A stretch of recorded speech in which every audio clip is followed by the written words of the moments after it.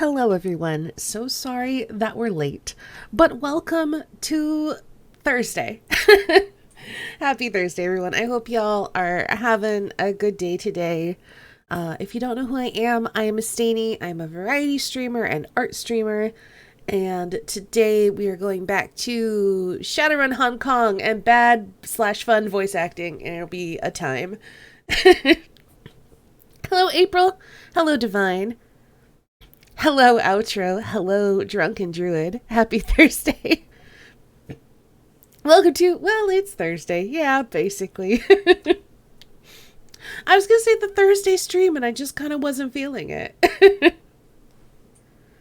So I sort of changed it up a bit. How y'all doing? I hope y'all are doing well today. I have not been awake for very long. I didn't even go to bed that late. I went to bed kind of late, but I woke up at like 12:30 or something like that. Or yeah, it was late. And so I woke up maybe an hour ago. And I guess I must have needed the sleep or something cuz I was not expecting to wake up that late. Got a second monitor and it feels fancy. Congratulations, Divine.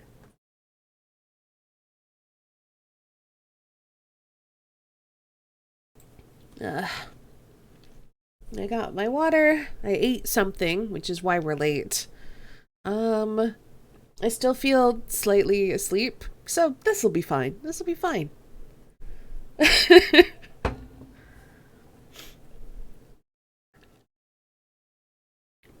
Ooh, it's National Cheesecake Day, so the Cheesecake Factory is donating $1 for every slice of cheesecake sold today to Feeding America.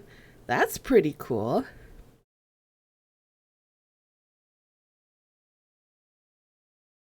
I love cheesecake. It's probably my favorite dessert that I've had. I'll throw in that caveat because there might be better things out there. Anyway, I think we're just gonna get into the game.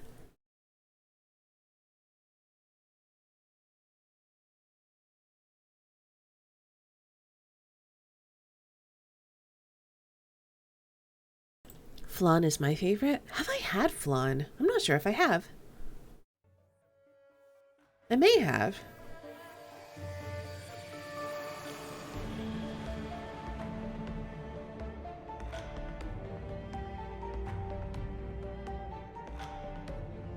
Alrighty, let's continue. I don't remember where I left off. Let's see. Oh right, we did the museum run. Pineapple upside down cake. Ooh, that is good. You're not wrong. I will go ahead and read this out. Your adrenaline wanes as you fly through the subway tunnels on your way back to Hioi. There isn't much left to do but pick the shards of glass out of your clothes and congratulate yourself on one hell of a run. It's just too bad you couldn't keep the looted antiques. By the end, you'd managed to steal over 10,000 Nuyen worth of items for your client, a number that will hopefully be reflected in your mission pay. I remember our mission pay was not very much. Mana, thank you so much for contributing more bits to the Take a Day Off challenge. Thank you, thank you. The damage you cause will likely set the museum's development back even farther. Not enough to cripple the project, just enough to send a message. But at the end of the day, you still managed to... The end.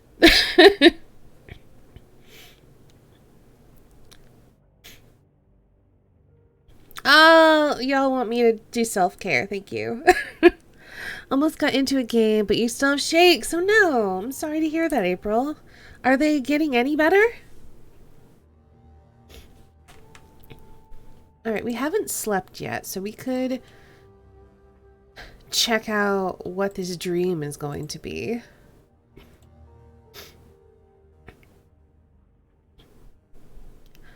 Why was I only able to give 2,000? I don't know.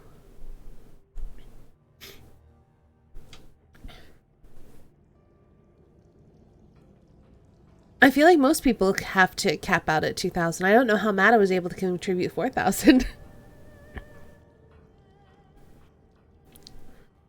For the first time since you got to Hong Kong, you wake up feeling well rested and satisfied. Flexing your limbs feels glorious. It's as though you spent hours cramped up in a confined space and you can finally stretch your legs. 1 million is quite a lot. I didn't realize that there was a cap on it when I made it, and now I can't edit it, so this is like a test run. Not yet. The brain's a curious thing. Well, I hope you feel better soon, April. Climb out of bed.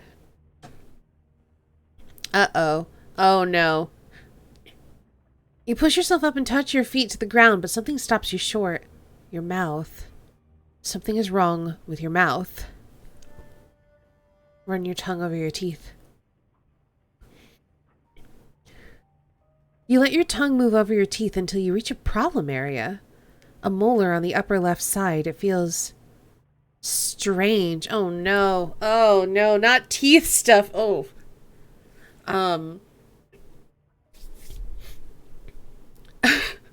Teeth stuff really bothers me. So we'll see how this goes. I might have to skip this if it gets a little bit more graphic. Oh no. You apply a little pressure to the tooth and it slides free from its moorings as if nothing was ever holding it in place to begin with. Ugh.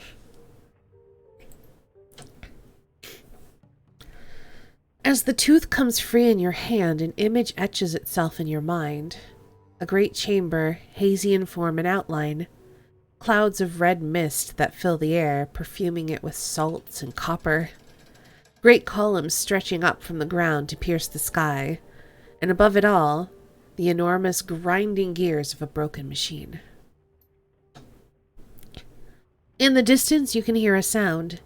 A desperate, frantic pounding. Something enormous at the door, many somethings, all desperate to get in. Scrabbling and scratching and scraping, but unable to find purchase. The way in is locked. You feel a tremendous sense of accomplishment. You've done it. The others are trapped outside, blind and starving, unable to pass through the door. The chamber and what lies beyond it are yours. A shrill giggling noise fills the air, like the laughter of a small child mixed with the shivering screech of countless violins. The sound reverberates down your spine like an electric current. The intoxicating aroma of meat fills your nostrils. You have been starving for 1,000 years. Soon, it will be time to feed. And just like that, it's over. The image fades, dissipating like vapor. Only the tooth in your hand remains. Weird! But yeah, Divine, we set it up as a joke yesterday. And, we learned a lot of things about how the community rewards work. Duncan, I lost a tooth! Duncan! Duncan, I lost a tooth!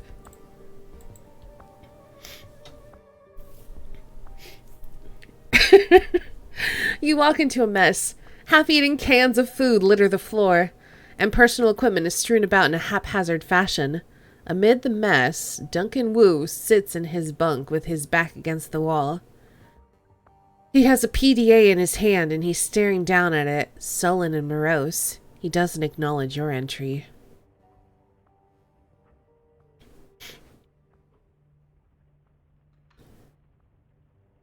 I'm now seriously donating all my starry bits as much as I can. Let there be a day off. I'll be curious to see if this is an achievable goal for y'all. Because, yeah, I didn't know that there was a cap on it. I didn't know that you could only donate 2,000 per day. So, good to know. We'll call this a test run. We'll see how it goes. Want me to come back later? Doesn't matter. He doesn't look up. Go. Stay. Whatever. I assume that you're here to talk.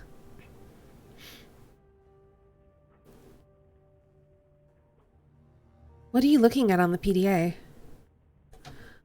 A video of Edward Sang. Can I see it? Sure, why not? Wu taps a button and turns the PDA around so that you can see it. The footage shows a serious Chinese man in an expensive suit sitting behind a large solid wood desk covered in blueprints. The man is holding a magnifying glass over one of the plans and studying it intently. He folds the blueprint over and checks the one beneath it. The name plate on the desk reads Edward Sang, Vice President of Special Projects. The video is rough and contains no sound. It may have been footage for a documentary that was never completed.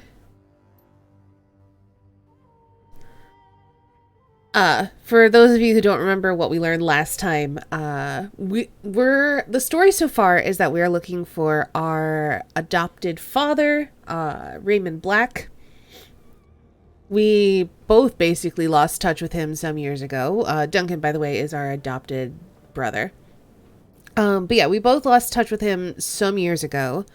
We both got a call to meet him in Hong Kong because he needed our help, and we both basically dropped everything and came running. When we arrived, he was nowhere to be found, and then the police tried to murder us. So we had to burn our sins, our identification numbers, and become Shadowrunners in order to find him. Well, it turns out that Raymond Black is actually Edward Sang, the son of some sort of corporation lady, like CEO. Like, he was up there. So, yeah, Duncan is taking that a little bit hard. The next shot is from some sort of planning meeting in a glass-enclosed conference room. The serious man is sitting at the conference table, pointing to a large map and looking up at the men standing around him. He is explaining something. They look at each other and nod, clearly impressed with what he has to say. The whiteboard at the end of the room bears the words groundbreaking 21st of May, 2022, written in bold characters, Raymond's writing. The footage cuts to a scene of two people talking at the end of a long hallway. They don't appear to know that they're being recorded. It's the serious man listening intently to what an older woman has to say, nodding with his arms crossed and his thumb at his lips. The woman is the same one that showed you that was in the tapped video that Kindly Ching showed you, Josephine Sang. She is somewhat in her late middle age, beautiful, and clearly very in charge.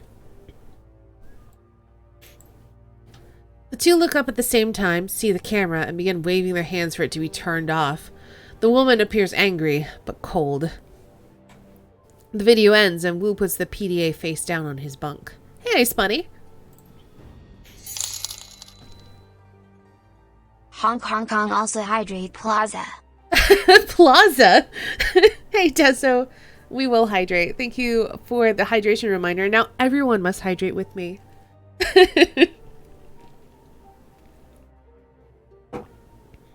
We're all gonna drown together.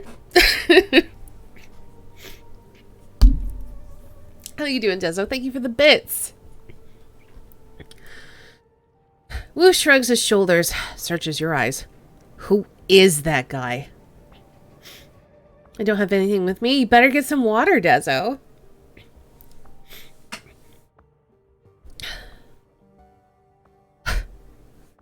The guy who cleaned us up, gave us a home. Not this guy. This guy's some corporate big shot. The man who raised me was a community organizer. He wore sweaters. Maybe when we find the plastic-faced man, we'll get some more answers. Until then, Raymond Black is Raymond Black, and this guy, someone else. Hydrating with milk counts. Drink anything that is safe to drink.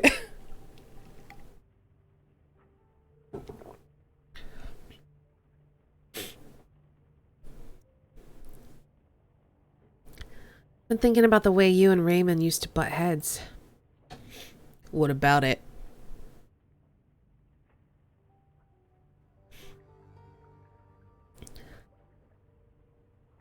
I never really had that problem with him. Of course not. You knew how to avoid conflict with him. And you had a way of diffusing him when he started with that intense array thing he used to do, remember? Intense array. I hadn't thought of that in a long time. Drink the poison. Okay, thanks, Stain. You're welcome, Dezo. Cave just started dialing emulators. Just no interesting games out there for modern systems that I have or know about. I mean, that's fair. What are you thinking of playing then, Outro? I think you were the one who came up with that name. It was like the summer after we started living with him and Mrs. Maloney, and Raid found out that we hadn't followed one of his rules. I don't remember which. It was a long list.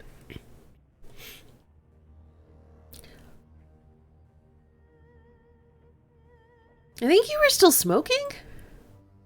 Yeah, I think that was it.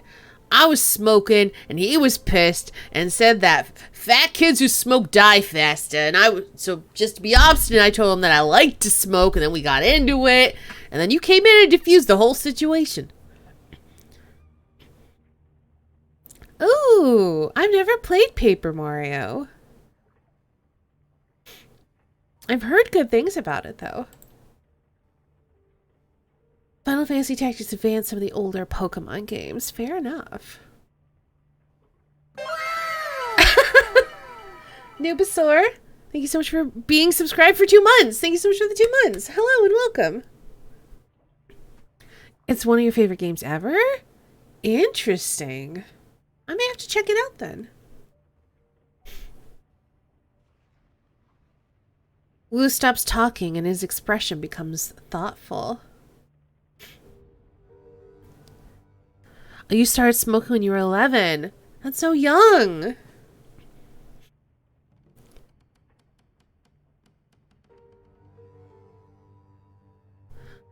Another paleontologist. Another paleontological Twitch user. Yes, we have a Dezosaur and a Nubasaur. I wonder if we have any other sores.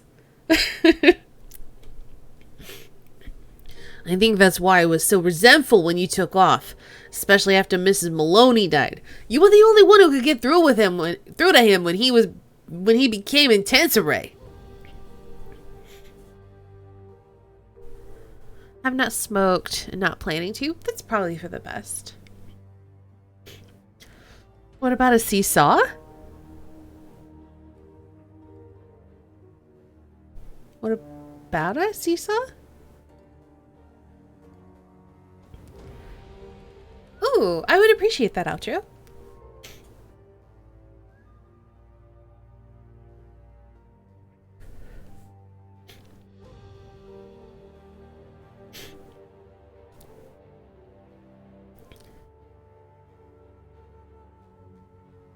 Oh, I don't pronounce it that way, Tezo. Seesaw. When you hang with the wrong crowd, it happens. Yeah. My mom started smoking at a young age as well.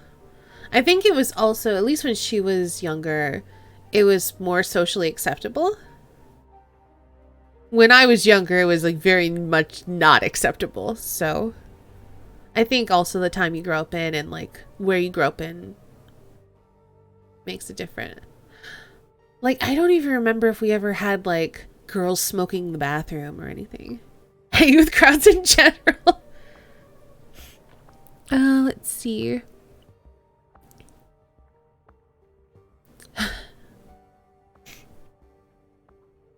Like the day the 162s decided they wanted our squat. I don't want to talk about that right now. I got enough on my mind as is. Stuff like my father betraying my trust. Alright, Dunk. Yeah, I got some things to take care of here. Let's talk later. Alright, Duncan. Poor boy.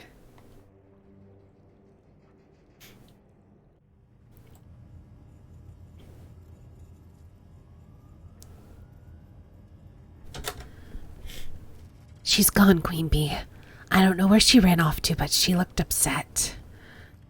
She just said something about friends in trouble and then left. By the time I could disconnect from the octopus, she was on her way out of town. She must have gone back to the sinking ship. I don't like the sound of that. She tell you what went down out there all those years ago?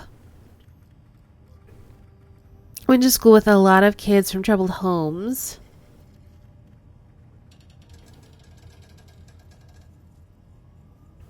The bathrooms for ninth grade were the smoking room 5.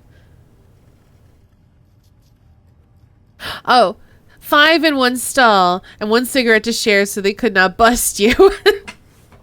Fair enough.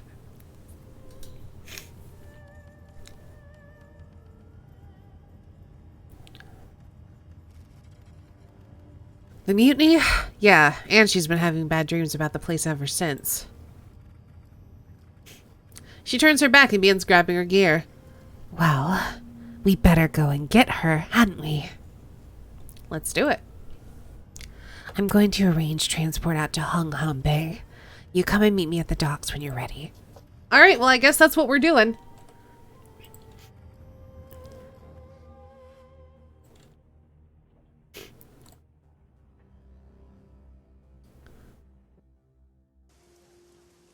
I should look. How much money? I have a lot of karma. I've got a decent amount of money.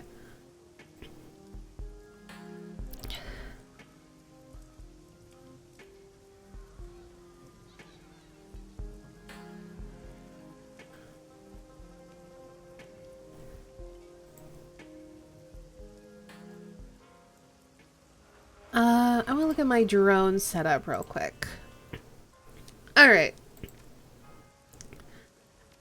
So I got 2 Mark II drones. This one's the more expensive one. Let's see what you've got. Queen Bee, here's looking at you! Reliable Matthew gives you a big wink and shooter sign. His eyes don't seem to reflect the emotion, as usual.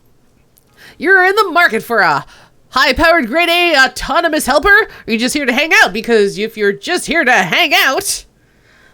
Matthew's synthetic personality seems to flicker for a moment.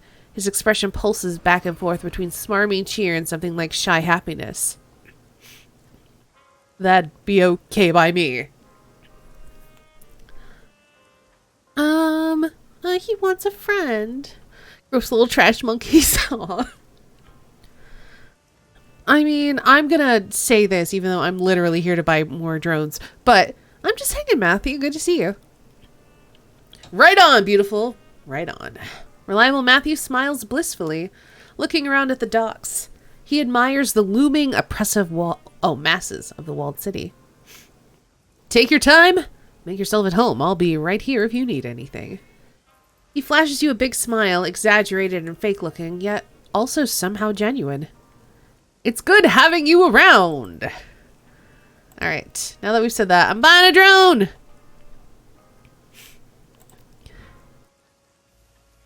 Oh, he doesn't have any good new drones. What about outfits? I'm wearing the best.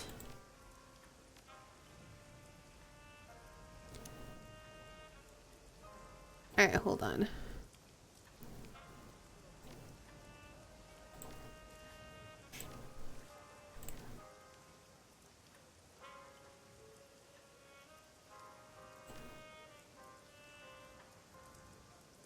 So we don't have any Class S drones yet, so advancing this doesn't really matter.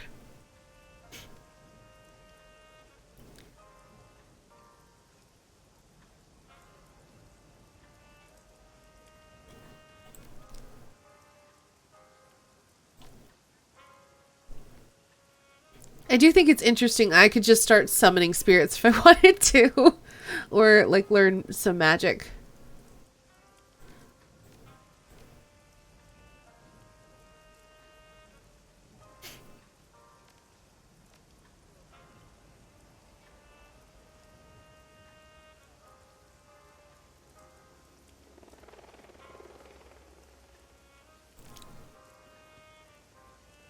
I could put some stuff into dodge.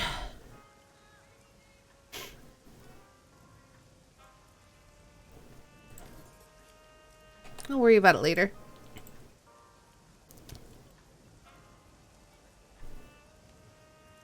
So my drones are the best of the best. That's fine. My armor is the best that's gonna get. I could get a new gun, maybe.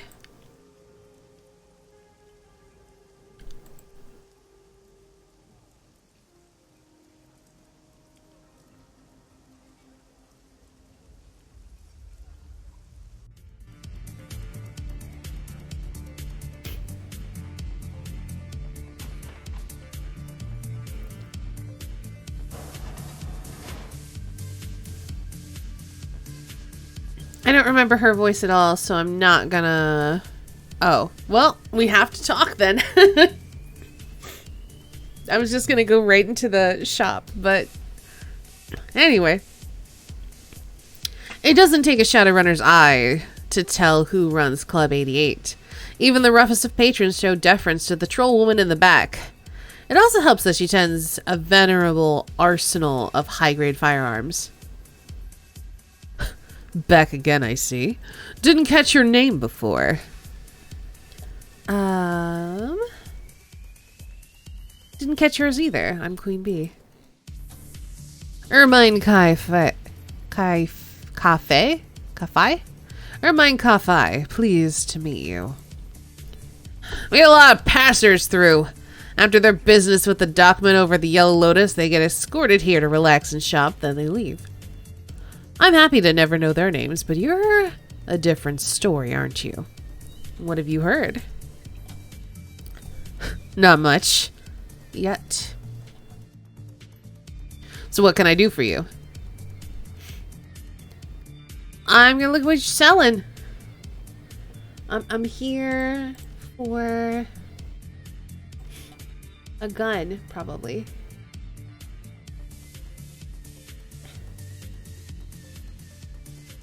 I use rifles. I wish I could just sort by rifles. Okay. You're all the way at the bottom. Ooh, grenade launcher.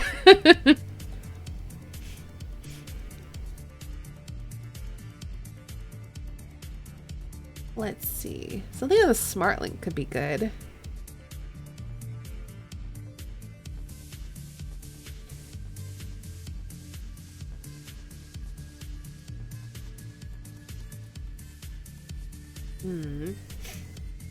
We could get a Semopal with a smart link.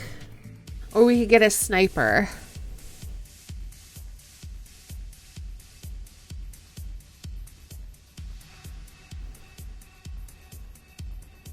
I feel like we should get just a regular, because I don't know. Do we even need this? We're just going to activate drones and then sit there. I don't think we need this. Hello, Sock.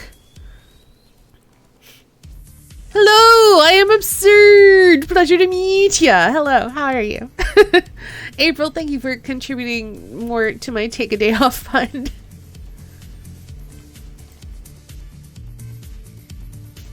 Yeah, I really don't need a gun when I have drones. So I have nothing to buy and nothing to spend karma on. Yay, Shadowrun!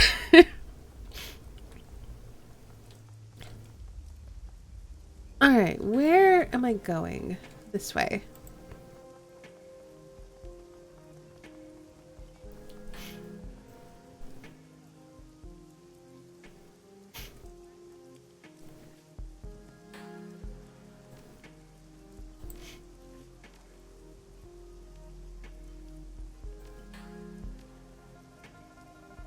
Sankard, hello, welcome.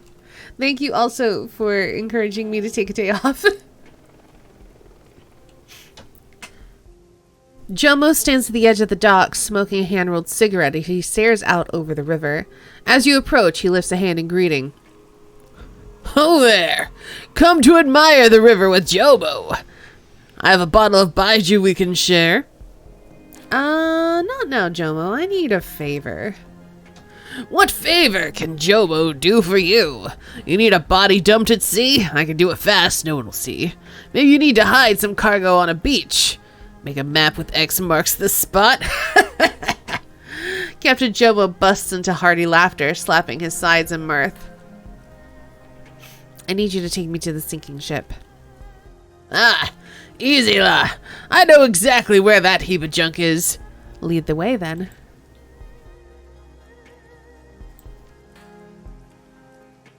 Welp, good thing I've got drones, I guess. Let's do this.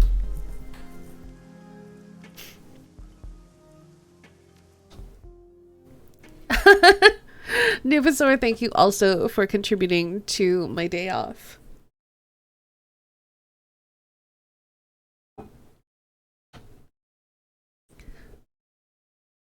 Hungham Bay, Captain Jomo's converted speedboat chops through the rough water like a cleaver through chicken bones, launching you skyward with every wave that it hits.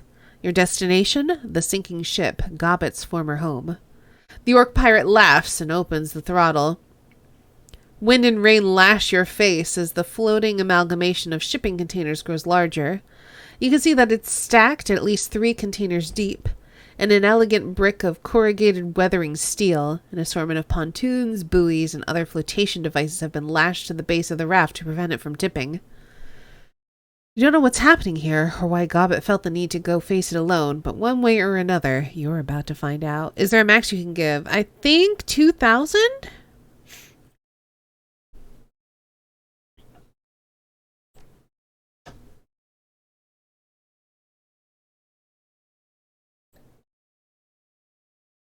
I mean, that's probably fine.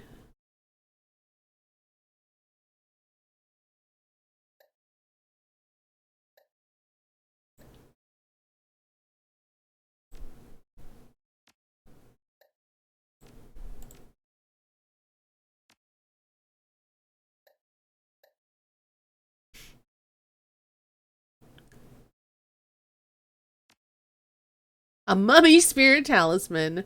I forgot that I had that.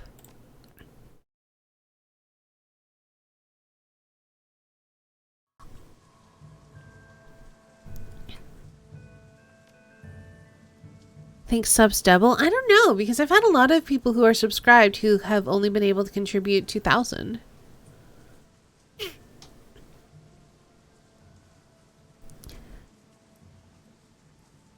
I think it was who? April and somebody else. Mata?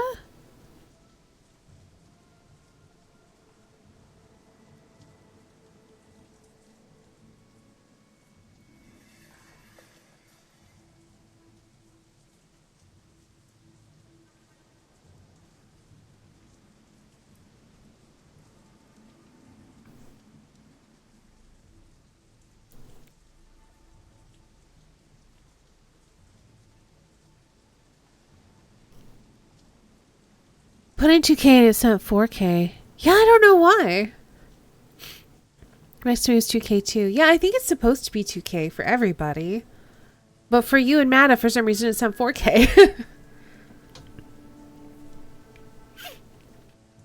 You scramble up the side of the sinking ship. It was treacherous. You hauled yourself over the edge, with your heart hammering in your chest, clawing for purchase against the wind and the driving rain. Walking on the surface deck isn't much better. The steel that you're standing on is slick, sheeted with water from the rainstorm that hammers down from above. Every time you shift your weight, you can feel your feet begin to slide. There are no safety rails in sight. A slip, a rogue wave, it wouldn't take much to send you screaming over the edge of the raft and into the dark water below.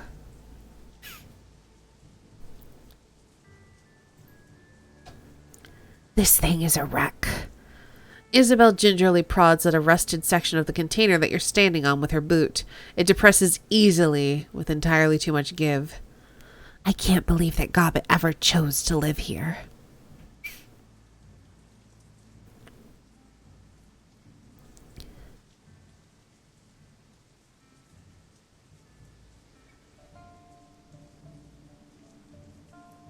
From her descriptions of the sinking ship, I didn't expect it to be this bad.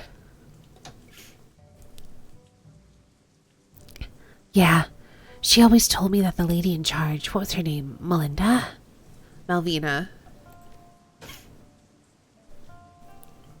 Seems like a nice place.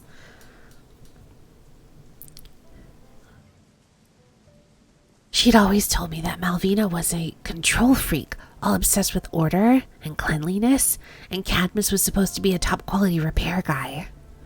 She prods at the patch of rust again, frowning. The steel flakes under her foot. This thing looked like it's in good repair to you.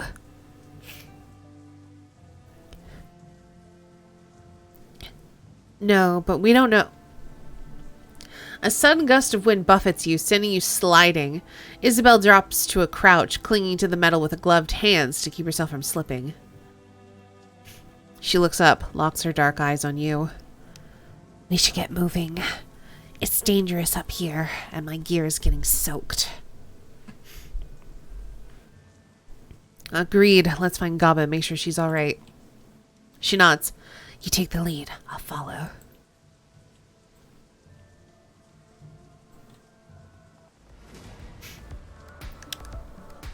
Devil rats, don't let them bite you. Uh-oh. I've been bit. I've been bit.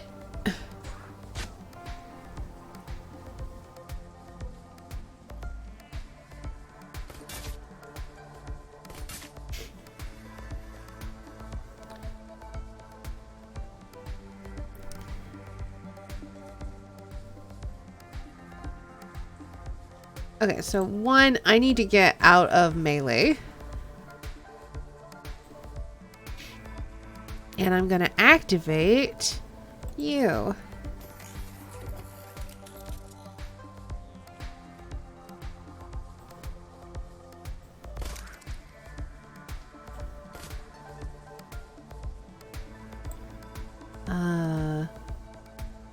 Isabel.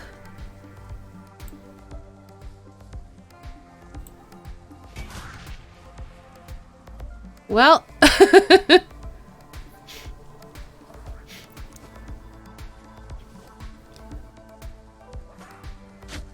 Stop going for me.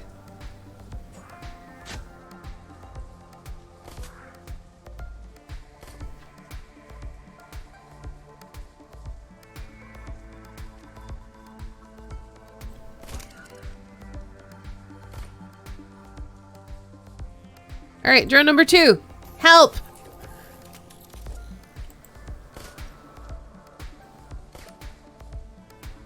All right, Isabel, we need you to use your pistol. There we go. There we go.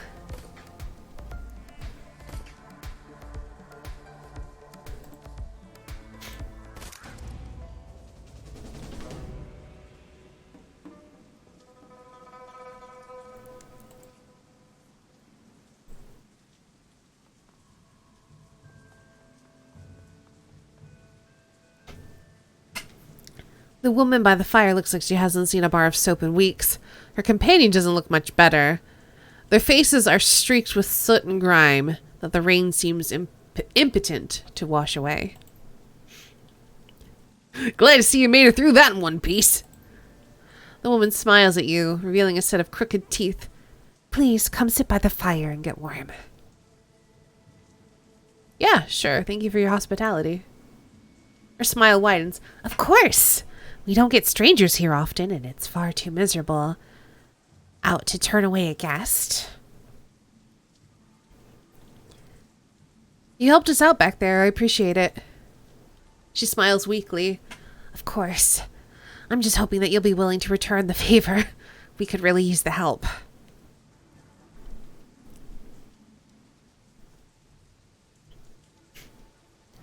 We'll help you with your rat problem, but you need to help us first. He turns to his companion. Refresh my memory.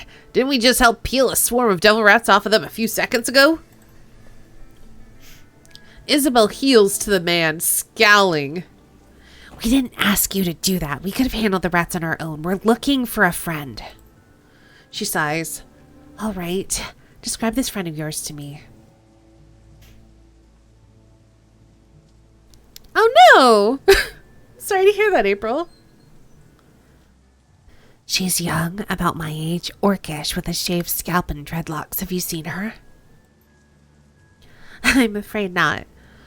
I wish that we had, but we don't get to see many strangers here. So, how about it? Will you help us with our rat infestation or not?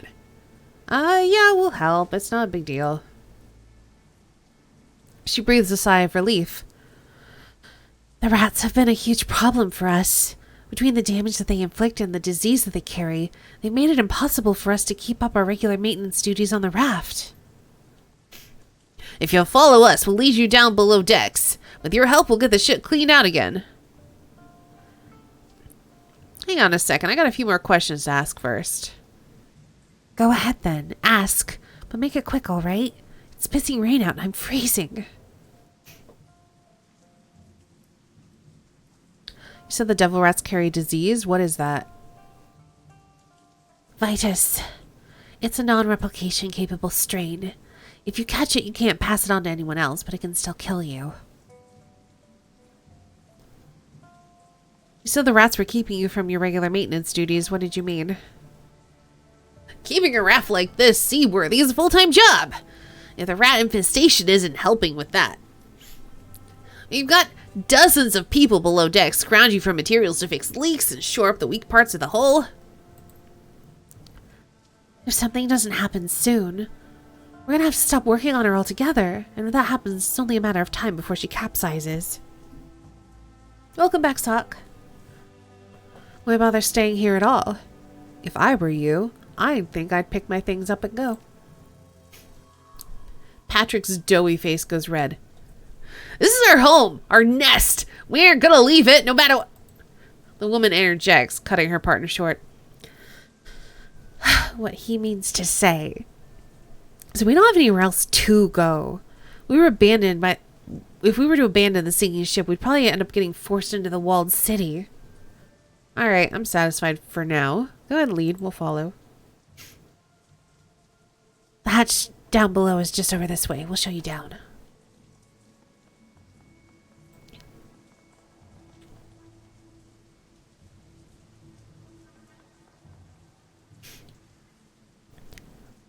A shallow pool of standing water has gathered on the platform, separating it from an access hatch to the edge of the raft. Electricity arcs over the surface of the pool like an angry spiderweb of blue-white light. Whoa, whoa, hold up! The damned anti-boarding system's gone haywire again. He points at the crackling pool. Look, it isn't draining the way it's supposed to. She slams a heel into the deck, her face flushing red in frustration. Again? We just fixed the pump last week. Anti-boarding system? Isabel looks up from the crackling pool, fixes her eyes on the locals. What the hell is this? A bad idea, that's what. Blame the Shadowrunners that lived on this thing before we did. It's like an anti-theft system on a car, only it's a lot meaner. When it gets tripped, the channel floods, and then the ship's power gets shunted into the water, and it can deliver a hell of a shock. She shakes her head at the crackling pool, scowling. Only now it seems to trigger randomly. And the pump that we installed as a workaround has started breaking down at the drop of a hat.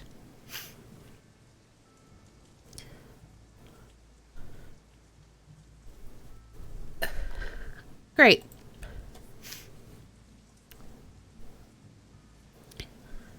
Well, it isn't that dangerous, all things considered.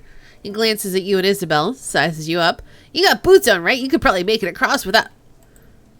Isabel cuts him off with a serious look on her face. It's pouring out. We're both drenched, and that thing has to be pulling out a lot of voltage for those arcs to be visible like that. Trying to cross that pool as is would be a bad idea. A really bad idea. There's got to be something else we can do to get across. Maybe there are other locals up here who can help. It wouldn't hurt to look. One way or another, we gotta find a way across this thing. She turns away from the dwarf, sneering, one that doesn't involve crossing on foot. Well, alright then. Let's look at the pump machinery. Before use is a very worn, very non-functional water pump. I'm good with machines. We're both good with machines. Between the two of us, we should be able to figure this out. An ancient hose snakes down from the pump into a drainage channel along the deck. Looks pretty busted. Maybe we could fix it with some of the junk that's littering the deck. Let's examine the pump mechanism. Oh. I need more intelligence. Upon closer inspection, you see that this pump suffers from clear signs of neglect. Years of near constant use and deferred maintenance have taken their toll on the machine, and it has recently broken down. Heavy scoring and burn patterns also indicate the reason why this pump isn't working, a blown fuse. So, can I increase my intelligence and then fix it? Let's find out.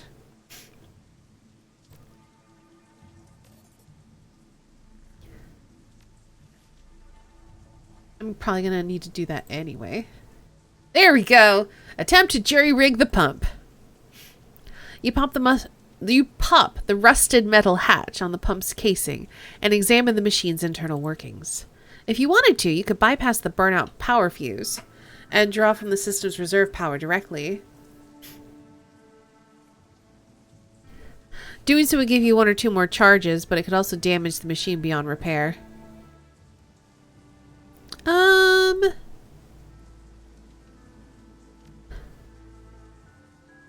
If life were that easily solvable, I'm just gonna give myself more brains. Hold on 1 second.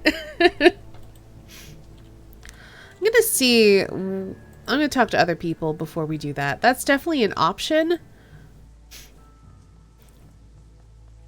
But I definitely don't want to, like, break the machine. Ooh, a rusted crank wheel. A heavily rusted wheel has been mounted on one of the containers here. Be like super hilarious. Yeah, I've been saving up my experience. I'm just gonna make myself smarter real quick. Hold on 1 second.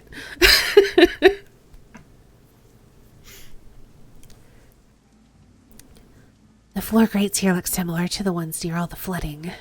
She examines the grates, frowning. Yeah, I think this might be connected. Hydraulic, maybe. I can see some lines running under the lip of this container. This might be the solution to our flooding problem. Assuming that you can get that wheel to budge, that is. Nah, I'm not strong enough.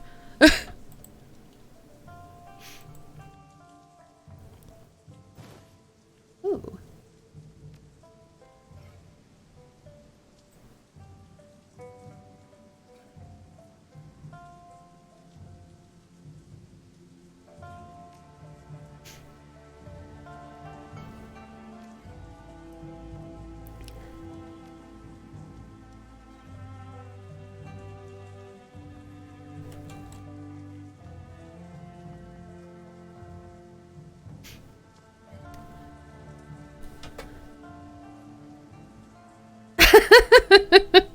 I'm not strong enough. Let me just quickly pump up my strength. There we go. Arms double in diameter. That would be very silly. One of the locals looks up at the sound of your approach. The others remain huddled around the low fire, their backs hunched against the pelting rain. You need something, girl? If not, shove off. This fire's taken. The water pump on the other side of the deck blew a fuse. Know where I could find a new one? Maybe. Could be a new fuse anywhere up here. We tend to not throw things like that away. He shrugs. Check the piles. That's where bits and bobs usually wind up. Watch my hands if I were you, though. Rats have been known to hide in those piles. The old man chuckles, nods. He's right. You might get chewed up if you're not careful. We're looking for a friend of ours. Maybe you've seen her? I doubt it. We mostly keep to ourselves up here. She'd be a new arrival. An orc about my age calls herself Gobbet. Seen her around? Never heard of her. If you haven't seen Gobbet, maybe you could tell me about Malvina? She's still in charge of this raft? Yeah, but if you want to talk to her, you're going to have to go down below. Boss lady stays down there, by the waterline. I'd stay away if I were you. Why?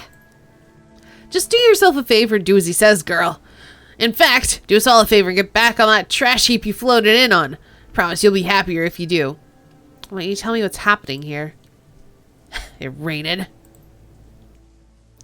That wasn't what she meant. Tell us about the devil rats. The younger local cuts in.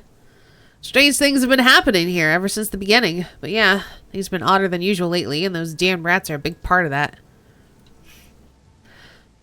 With all the people that have been getting sick, I've been considering packing up and moving away. He chuckles to himself. I got no other place to go. Been here for about 5 years now, and everybody I care about lives on this raft, so here I stay. All right, then. Go then, shove off.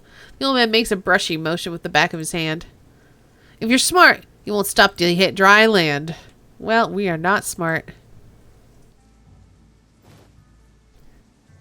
Oh. That was easy.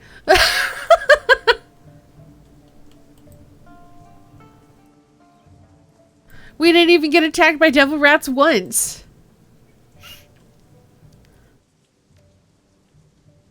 You eject the pump's blown fuse. It clatters to the deck below. With a deft motion, you click the intact fuse that you discovered into place. Lights on the pump's control panel go from red to green, and the little machine rattles back to life. Oh, look, eat devil rats. Hi.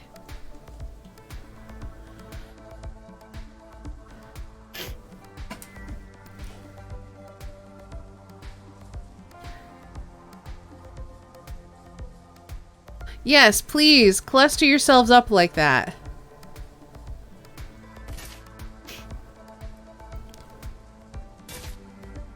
Okay, Queen Bee, get out of there.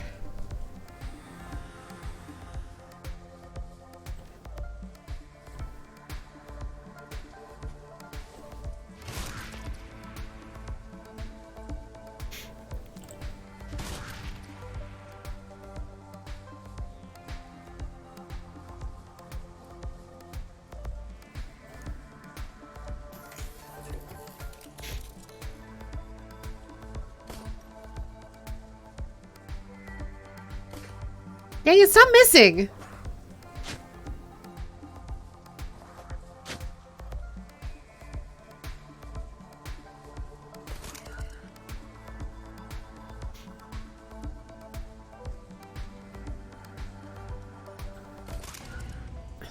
Hello, the invulnerable tide. Welcome.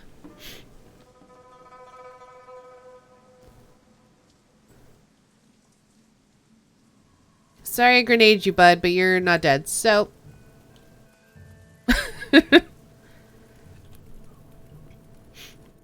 Upon descending the ladder, you find yourself in the cramped confines of a shipping container. Interior walls have been erected of corrugated aluminum, and the doors have been cut to allow passage from compartment to compartment. The air down here is ripe with the odor of rotting garbage. Ew. How goes the crime today? Well, we aren't doing crime right now because I was talking to everybody and I found that Gobbet had ran off to the sinking city, which was her home before she lived on the boat with us. Yeah, it probably does, Sock. So we went after her to make sure she's okay.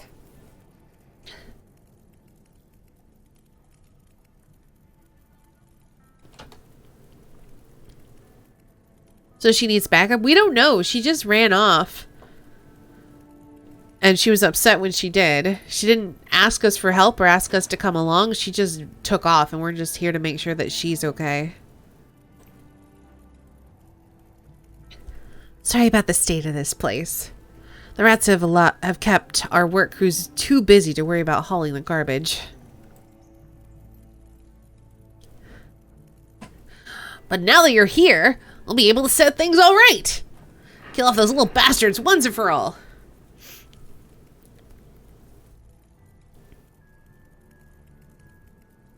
We're gonna look around here for a bit before we go anywhere. Her expression clouds. Alright, fine. You've got the big guns. We aren't going to argue with you. But it's important that we get to the lower decks quickly. Things are getting worse here by the hour. Isabel fixes her dark eyes on the squatter. We'll move out when we're good and ready. You're lucky that we even agreed to help. She backpedals. Of course. Only when you're ready. Take your time. Look around. You're our guests here, after all.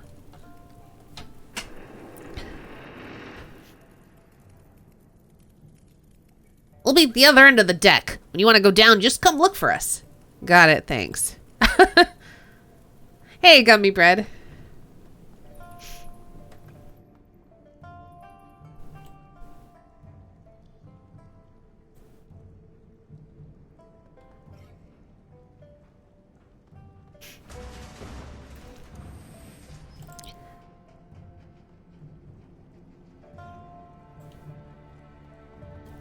The door is heavily reinforced and barricaded. It'd take a bulldozer to get it open.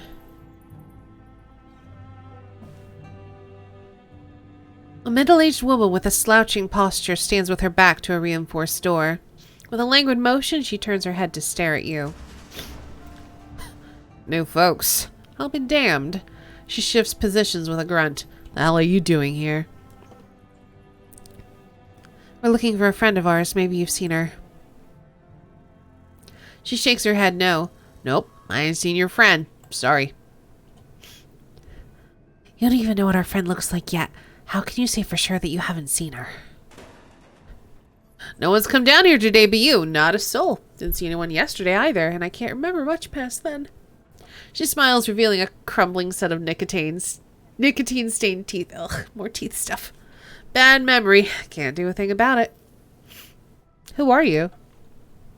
Name's Lisa. You can call me Lise, though. Everybody on this raft does. And what's behind that door there? She runs her tongue over her teeth. Storage closet. Nothing worthwhile in there. Don't even know why they have me standing watch over the thing. But those are the rules, right? You can't question the rules. If there's nothing worthwhile in there, then it couldn't hurt to have us let us have a look around inside, could it? She frowns, thinking. I guess that it couldn't. I mean, you can't steal nothing, can you? So how about it? Will you open the door for us? Scott the Tater Tot, thank you also for contributing to my self-care.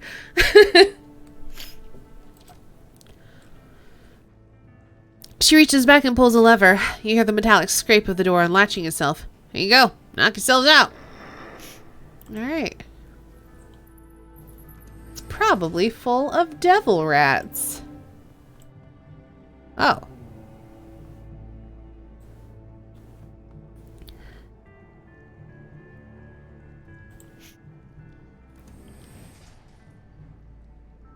No, there's just sick people. Interesting.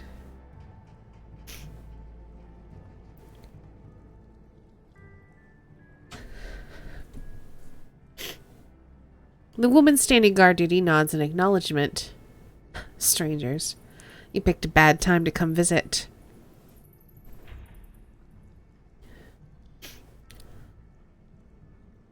Yeah.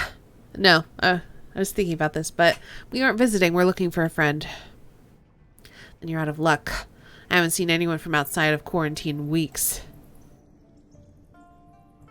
You want to talk to someone? Talk to the dwarf. I'm busy. She hefts her weapon, eyes glued to the door. I need to keep my eyes open for more of those little bastards. We can't let any more of them sneak in here. Not after what happened to Simon. Best of luck. Alright, dwarf, what's going on?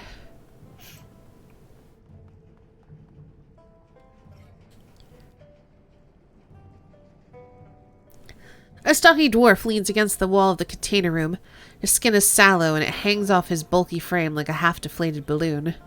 You saw plenty of sick people back in the Barrens. Addicts, BTL heads, people whose immune systems have been ravaged by disease. This guy looks worse. Ooh, how would he talk? He's got like a mask on.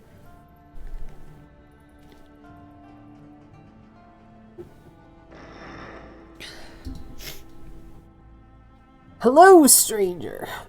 Don't see many new faces on the raft these days. He sighs. But you're here, so you want something. Now, what would that be? Isabel pushes forward. We're friends of Gobbet's.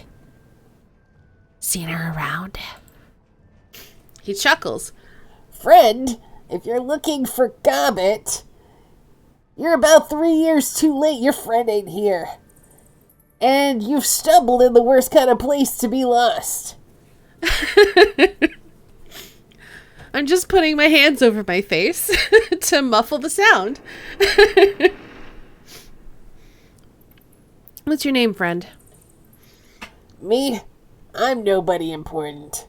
He coughs into his sleeve. The sound is alarmingly wet. Just a man waiting to die. What's wrong with this place? Aside from the uninvited guests, you mean? He struggles to stifle another cough. We've got a rat problem. We've noticed. Don't let what's happened to me happen to you too. You want my advice? You get out of here and you do it before you get bit. He gestures at the sweat-damp heap of cloths that line the walls around him. If you don't, you might just wind up on your deathbed here right by my side. So you haven't seen Gobbet lately, have you? No, I haven't seen the girl in years. I'd love to, mind you. She was a good friend way back then. Well, we'll leave you in peace. Yeah, you do that. If you should happen to find Gobbet, bring her by. I haven't seen her in a long time. It'd do me good to talk to her again before I die of this damn disease.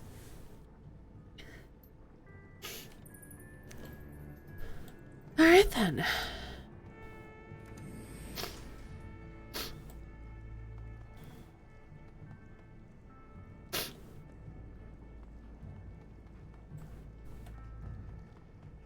Ooh.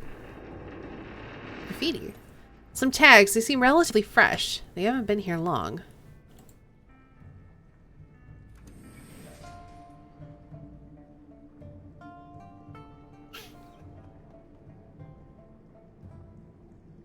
The man standing before you looks cleaner than most of the other squatters on the sinking ship. There are no streaks of grease on his cheeks, and his clothes look freshly laundered. He leers at you as you approach. Well, what have we here? Strangers in our humble raft exploring her leaking bowels? The man grins, revealing the cavernous gap in his teeth. He hefts a snifter, brimming with cognac, and salute. Welcome to the sinking ship, strangers. Now tell me, what do you want? Who are you? You may address me as Mercurio.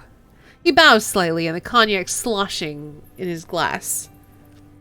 At your service. We're looking for a friend of ours, an orc, 19 years old, goes by the name Gobbet. Oh, and she ran away from you, did she? He grins.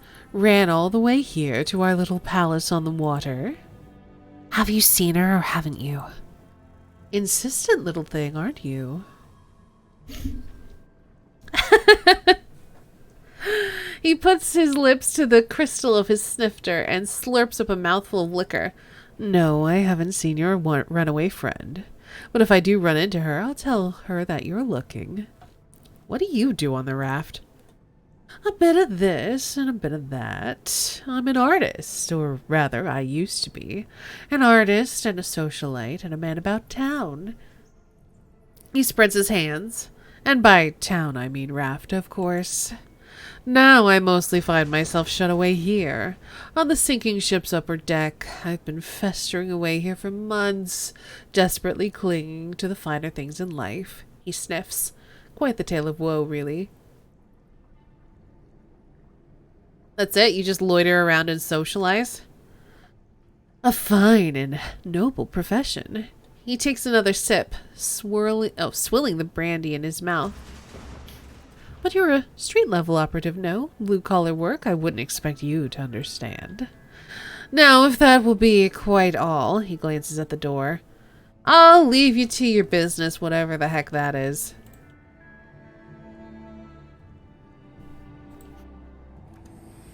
Ooh. Oh no, you're very bloody, lady.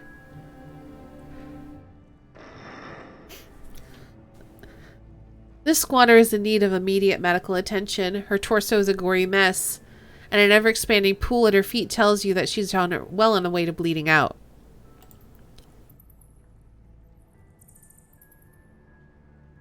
She peers at you through the sunken eyes set into an alarmingly gray face. Please, help me. Gonna grab a thing? Okay.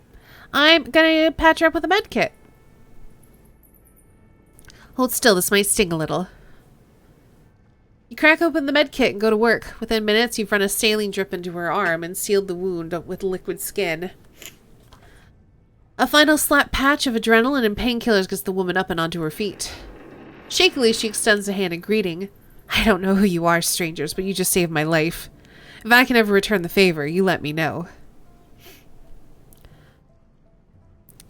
We're looking for a friend of ours, a female orc about 19 years old. Have you seen her? She shakes her head. Afraid not. I haven't been able to focus on much since I took that bullet to the gut. Been fading in and out. If your friend is here, then I hope she managed to avoid the welcoming committee. The 2 locals that we met topside, you mean? An elf and a dwarf? She nods. I don't trust him, and you shouldn't either. Don't know where their loyalties lie. We'll keep it in mind. Thanks for letting us know. She shrugs. Like I said, I owe you my life. Giving you a friendly warning is the least I can do. Tell us where our best friend is, dying person. I mean, why do you think we saved her? To grill her for information. What's your name, friend? Mariah Lamb. My friends call me Sparrow. It's good to meet you, Sparrow. She chuckles. Better luck for me than I met you. If I hadn't, I think I'd have bled out by now. How'd you get shot? I was a part of the last mutiny attempt. Made it through that all right, but I guess I also made some enemies. I don't know who shot me, but it's a fair bet that someone on this boat's holding a grudge. Well, try not to die. Alright, if you ever need anything else, you know where to find me.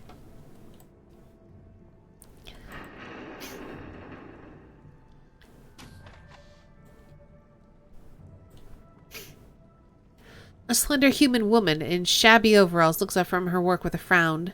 You can't help but notice the scars on her neck. Do I know you? What are you doing on this raft? We're looking for a friend of ours. She's an orc, about 19, goes by the name of Gobbet. Have you seen her? Her eyes narrow. Gobbet? I haven't seen her for years. You've got the wrong raft. No, unless there's anything else. What's your name? She eyes you warily. I'm nobody important, just a worker trying to keep things afloat. Let's leave it at that, if you please. Have you had any close encounters with the devil rats? Yeah, don't go downstairs unless you absolutely have to. The lower decks are absolutely crawling with the things. Yes, Gobbet's only 19. She and Isabel are both babies, basically. I'll leave you to your work. Yeah, thanks. Be careful out there.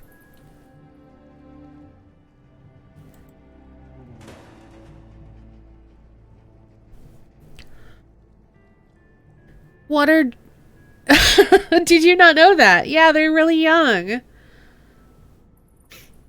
Isabel and Gobbet are 19 years old. They've been running since they were like 13.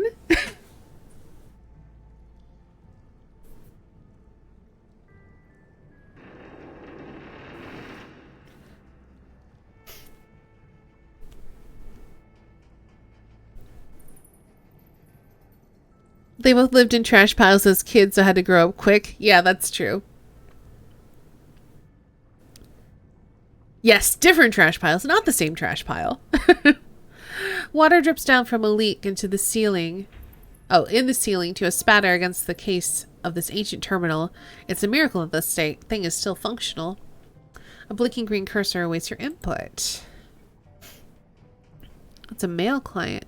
New regs, damn rats, quarantine meeting. We're reading everything. They're babies. They are babies. Little baby Shadowrunners. So this is from Anson Chunsung to Beasley Malvina. We need to talk about these new regulations that you keep handing down. Look, I used to be a merchant marine. I get it. I know how important procedure is on a boat, and I know the mindset that you're working against, but some of these regs are borderline draconian, and they're getting in the way of our maintenance crews downstairs. Order is a good thing. Micromanaging isn't, so let's talk about it, okay? ACS. So this is to Cadmus from the same person. We've got a hell of an infestation going on in the lower levels, and we need to start doing something about it. Can I count on you and your boys to help me with this? I know that M, probably Malvina, would frown on what I'm proposing, but she isn't doing anything to help. We have to take matters into our own hands before things get ugly. I will hydrate. Thank you for the reminder, Mata.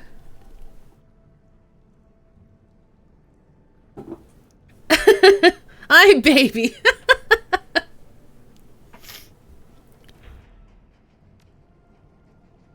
Alright, this is Ulster Cadmus from the same person. This is exactly what I was afraid of, see? Those bloody rats have eaten us out of house and home, and now that their food supply is gone, they've decided to turn on us. It's pretty clear that M can't or won't use her magic to fix this, so it's on us to deal with the fallout.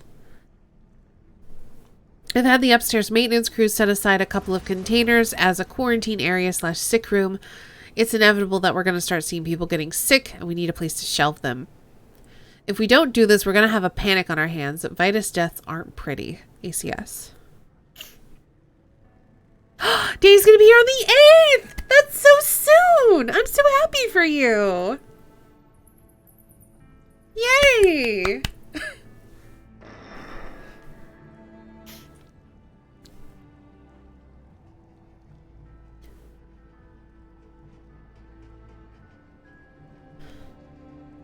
It reads through that Isabel's younger than Gobbet, largely because of her personality and memory thing, whereas Gobbet's weird rat mom, so not as much. Fair enough. Much excited. I'm excited for you! Yay! That's like in just a little over a week, right? That's so awesome!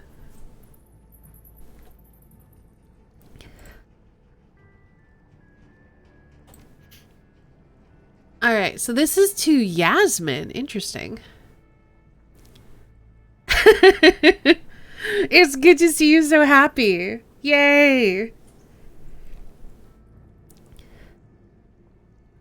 She's gonna be here for a week or so. That's awesome. You assumed Isabel was a lot older than 19. Interesting. And then back at Christmas. Yay.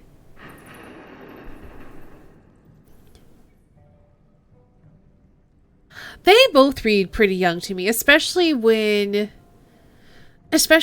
do the when you do Isabel's mission. Like when you do her personal quest where she's going to the convention and confronting that dude from her past and she just wants to beat him up. I don't know. She just seems like she's got that unstable teenager thing going on. So I kind of feel it for both of them. Yes, tell your brother that I got his note and that I'll be there. I don't know what all this is about, but I have to guess, and if I'm right, well, I'm in. Things have to change around here for all our sakes. Oh, so another mutiny. Ah, okay.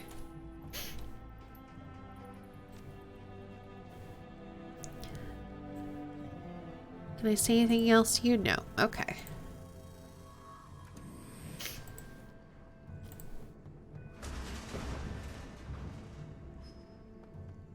Oh, something to look at. Scratches look like they were made by claws, but something much bigger than anything devil rats could make. Another squatter, this one more beaten up than most.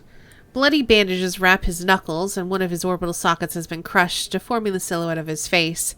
He peers at you with a mixture of suspicion and hostility. Don't recognize you? That means that you're new here. His voice comes out in a hoarse croak with a southern accent. You picked a bad place to go sightseeing, outsider. You okay, man? You don't look so good. No, I'm not okay. On the other hand, Gobbet literally wants you to steal snacks, which is very teenager. Does she? Now, tell me what you want so I can be on my way. He spits the words out like smooth venom. What is your name? My name? Ivan. Ivan Fu. That all? Can I go? We're looking for a friend of ours, a female orc about 19 years old, calls herself Gobbet. Haven't seen her. Sorry. Teenager is 13 through 19. It basically refers to the age range where you're in your teens.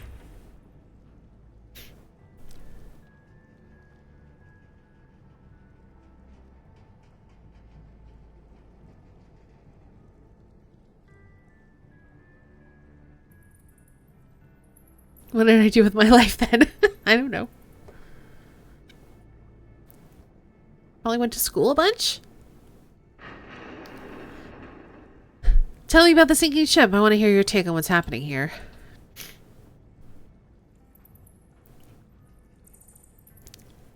No, what classifies as a teen? Yeah, I misread your message. I thought you said what's teenager, not that's teenager. Age spurt where you need to consume after school snacks, otherwise you'll die. It's going shit. Rats everywhere. People dying. Smells like a garbage scow. He grunts. Satisfy your curiosity, outsider. Can you tell me anything more? It's important. Look, I ain't the damn welcoming committee. I'm just a bloody old man who wants to get back to his squat. If you want to know more about the boat, ask someone else. Fine.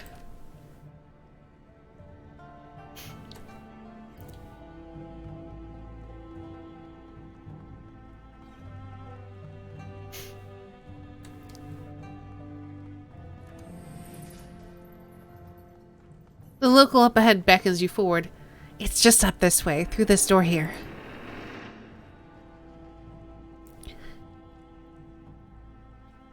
As you approach, something catches your eye. A vent in the wall behind the locals. Movement. Something living must be hidden inside. It may not be devil rats, so I'm not going to say anything.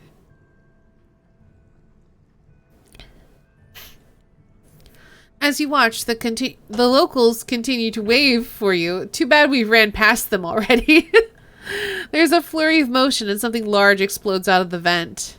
Oh, it's Gobbet! Gobbet lands in a crouch, her weapon raised. Don't go in there! It's a trap! Oh, it's a trap? Who would have thought? Boop. Boop.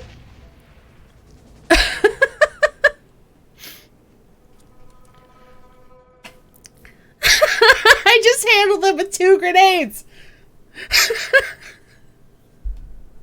The bloodied local tosses her gun aside and raises a pair of trembling hands. Her eyes have gone wide with terror. I'm sorry. We didn't want to do it. We didn't have a choice. The words come spilling out in a frantic babble. It ordered us to. What it? What are you talking about? Explain yourself before Gobbet puts another grenade in your face. Gobbet, sorry. I meant Isabel. Isabel's gonna shove grenades down your throat until you talk. How does she live after 2 grenades? I don't know.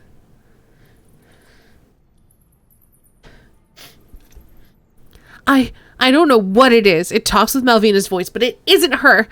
Helpless tears stream down her cheeks, clinging to her skin like beads of dew on a leaf. If you want to live, you have to do what it says. Plot armor? I guess so.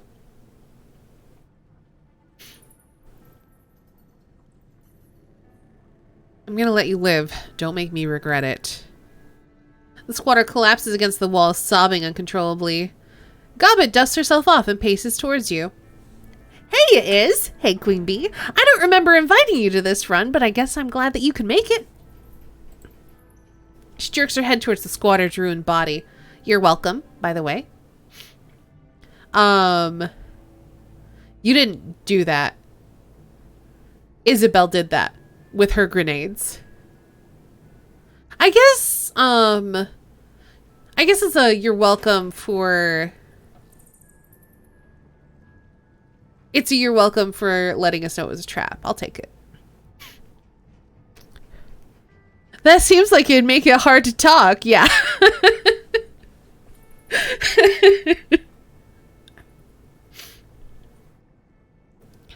You all right? We came looking for you. Really? I thought you were visiting the sinking ship for its wonderful food and beautiful views. She flashes you a weak smile. And yeah, I'm okay. Look, I'm sorry about the sudden entrance and everything. I wish I had time to explain what was going down, but I didn't because, well, she shrugs. Trap. Yeah, you mentioned that. What kind of trap are we talking about?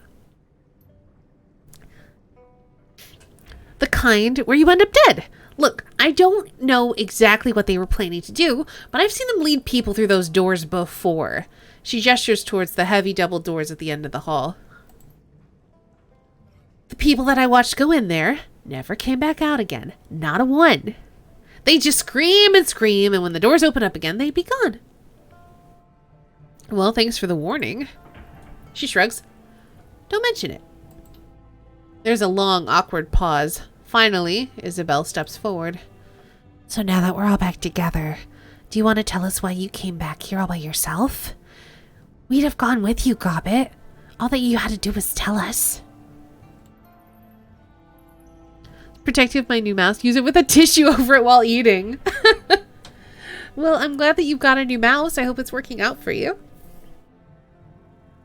She raises her hands. Yeah, I know, but I figured that this one was on me and I didn't want to wait another minute. Besides, I had a plan. Yeah, what kind of plan was that? I had a pretty simple one. All I wanted to do was get the lay of the land, sneak around a little, maybe find my old friends and get some answers. I didn't come here to get into a firefight, and it's easier to be quiet solo than it would be dragging you two around. No offense. So far, super good. Glad to hear it. So you've scoped the place out. Fine. Mission accomplished. Do you know what you're doing now? Oh, yeah. This place is fucked. I'm gonna sink it. Wait a second. What? The sinking ship is doomed, Queen Bee. I could feel the second I set foot on board. She checks herself. Earlier than that, even. On some level, I think I could feel it back home. That's why I couldn't stop thinking about this place. Whatever is happening here, it's wrong. This whole place feels off to me somehow, like maybe even toxic. I came back to find my friends, Cadmus and Malvina, to check on them. Instead, I found a swarm of man-eating rats, a death trap, a bunch of squatters who seem intent on killing me. Her tone becomes brisk. So, I'm going to kill them right back, and I'm going to use the scuttling charges that are embedded in the hull to do that. I've already handled the ones on this level, but I haven't gone down below yet. We need to activate the charges below the waterline if we're going to bring the sucker down. And so that's where you're heading next? Downward? Not quite. On account of the trap. I don't know how to get past it yet. She frowns. Minor setback, right? So the next step was to figure that out.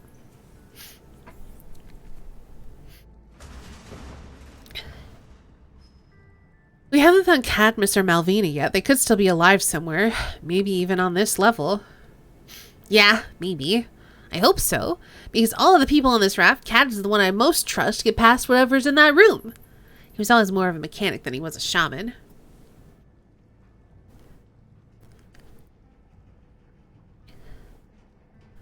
We have to figure out how to get past that trap. I get that. But let's keep our eyes open while we're doing that. There could be more going on here than you realize. I seriously doubt it. Remember what I told you about second guessing? She isn't second guessing anything. We haven't seen enough to make a decision yet. You may have, but we haven't. Gobbit lets out an exasperated sigh. All right, Iz. You want to look around? We'll do that, but afterwards we're arming the rest of those charges. Let's move.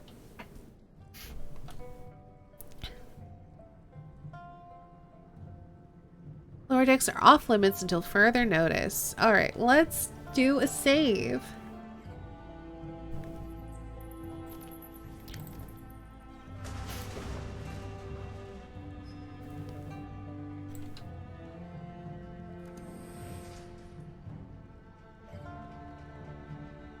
The air is thicker in here, acrid. The stench clings to your tongue, sticks to the back of your throat. It smells like damp cardboard and stale urine. Gobbit serves the room warily, her nose crinkling in disgust. Well, that's foul. Don't go any further in the room, either of you. We don't know how to disarm this trap yet. Yeah, let's get out of here. So, I guess we need to talk to people about said trap. Oh, we do have the lady we saved. Maybe she knows something? Sparrow. Oh, no, she can't help us. Okay, great. Okay, well, the dude did say to bring along Gobbit if we find her. So let's go talk to the sick dwarf. The dwarf's milky eyes track you as you approach. A wave of recognition washes over his face, but his movements remain lethargic. Eventually, he manages to slur out a few words. Gobbet. Back after all this time. Yeah, I'm sorry it's taken so long. Gobbet stares at the dwarf, wide-eyed. It's good to see you again, Cad. Oh, is this Cad? Wait. Is this him? Oh. Gobbet's told me about you. How are you feeling? That's Cadmus. Oh. What's your plan? Gonna blow it up! That's our Gobbet. Perfect. Thanks for asking. He struggles to contain a burst of coughing. I mean, I'm dying, and my home has gone to shit, and we're probably gonna sink into the bay, but otherwise I'm great. With a visible effort, he shifts his focus to Gobbet. Welcome home, girl. Been a long time. She swallows. Cadmus, I... Save it, I'm not mad. He squeezes his eyes shut. I'm mostly just happy to hear your voice again. It's good to have a friend.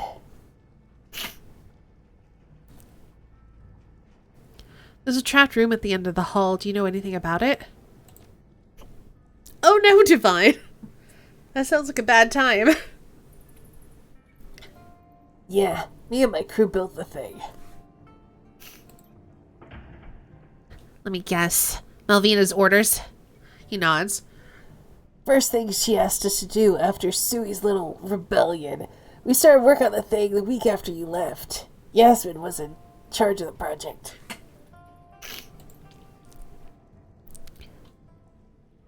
Seems a little worse for wear compared to her stories. I mean, devil rats.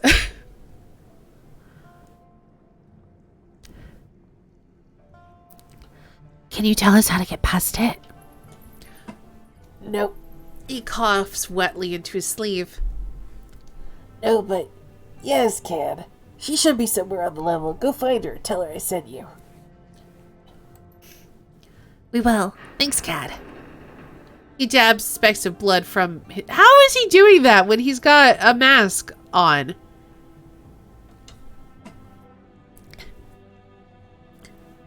Don't mention it.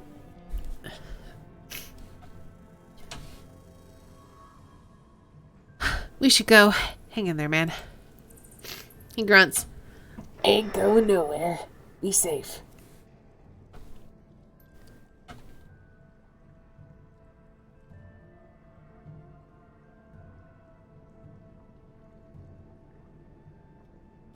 So, Yaz might be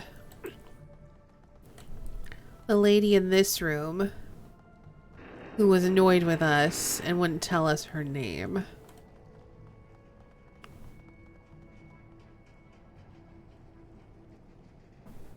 Gobbet, you're back.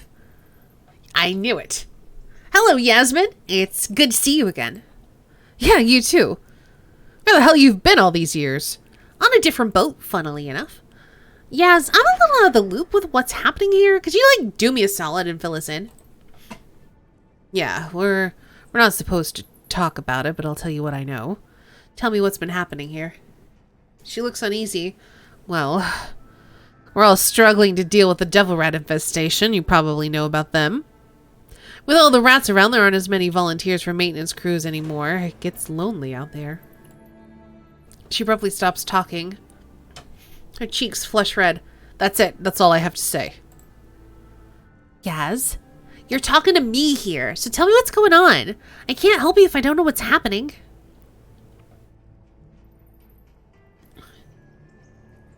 Yasmin's eyes dart up and down the hall, scanning for anyone who might be coming. Her hands begin to shake. After a moment, she leans towards Gobbet and lowers her voice to a whisper. Yeah, all right. She swallows. This raft is cursed. I think I know what you're talking about, Yaz. I could feel it all the way back home, but tell me more. I want to hear it from you. Malvina isn't in charge anymore. She's gone now. I think she might be dead. And whatever it is that's taken her place, it's horrible. I don't even know what it is, but it isn't human. And the worst part is, it talks over the intercom using her voice. She claps a hand over her mouth, her eyes wide. Her entire body is shaking. Thanks, Yaz. That helps. Believe it or not, it helps. She nods mutely, struggling to calm herself. Sorry. I didn't mean to cough. I took in a breath and it caught in my throat.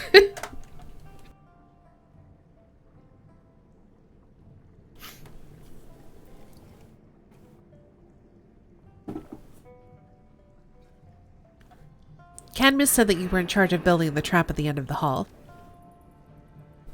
Yeah, that was me. Didn't want to keep the thing, but I did it to help Malvina, to keep it safe. I've regretted it ever since. We could really use your help, Yaz. Everybody hydrate. I will hydrate again. I took a drink right after I coughed, but yes, I'll drink some more.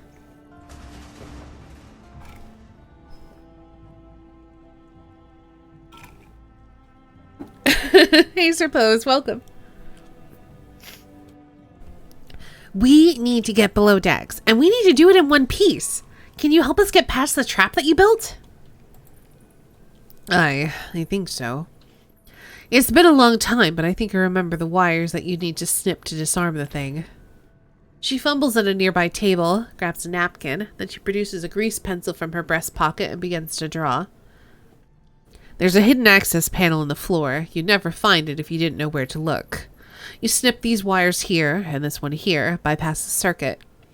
She scribbles on the napkin with a steady hand, and then flip this lever. Do that and you're done. The trapdoor won't trigger, and you won't get dumped into the killing pit. Killing pit?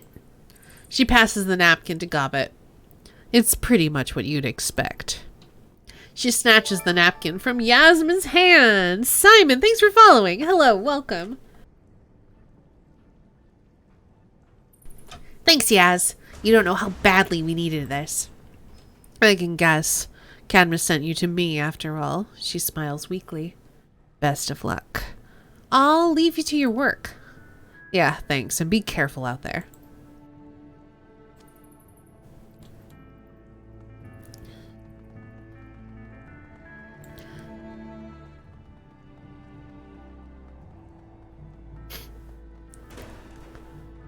Alright, little save, just in case we get dumped into the killing pit. Following the grease pencil diagram, you locate a hunk of metal flooring with a slightly raised edge. Hooking your fingers underneath it, you lift to reveal a hidden access panel. That's a good sign. Let's follow Yasmin's instructions to disarm the trap. The instructions are surprisingly easy to follow. 3 snips with your pocket knife and a rewired connection later, and the floor-spanning trapdoor has been dismantled. Well, that was easy. She beams at you. Go on, Queen Bee. You take the lead. You've earned it. Don't mind if I do.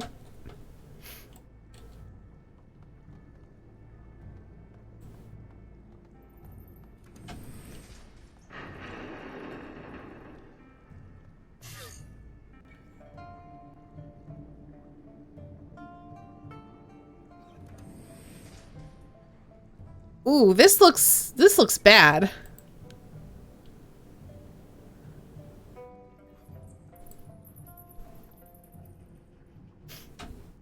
Stepping into this room is like wading into the killing floor of a slaughterhouse. There isn't an inch of ground that isn't caked with spilled blood. The stench that floods into your nostrils is overpowering as it is vile. It is the stench of rotten beef and stale vomit, of warm blood poured into a chemical toilet and left out in the sun to cook. The buzzing of flies in your ears helps bring you back to your senses. Blinking against the light, you see stacks of moldering trash piled nearly to the ceiling. The piles of dead bodies are stacked nearly as high. Focus on the bodies. None of these people died cleanly, not a one. In one way or another, each carcass has been ripped apart. Some have been riddled with bullets, others have been sliced open with blades or shredded by chisel-like teeth. The end result is always the same, another fresh corpse, its eyes frozen open in the agony of surprise. Gobbet's jaw drops open in horror. Her eyes move slowly from atrocity to atrocity, her cheeks draining of color. Beach, and no, not Simon. Oh, rat, no, this. Gobbet grasps for a way to finish her thought. She doesn't find one. I'm sorry, Gobbet. I know that these people were friends. A lot of them were. Some I didn't know. Her eyes remain locked on the nearest pile of corpses. They all deserve better than this.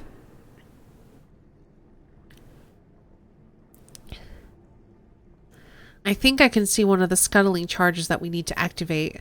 Think you can arm it, Isabel? Not from here, no.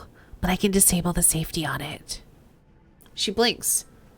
Is there a difference? Disabling the mechanical safeties on a bomb is just the first step. After we've done that, I need to reroute the power from the raft to the bombs to arm them. I'll have to jack into wherever the Matrix server they have on this thing and do that. Huh. I guess it's a good thing you came along after all. She jerks her thumb towards the ceiling. I removed the safeties on the bombs upstairs and they're like all ready to be armed. I will leave the rest to you.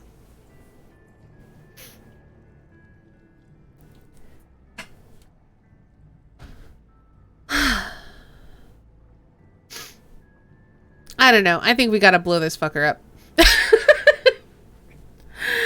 We know what we gotta do. Let's go do it. I was thinking, you know, maybe we could save the ship. I don't know. I don't know. I'm kind of with Gobbet. Let's...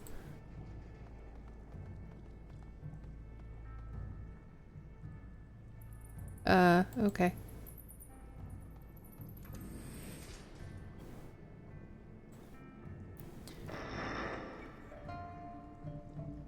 Blow it all up. Just, you know, sink it to the bottom of the ocean.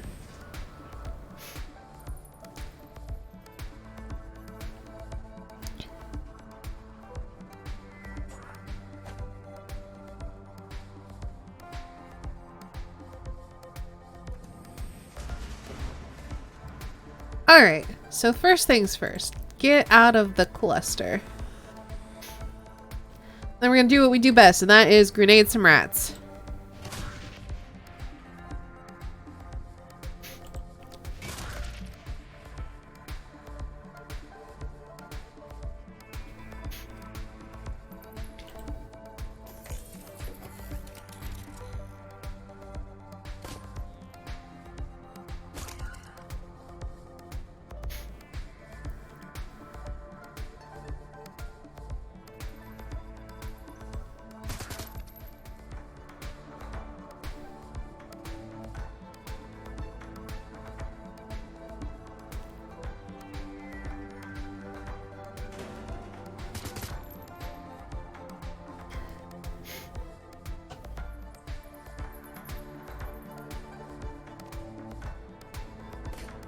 How can you miss? It's right next to you.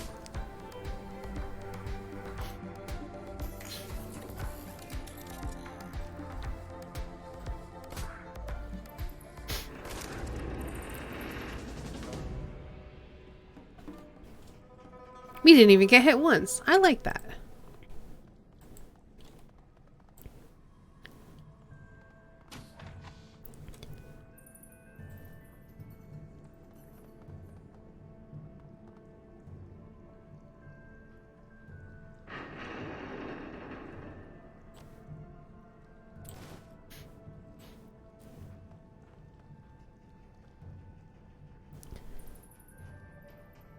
I'm guessing we've armed the charge.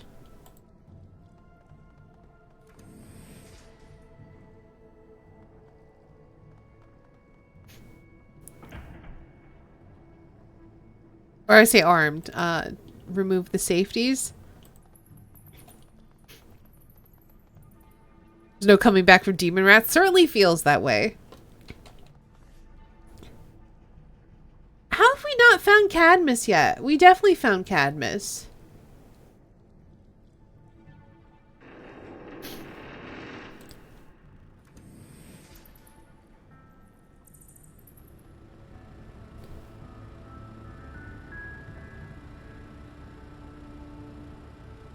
Oh, no, I'm not doing that yet.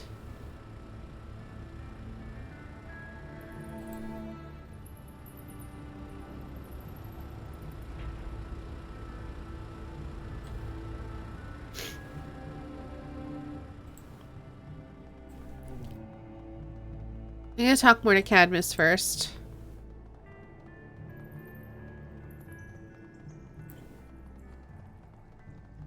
Also, there doesn't seem to be another way down, which is interesting. Ooh, can I not head back up?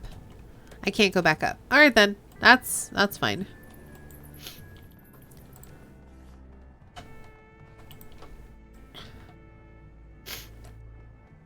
Hey Dezo! Thank you for contributing bits to my story bits to my take a day off thing.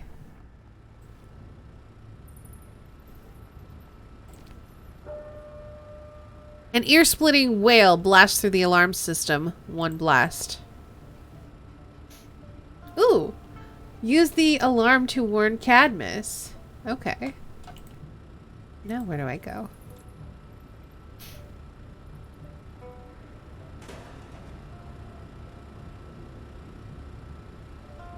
I feel like I'm missing something. I contributed. Now drink.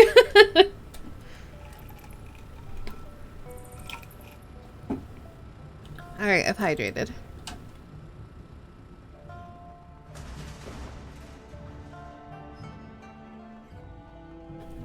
Very confused where the game wants me to go. I've looked at everything.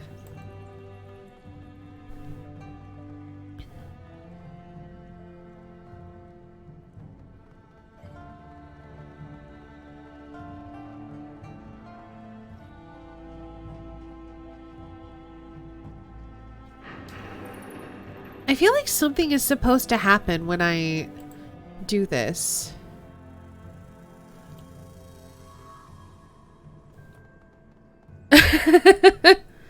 Hey, Cadmus, want to leave the boat? No reason. Rats and evil people, please ignore this message. Where the heck am I supposed to go? Like, there's literally nothing here.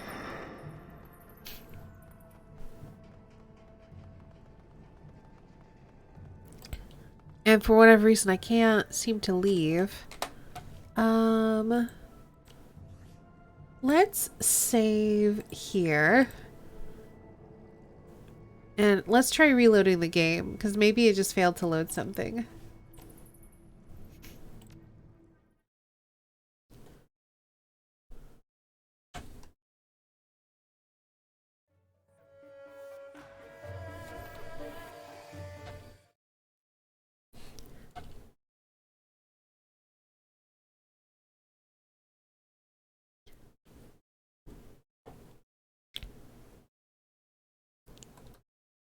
Said really fast, like terms and conditions. Each sold separately. Battlers not included. Please leave the boat with wrath of people.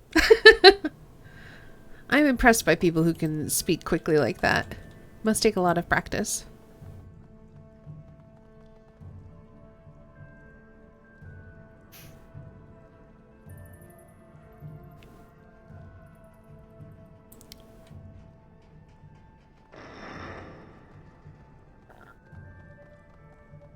Alright, what am I missing?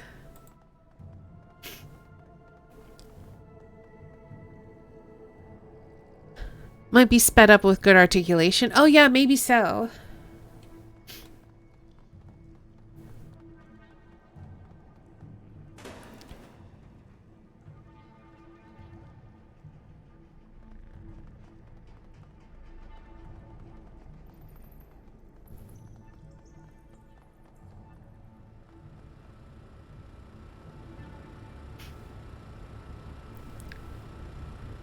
I don't understand. What am I supposed to do here? I'm stuck down here.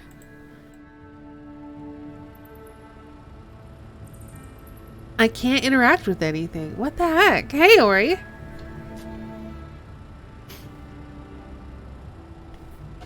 The only thing I can interact with are the scuttling charges, which don't do anything when I interact with them.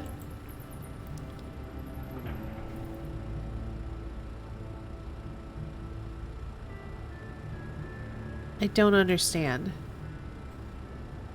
I don't understand what the game wants me to do.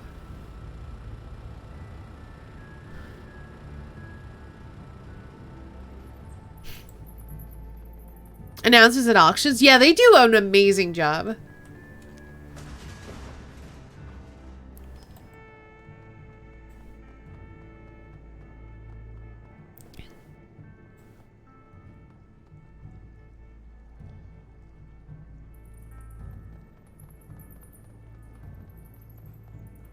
I don't know what NFC is.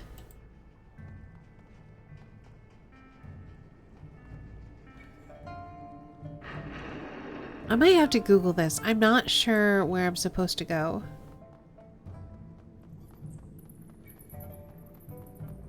Near field communication tech? Okay. I still don't know what that is. Alright. I'm Googling it. I don't know what I'm supposed to do.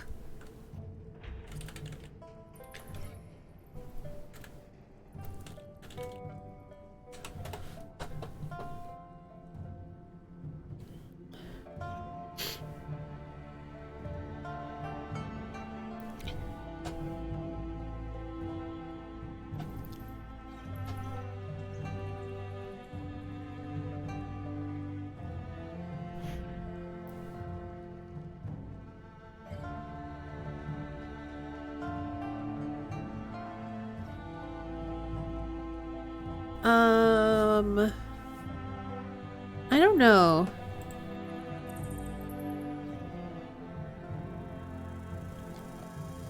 Might be stuck in a bug. Good thing I have backup saves. So let's load this one.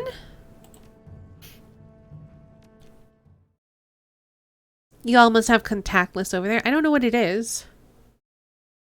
This quest does have existing bugs. Not sure if you're stuck in it. I think all modern phones have it. Someone tell me what it is. What does it mean? I don't understand.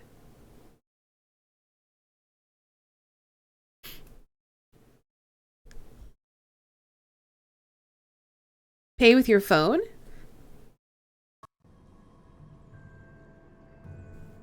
Oh, I think I've seen some commercials, I think, for that.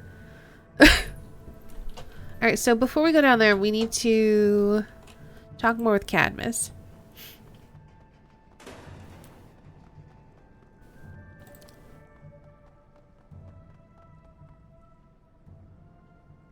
Tell us what's happening here. Bad things. A lot of good people died. Something's gone rotten on this raft, Gobbit. You know what I mean. Toxic. Yeah, I can feel it too. I can feel it all the way back home. Her throat moves, but it takes a moment for her voice to catch up.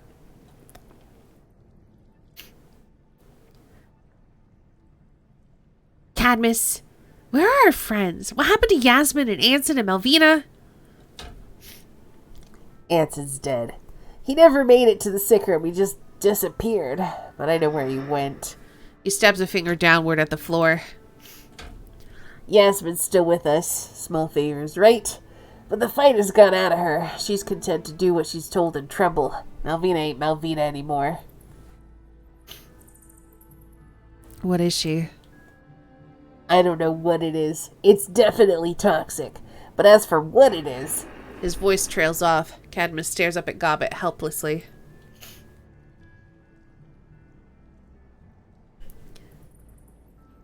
Malvina went off the rails because of that damn bauble that I gave her. That's what happened, isn't it?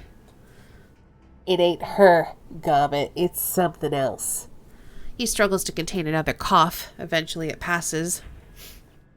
But yeah, that shiny red egg that you and Sui lifted is the cause of it, I think. The ugliness was already inside of her, but that thing brought it out. I think I got the line wrong. I don't remember.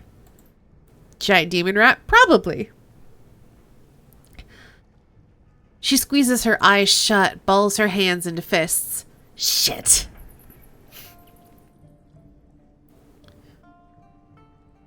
This isn't your fault, Gobbet. You had to give her that thing to stop the mutiny. I know, Queen Bee. I did what I had to do. No regrets. But I'm pretty fucking angry about what happened afterward. You and me both, kid.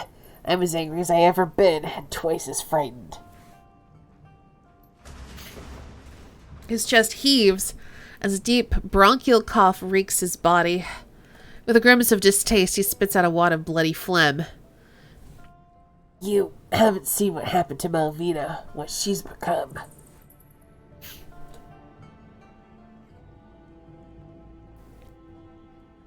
My old phone, I could turn it off from the top bar, like brightness and Wi-Fi and stuff, and now I have to spend ages going into the settings. That sounds annoying. You need rest. We should put this on hold and... He raises a hand, cutting her short. Got no time to rest, and you need to hear this, what we're up against. You ever hear of a rat king? Tide, you called it.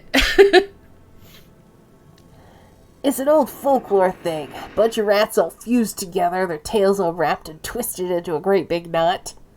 That's what Mal's become. I don't know how many different spirits she's tied her essence to. The last time I opened my third eye to her, I couldn't see where they ended and she began. What does that even mean? I've never heard of...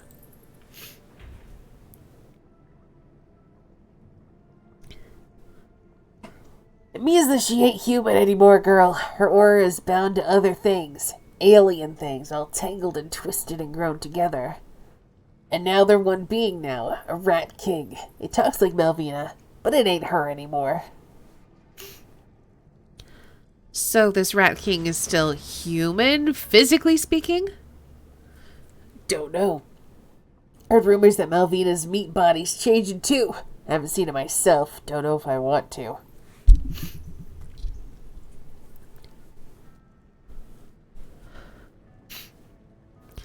You absolutely heard of one before with how much this game likes to devil rat name drop. Another long, wet cough interrupts his speech. He wipes his mouth with the back of his hand through his mask somehow, 'cause magic. The talisman that the Rat King is holding, the shiny object, do you know how it works? Nah, I tried sensing it once. That thing, the only thing that I took away from the experience was a migraine. Felt like there were railroad spikes buried behind my eyes for days. Oof. All I can tell you for certain is that it still works. As long as the Rat King's connected to that thing, you can't hurt it. Any holes that you put into its body will close up on their own. Just cut a hole in the mask, helps with breathing? Boo. So what are we expected to do against that? If the bauble makes the thing unkillable, then you need to find a way to get that bauble away from it. Goblin managed to do that during Sui's rebellion. I bet she could do it again. Did you try to fight this Rat King? Yeah, I'd had enough. A lot of us had, so we took a page from old Sui's book. He offers you a sickly grin. We mutinied. He gestures at the writhing bodies on the cots in the sick room. This is what is left of our side. Been locked in here for 5 days now, waiting for Vitus to finish the job. The rest of us got fed to the rats. Didn't seem to have gone very well.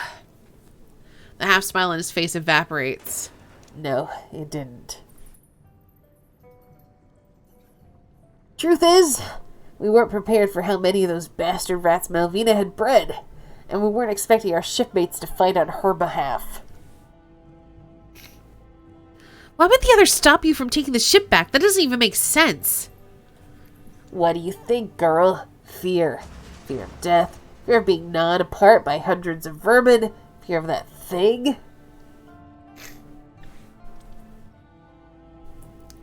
Just put the mask over your mouth and leave the nose out for breathing. Oh, that bothers me too. It's like people don't understand the point of masks. So you're saying that the people here aren't brainwashed, they're just afraid? Scared shitless is a better way of putting it, and I can't blame them. If anything, we're the crazy ones for trying to fight that thing.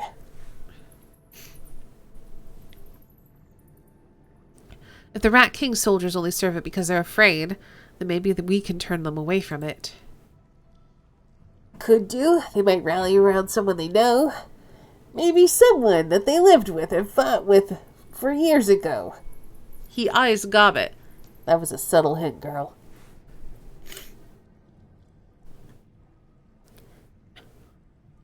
I see it constantly.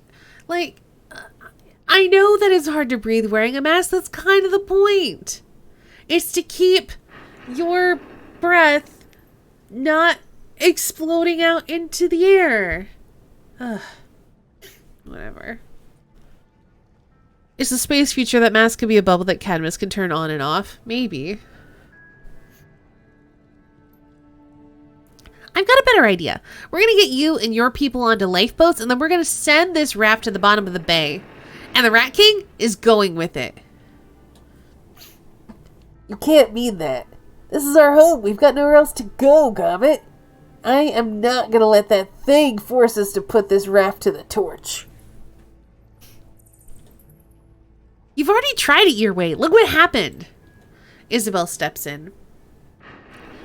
Maybe it's good that you leave this place.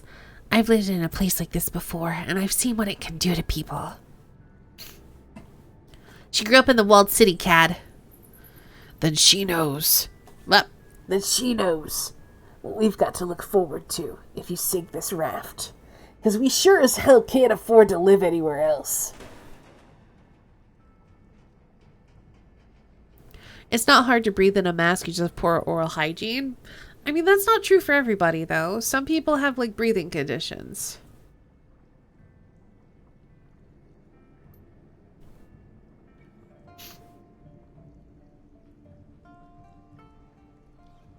Like, arguably, if you put a mask over your nose and mouth and you're breathing through your nose, you shouldn't be smelling your own breath. Unless you're breathing through your mouth. The people who constantly deny masks have those problems? No, I'm just saying that it is harder to breathe in a mask. Like, that's the whole point.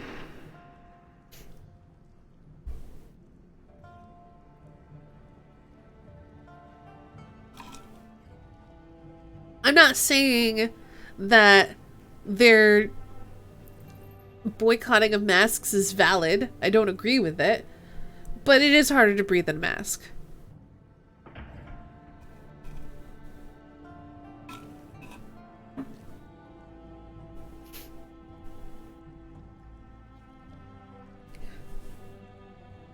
He cranes his neck to look up at Gobbet, pleading. Desperation burns in his eyes.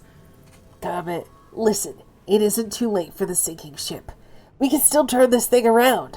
My mutiny failed because the Rat King knew things we didn't. Yours can succeed if you'll try. She shakes her head obstinately. I don't agree, but I respect your opinion given that I don't have a breathing problem. I mean, I wear a mask every time I have to go anywhere. And it's harder to breathe in. I hate wearing it. And as soon as I'm in a position where I can, like, sanitize my hands and take it off, I immediately do so because it's harder for me to breathe in. But I also have, like, a chronic stuffy nose. Because I had a sinus infection a couple of years ago and it just, like, has never cleared up. So I, like, have constant inflammation in my nose. That said, I'm still wearing a mask because if I'm sick, I don't want to spread it around. That's mostly the reason why you wear them. To prevent other people from getting sick. I'm probably not sick, but you never know.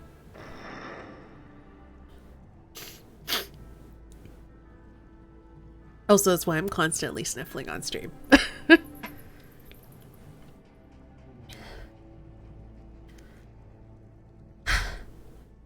My gut says we should sink the raft. It said that from the moment I arrived here. That's what Rat wants me to do. So that's what I'm gonna do. Speaking of... Yes. Hello, Rindis, by the way. Oh yeah, I just did a sniffle if you're talking about that. I don't know. I want to support Gobbet, and I feel like we should just destroy this place. But at the same time, where are these people gonna go?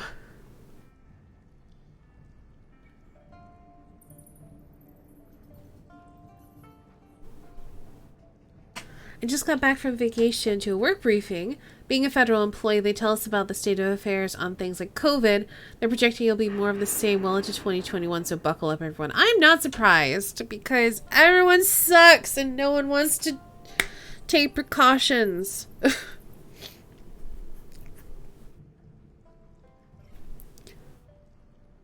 Disheartening to hear. Same.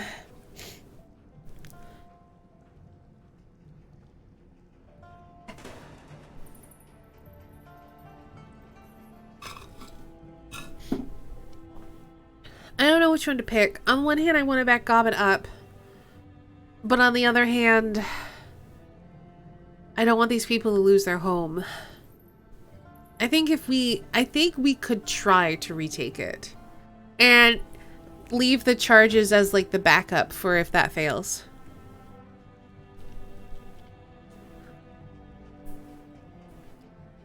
It was a fun morale booster when there still isn't things like hazard pay for the work that I do. Yeah, that's rough.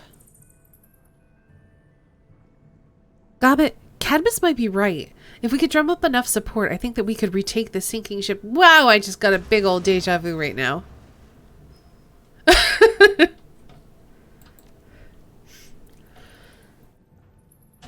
If we had done this right the first time, we could actually be reopening right now. Yeah, I know. It's very frustrating. Her eyes narrow. Have you forgotten the first lesson that I taught you, Queen Bee? Always go with your gut, and my gut says...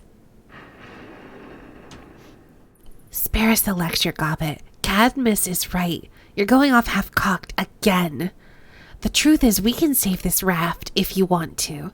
If you don't, tell us and we'll sink it. Look, Gobbit, things have changed since you decided to sink this raft. You can see that, right? She sets her jaw, draws a deep breath, then slowly releases it. All right, Cad. If you're sure that you can keep up your end, I'd be willing to help you out with your mutiny. But if your people fuck it up, I'm sinking this thing. Got it? Exactly. That's exactly the plan that we should be doing. We take a chance, and if everything goes pear-shaped, then we blow the fucker up.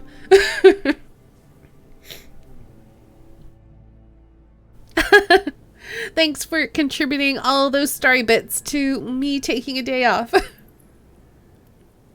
Hope you're able to be safe. Same. In the setting, devil rats aren't super terrible bad things. The problem is the numbers and the inability to completely get rid of them. Killing the Rat King just gives you more time till rats start killing them all again. Well, the situation in Europe seems grimmer since people opened up without a care. Really? I haven't heard too much about that. I've mostly been hearing news about the US. Thanks, Ridness. Yeah, and thanks. With your help, we could do this. I want to contribute more. I don't control that. I can't change what the cap is. And with Gobbit on this one, blow it up. I mean, we'll see. We'll probably have to. That remains to be seen. He waves her off. Go on, get moving, and convince as many people as you can to help us when the time comes. Whoever you don't bring around to our side is going to fight against us, so be thorough about it. When you're ready for us to make our move, trigger the shipboard alarm system. 2 blasts, and then we'll start kicking in the doors. Alright, Cad. 2 blasts starts the mutiny. But if we sound the alarm once and leave it, you get your people the hell off this raft. Got it?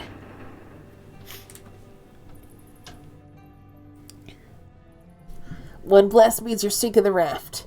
You do that, and I'm kicking your bony ass from here to Macau, but yeah, I hear you. Another long, wet cough racks his body. You got all that, stranger? Know what you're supposed to do?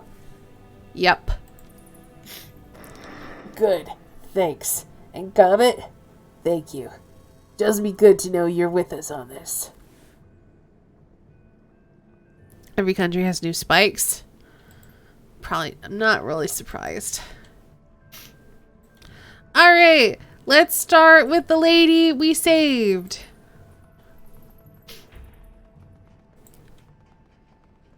Sparrow.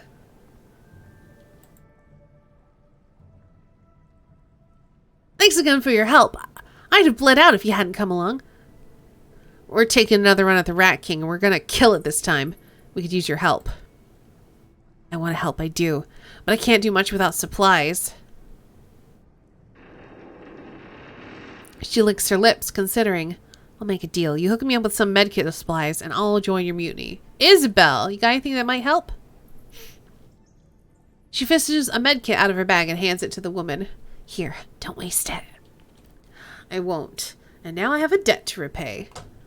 When you make your move on the Rat King, I'll be there to help. You got my word on that. Good. Head to the quarantine area and meet up with Cadmus. He'll let you know what to do.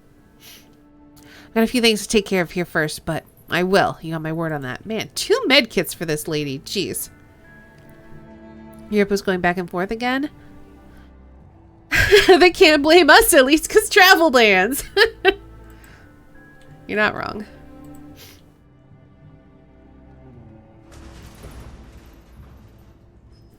Gobbet, you're back. We're taking the ship back, Yasmin, and we need your help.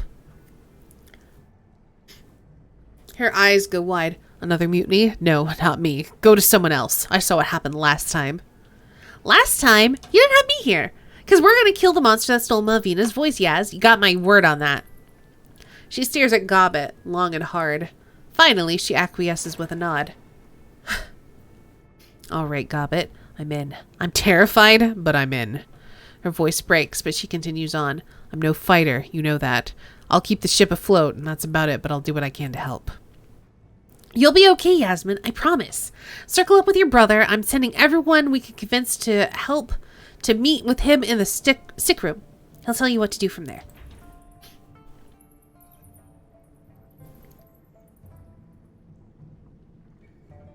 Want to calm down enough for me to go to the velodrome again? She's real dying. Doc Wagon makes a fortune off of her, I guess.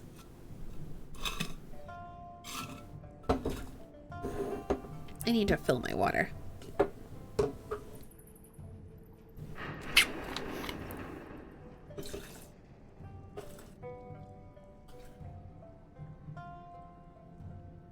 I'm really tired today. I kind of want to just go back to bed.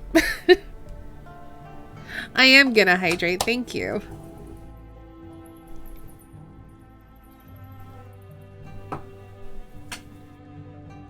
That's the whole reason I was filling my water. Alright, let's see. Who else can we convince? Old man! Ivan! You again. Oh, he's southern, right? You again? Let's out a low grunt. What do y'all need? We're taking this raft back from the Rat King and we need your help.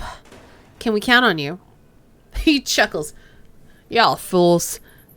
The last 2 mutinies failed and yours will too. Even if you did have a chance, it was Cadmus and his boys that did this to me.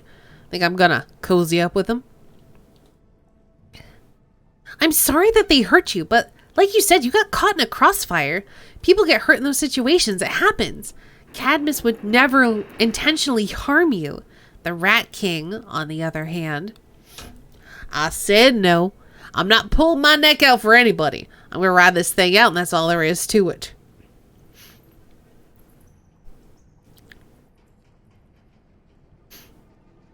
The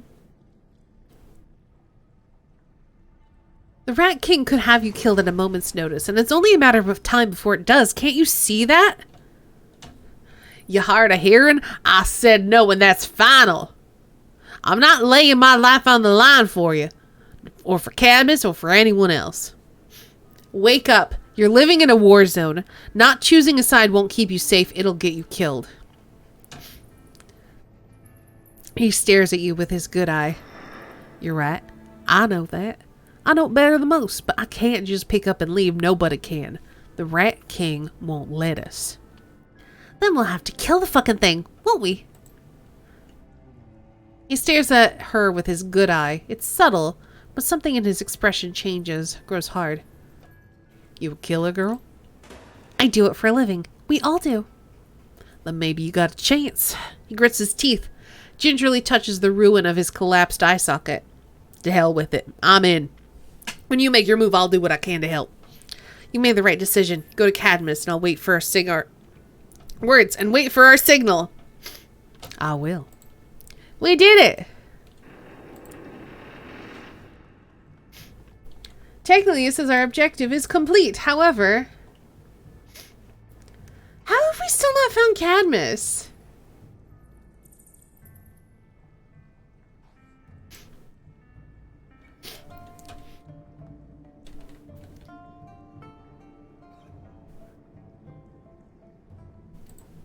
We're organizing a mutiny on his behalf. We've definitely found him. You're back. He smiles down at Isabel, saluting with his glass. Tell me why. We're taking the sinking ship back from the Rat King. You want to help us?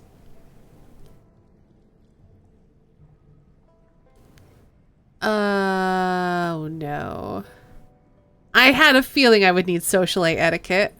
I could see if maybe I could get it. I don't want to pay him money. He shakes his head sadly. No, I'm afraid not. I'm a lover, not a fighter. This is your way out of here, don't you see that?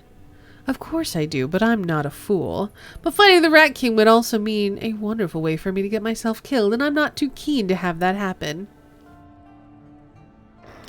Listen, if we can't rally enough support to make this mutiny happen, we're sinking the raft. I suppose that I don't have much choice then. Count me in. Alright, that works. Bribing a solo class. I mean, I don't want to do it in part because, like, I don't want to spend money on this boy.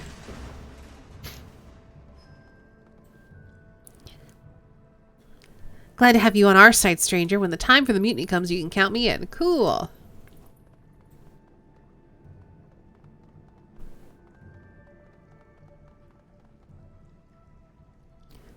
The guard turns to face you. You're back. Why? The Rat King has ruled here for long enough. We're taking it down and we could use your help. Her eyes go wide. You'll get yourself killed even talking like that. You'll get me killed with you. Get the hell out of here right now. I won't take part in another damn mutiny. Think. How does it help you for the Rat King to stay in control?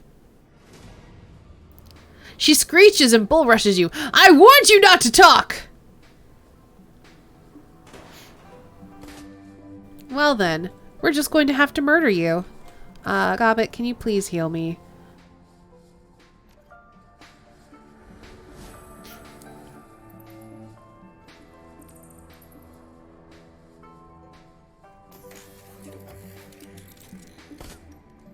We don't need you getting in the way of our mutiny when the time comes.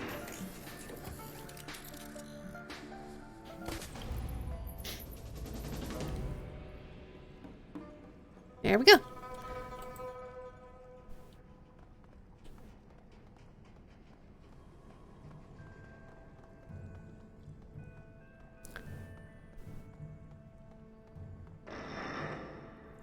Oh, that's just a notice about 3 people being allowed up there. That's weird. So we aren't allowed to leave. That's fun.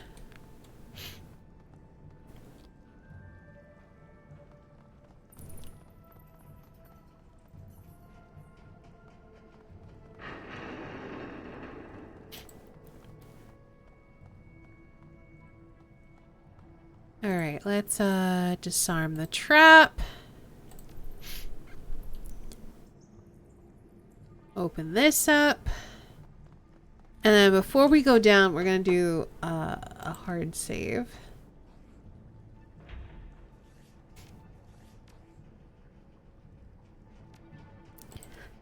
Because we might not be able to come back up.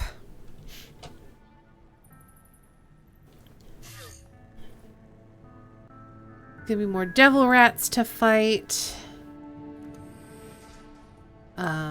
This scene again.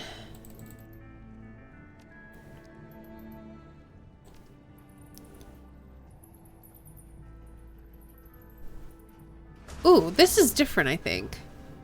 The Rat King is supposed to be down on this level. That means we're headed in the right direction.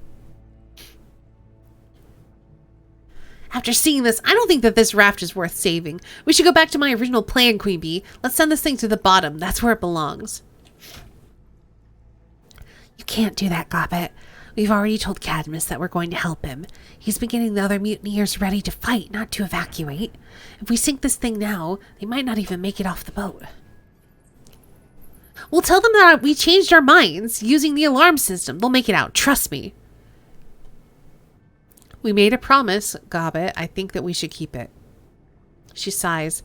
I think it's a stupid idea, Queen Bee, but if you really want this, I'll help you get it done. At least this way I'll get to look the Rat King in the eye while I kill it. Damn right.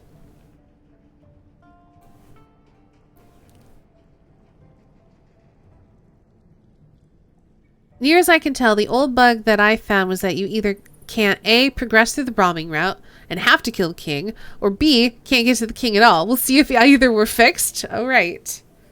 Hey, Jelly. Why is Gobbet so bloodthirsty? I'm guessing because she feels this visceral thing through Rat.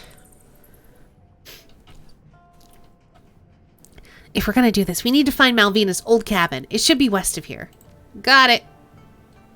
I'll have to get the shiny object away from the Rat King if we want to kill it. That's probably going to be tricky. I don't think that she'll just saunter up and let me take it. You've stolen the shiny object twice already. Third time's the charm, right? Yeah. 3 makes a list. She rolls her shoulders, exhales heavily. All right, let's do this.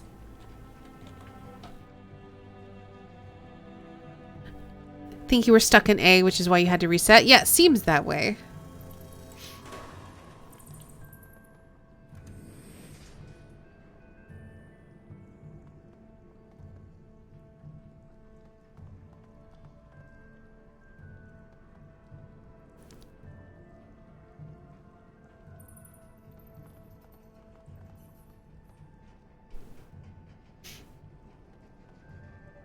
Where are the rats? We're not getting attacked by rats this... Oh, there they are.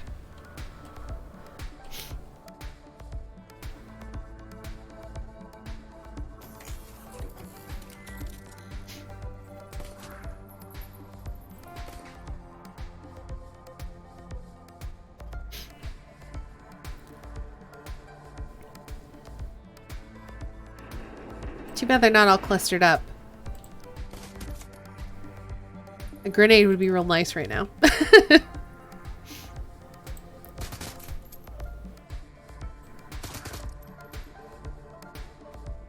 I'm gonna back off.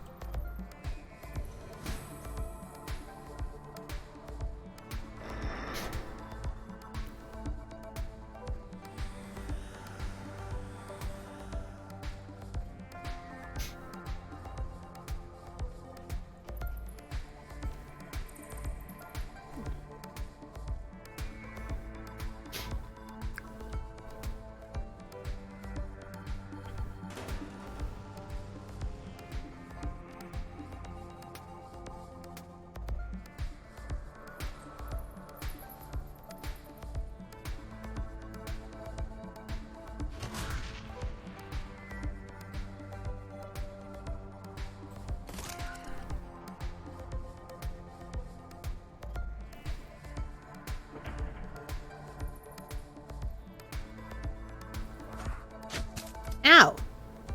Rude.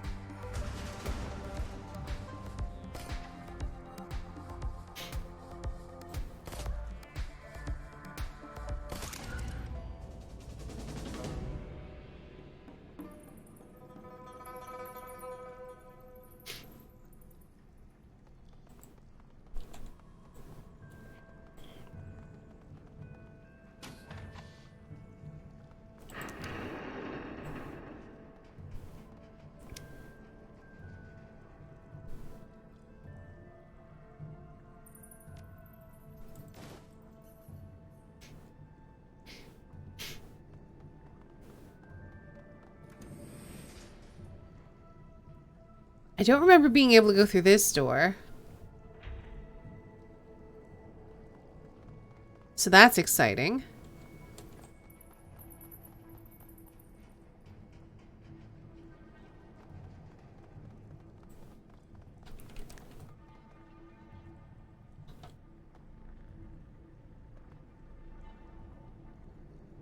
The door is heavy.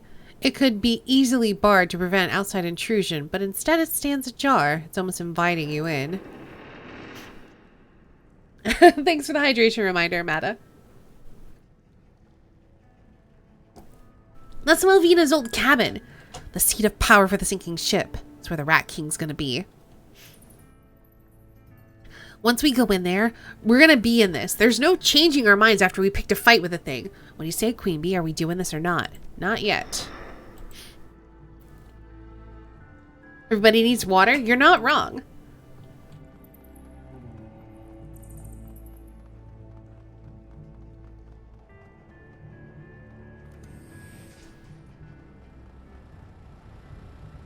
All right.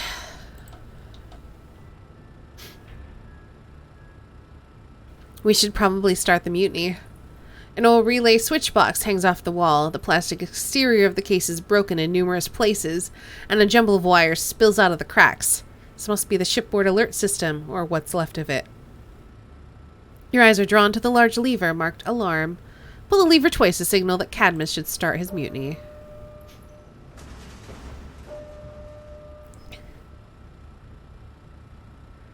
The alarm system blares once, then twice. The sound is ear-splitting. Moments later, the distant sound of gunshots filters down from above.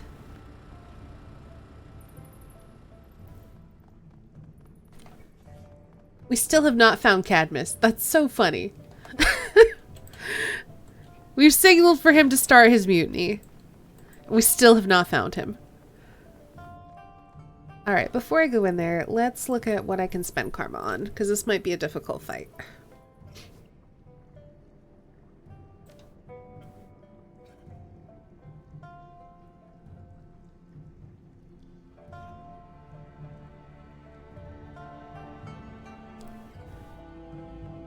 How do I have 5 drone combat? Oh, do I have this already? I think I do.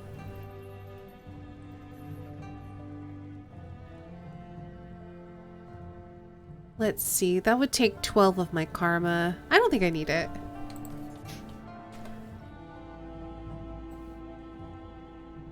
Alright, let's do this.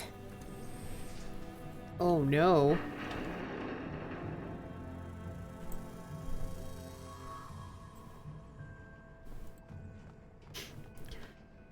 The thing that looms over you is horrifying. A twisted amalgamation of woman and swarm knotted and tied together into a single whole.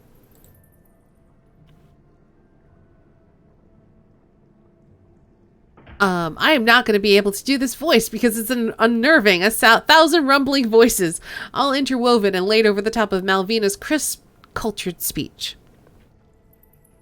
Gobbet, you have returned to us, little mouse. You, the instigator of our own ascendancy.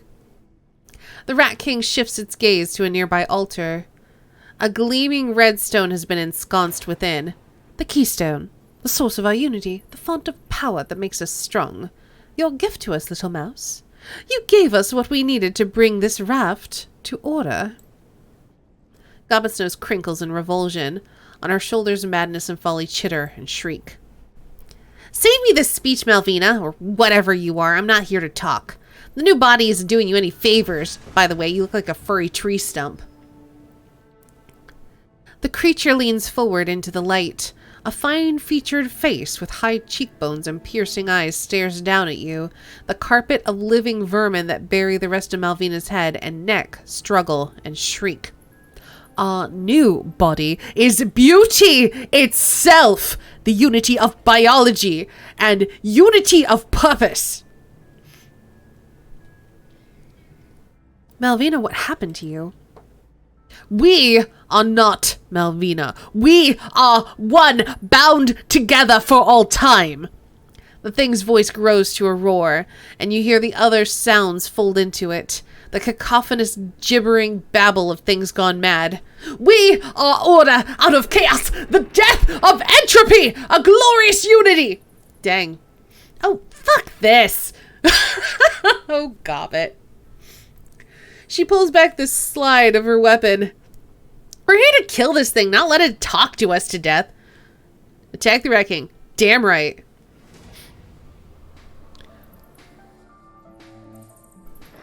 Well, where the frick is its altar? We need to, like, not be here. Bye!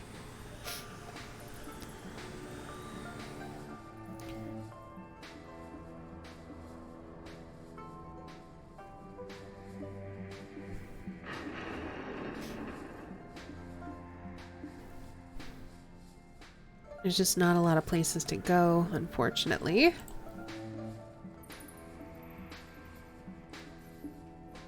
So here's a ley line. Here's a ley line. Where's its altar? Don't I need to take the thing? Isn't it currently immune?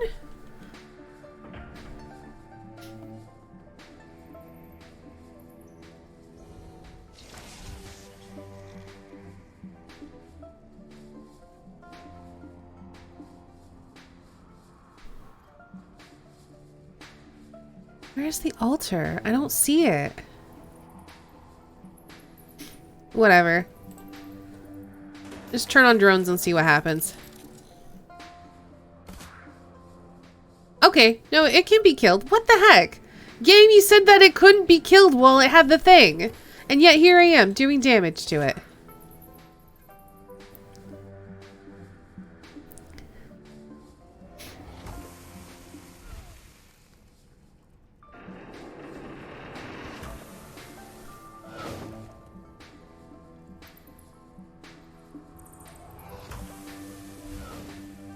How rude. I wasn't even done with my turn yet.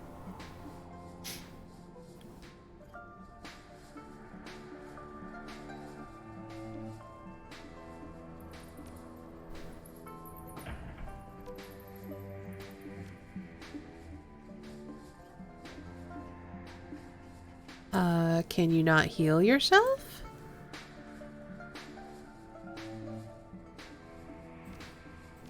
What is happening? Oh, she has -1 AP. She can't do anything. Okay.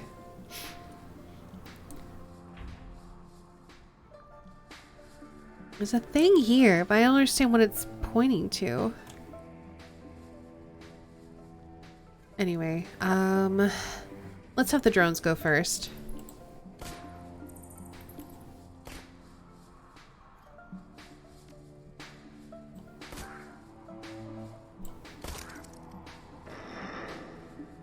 An ominous chittering noise fills the air.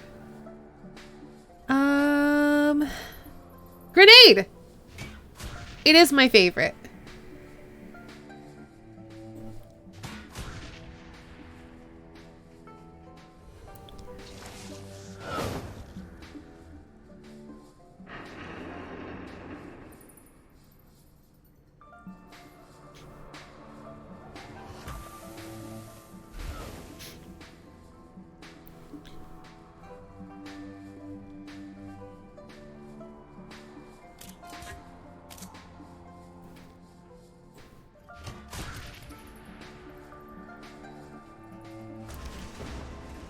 Uh-oh.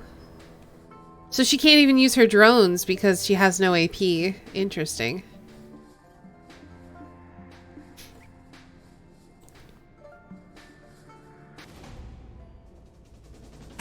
The Rat King shrieks as Gobbet lifts the shiny object in her hands. In its voice, you can hear the echoes of 1,000 inhuman beings. This is interesting. She hugs the shiny object to her chest, her bare hands caressing its stone.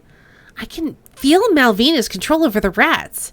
It's like 1,000 strings connect her to them, and it feels like one of the Rat King's servitors shudders in place.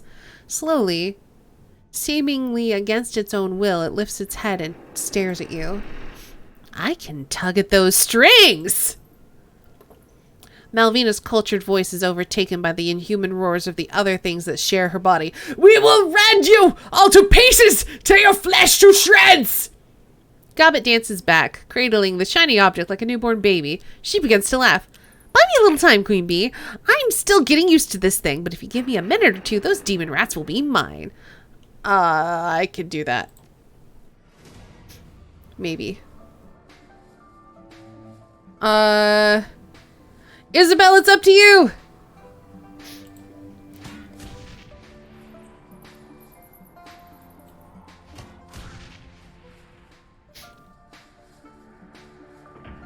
Ooh.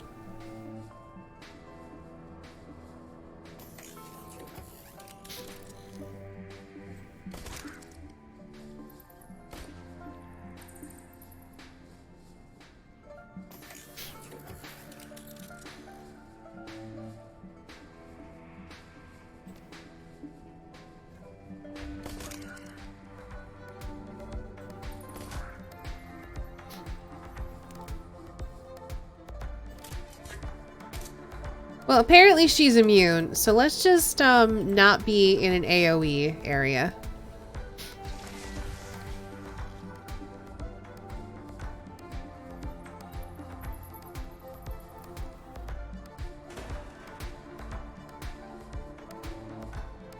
Hey Malvina, I've got something of yours. Can you heal yourself now, please? No wound to heal. Okay, fine then. Never mind. You have a med kit? Nope. Wait, yeah, you do. No, it's Doc Wagon trauma kit. Isabel, you have a med kit. Oh. We can grenade her now.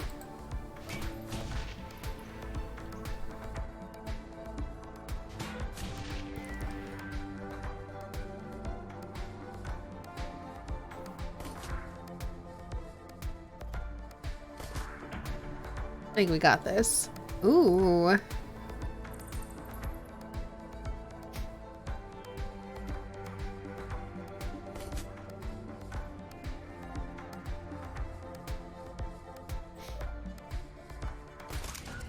Got her.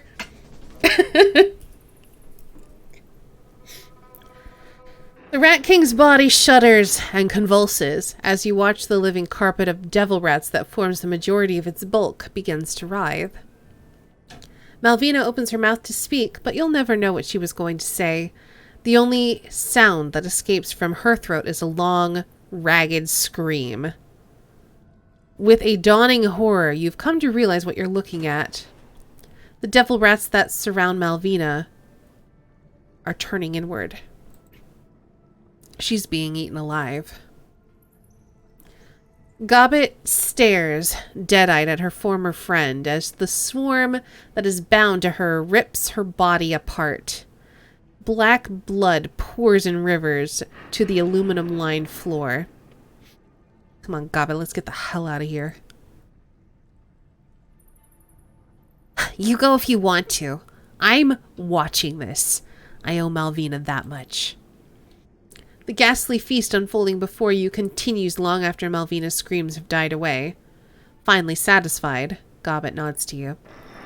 This raft is ours. It's over. Her PDA buzzes. She glances down at it, then turns the screen so you can see. Cadmus's grim visage fills the screen. I don't know what you guys just did, but whatever it was, it worked. Those rat things turned on Malvina's loyalists. He wheezes into his mask, gulping in purified air. And when they're done eating them, they just started eating each other. Gobbet stares down at the shiny object that she holds clutched in her hands. Yeah, I know. I told him to, right after I did the same to the Rat King. Malvina's dead, Cad. You did good, Gobbet. You and your friends, we won. Come topside, a celebration is in order. She shakes her head. No, Cad. No celebrations and no milling around. You can keep this place. I'm done with it. Too many bad memories. And besides all of that, you got a hell of a mess on your hands, and I'll be damned if I'm going to help clean it up. Oh, Gobbet. You've already helped us clean up Gobbet. We'll always owe you for that.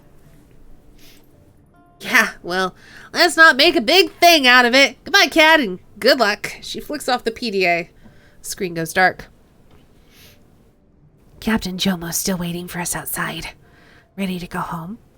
Beyond ready. She passes the shiny object from one hand to the other, scowling. And this stupid thing is taking a one-way trip to the bottom of the bay. Good call, honestly. Come on, Queen Bee. Let's go home. We did it.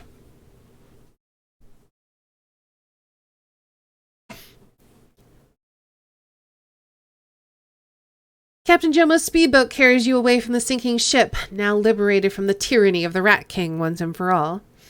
The shiny object rests with Malvina's bones at the bottom of Hung Hom Bay. Gobbet stares back at the raft as it recedes into the darkness, into the distance.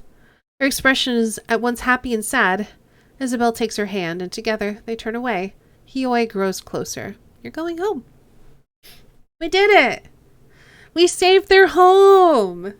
And killed a giant, terrible rat. And it only cost us 2 med kits.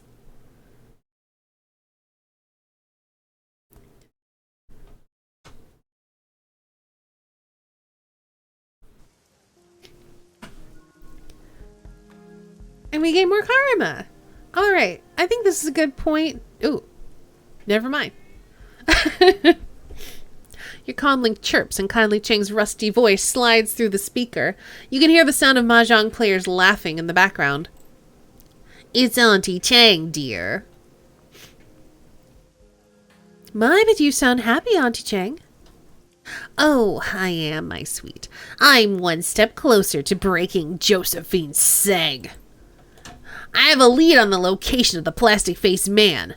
The man we saw in the surveillance footage meeting Raymond Black at the tea house on the docks. How'd you get this lead? I'll explain everything in person. Come see me and we'll talk. Ooh. Your experience has increased your ability to operate. I have more action points. Yay. Okay. So now I'm going to save it. And we're going to take a break. Because we've been going for almost half the time. Give me 1 second. I keep forgetting that for this one I have to have my volume mixer up so I can mute it. We'll go to the break screen. I'm going to put some tunes on and run a couple ads. We'll be back in a couple of minutes. So have a good break, everybody.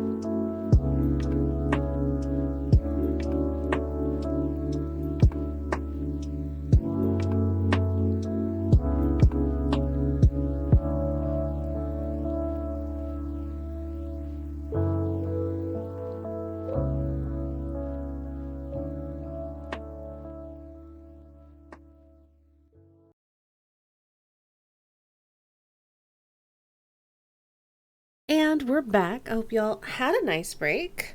I decided to get more water and put more ice in my cup. So I'm ready to do more reading. So let's get back into the game. Alright. So before we deal with, I don't know. I guess we could just hear Kindly Chang's information. I'm just worried that we're advancing the main quest a bit too much. And I want to make sure I can do all the other jobs first. Maybe I should just do them.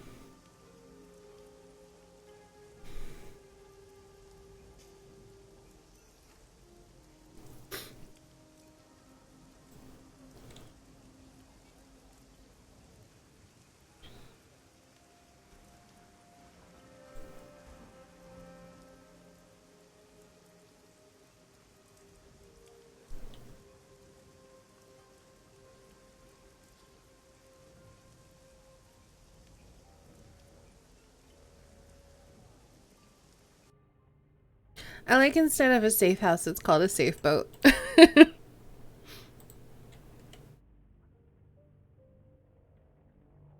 Oh, I bet no one's here because they're all doing like Kindly Chang stuff.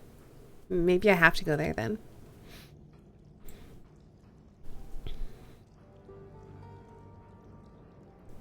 All right.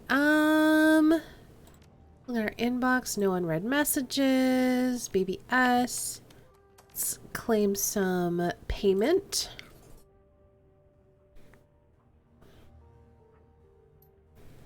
And read the... Oh, there's only a couple of things. Explosions in Eastern District, question mark. What's up with all the explosions rocking the Eastern District? My walls were just shaking. Word has it Shiawase has a secret lab tucked away in an old industrial building out here. I'm guessing the rumors are true. Correction, I think Shiawase had a lab out here. Ugh, it's really stinking where I'm at. It's a cross between sulfur and weirdly new car smell? I wonder what they were doing. Better put on your gas mask for good measure, man. Decker looking for team. I got a little worried. I thought it was going to be the team looking for a Decker. Because, man, they've lost so many Deckers. Experienced Decker looking for team to run with.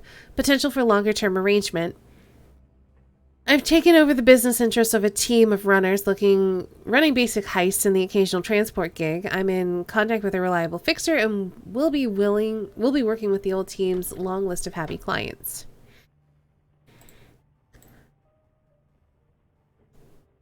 Oh no, it is! Requirements. You must not take experimental stims during runs. You must not tamper with chemicals in secret labs. You must know how to properly operate a moped. You must listen to your decker when your decker says, I don't have control of that turret yet. You must have a good sense of humor. Optional. Oh no. Oh no! Well, yep, something did go terribly wrong.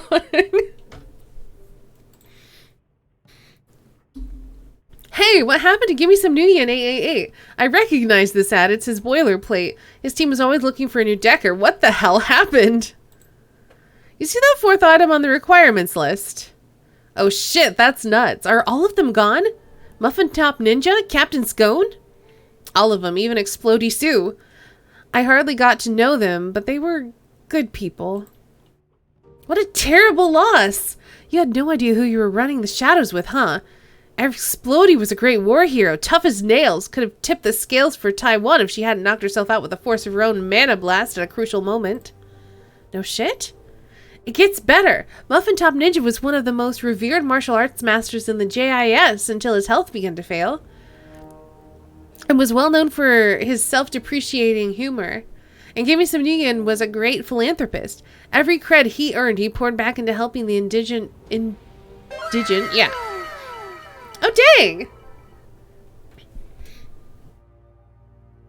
Oh, interesting. I guess they considered that spam and so didn't read it. Derek, thank you so much for the 31 months.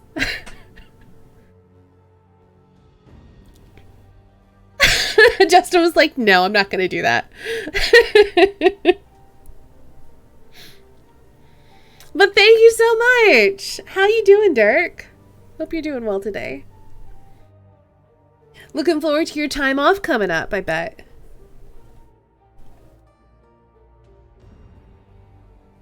No, thank you so much for the 31 months, actually. We can both thank each other. It's fine.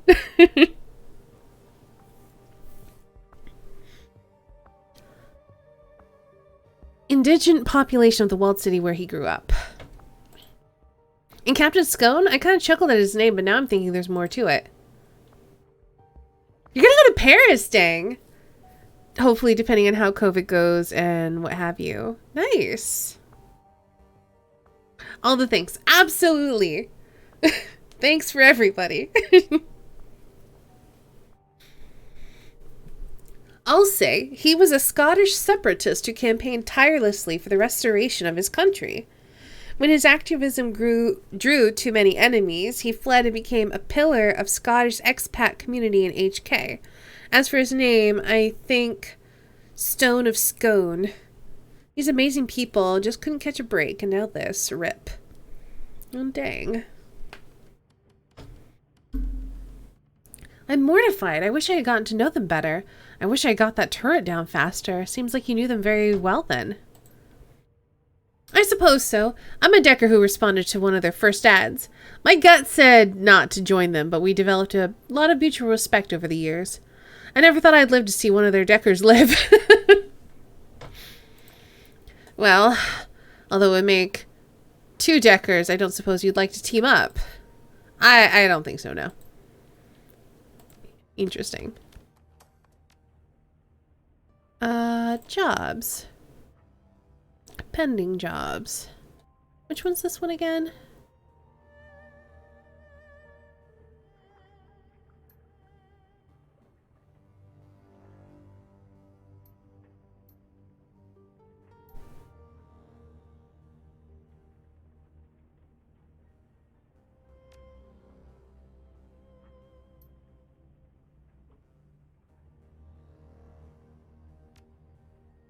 I might as well just take all the jobs, honestly.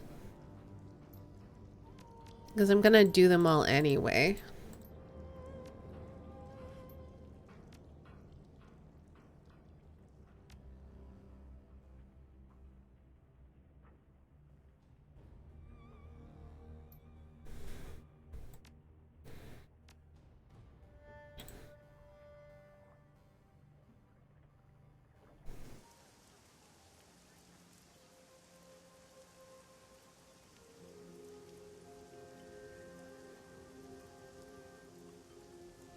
Been before, but never really seen the sights, and apparently everything is open. You just have to wear a mask, which is totally fine, so I'm pretty excited. Well, that's good.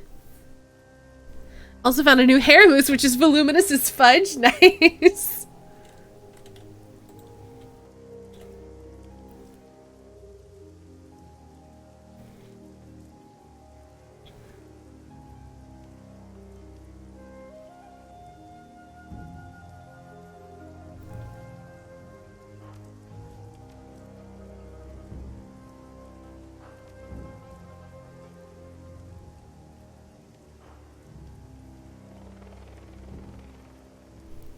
Alright, let's do this. I don't feel like talking for him.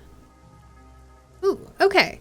So, we're gonna take Gaichu, we're gonna take Gobbet, and we're gonna take Isabel, because we never know what we're gonna need. So a little bit of everything.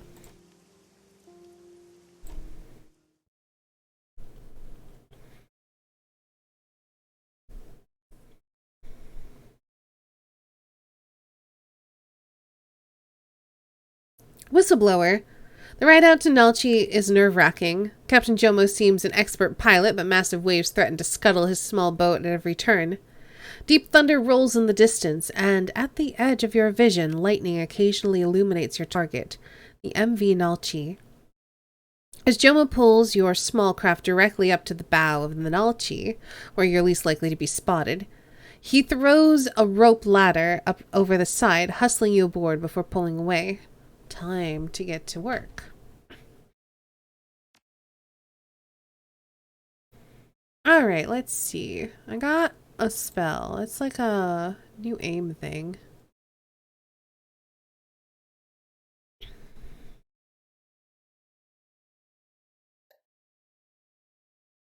Oh, I think she already has that. Oh.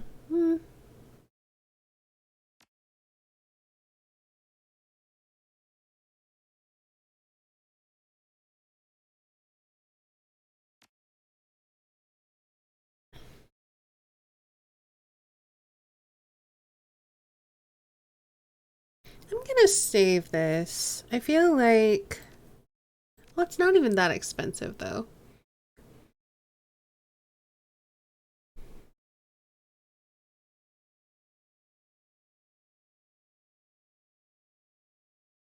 I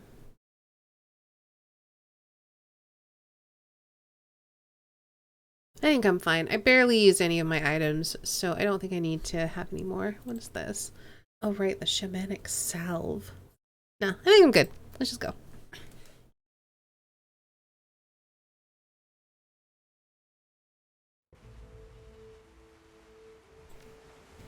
Climbing onto the foredeck of the Nalchi, you pause to catch your breath. The cargo ship rolls and pitches with the waves that batter her sides, and the rain assails the deck. Deep thunder rolls overhead. After a tense moment waiting for the inevitable alarm klaxons, you hear nothing but the storm. Gotta save those consumables? I mean, yeah, if I don't need them, I'm not gonna use them. And so far, I haven't needed them. Lifting his nose into the rain, Gaichu tastes the air with his tongue. He carefully turns his head, mouth open to catch the most noise. I hear nothing but the storm, and I smell no adrenaline in the air. I believe we have arrived undetected. Isabel stares at her calmly. When she speaks, she doesn't bother looking up. You can smell adrenaline? You get creepier every day. I will not apologize for what I am, or what that means for my senses. It is a fact of my existence as much as your height is a fact of yours. Gaichu turns his unseeing, milky white eyes toward you. Your orders? We'll want to keep low and stay behind cover.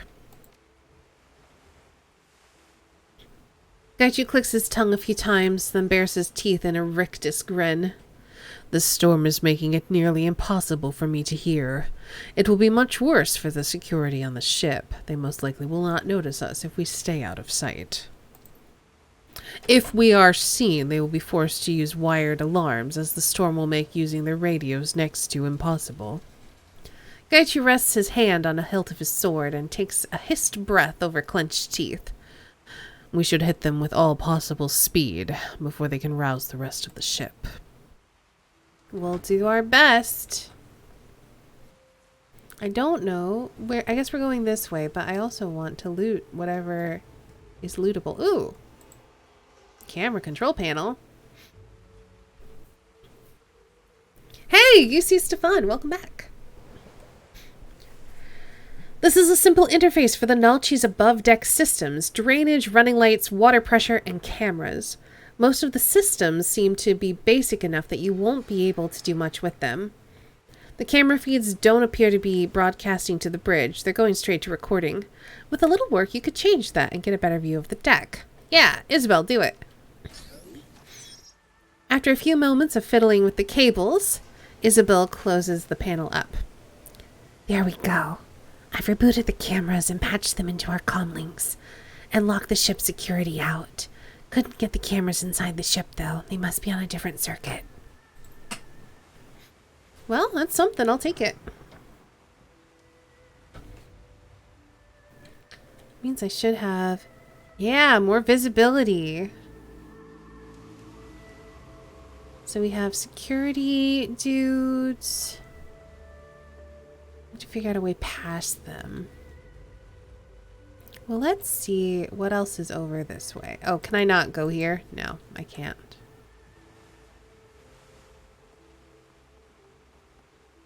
Hmm.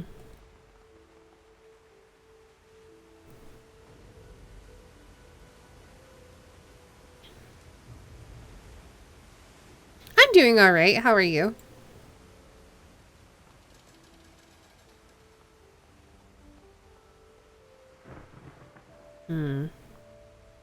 I don't know that we're going to be able to stealth our way through this.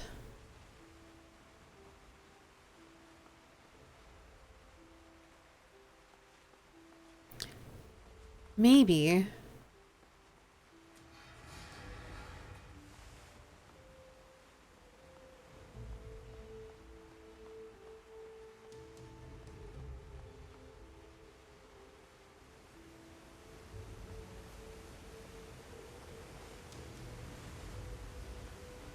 If we are, I think we'd have to go up through the middle here. So we need to wait for when he's looking a different way. Let's go now.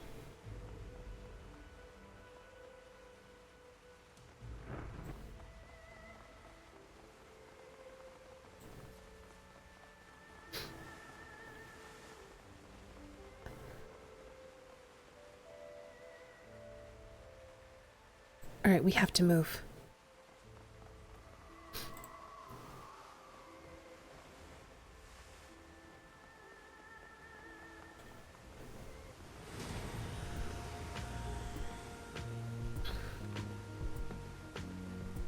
Well,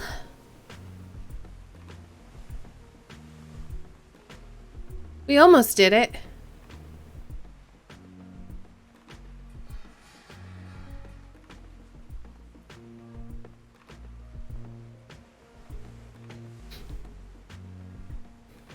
All right, drones away.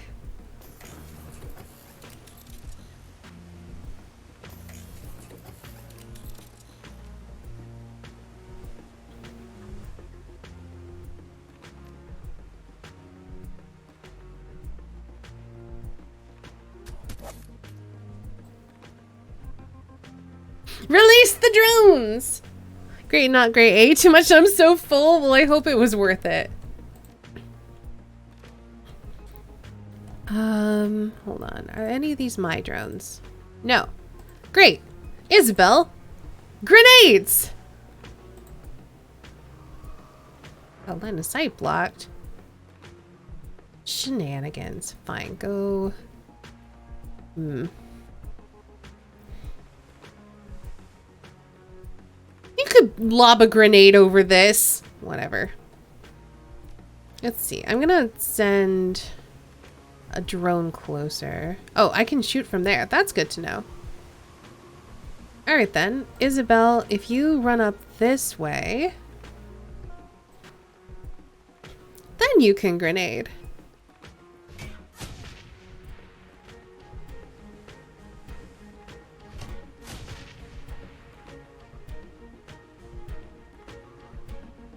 It's worth it. Good. It's a grenade. You shouldn't have to see it for it to blow up.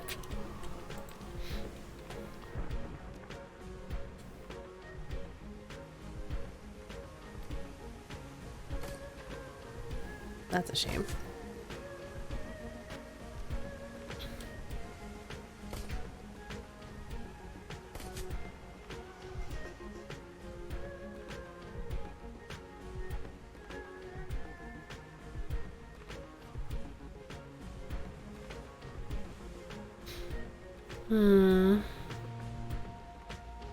Yeah, let's summon a thing.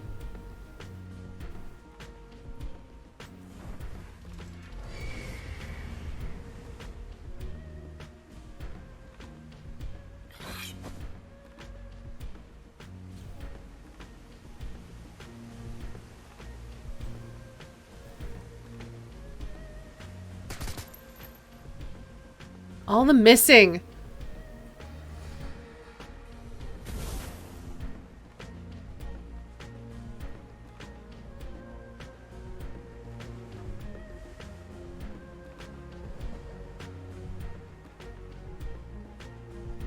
Alright, I need to move Gaichu first.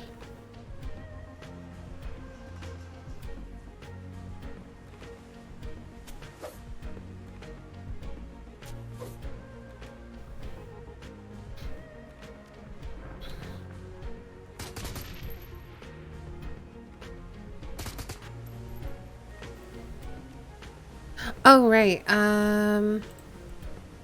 Yeah, let's give a bunch of AP. It's not gonna escape. Murder! Do a murder!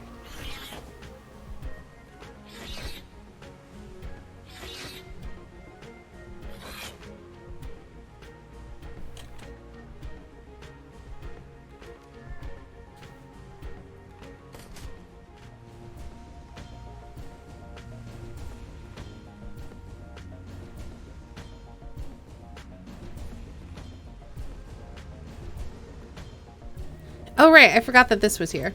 Hi.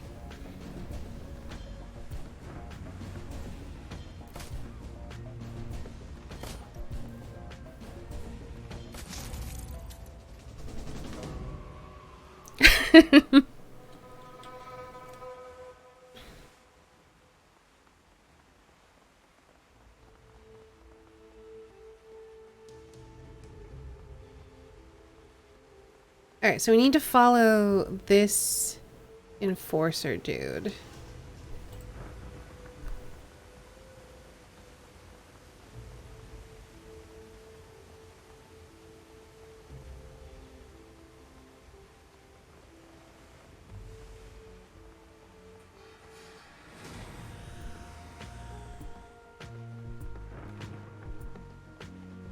Well, that didn't work.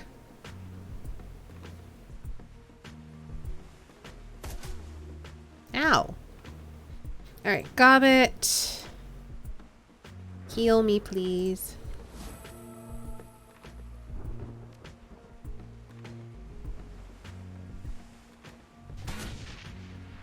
Enjoy your grenades!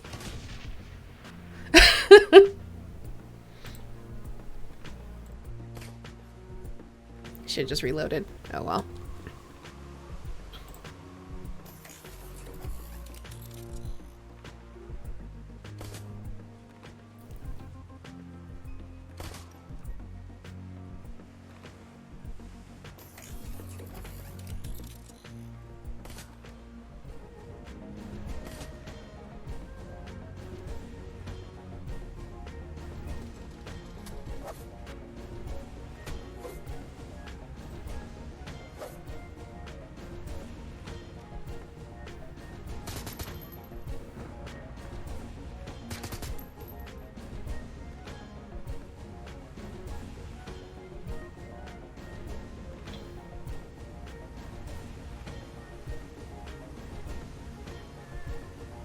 We almost made it through there. I'm disappointed that we didn't. Gaichi, why don't you just stab this guy until he dies?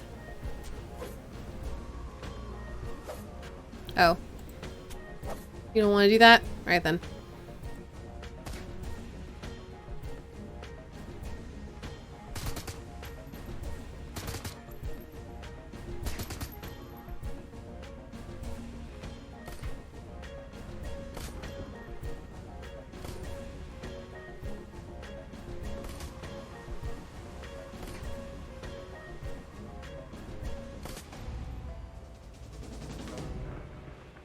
Well, we're not going in as clean as I hoped, but you know what? As long as the alarm doesn't get raised, we're good.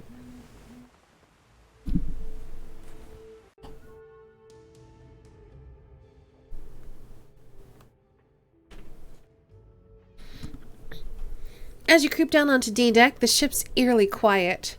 The sound of the withering storm is muted to low moans of wind and shuddering vibrations when lightning strikes. Collecting yourself, you listen carefully for any other sounds. Nothing. Your presence on the ship appears to be, as yet, unnoticed.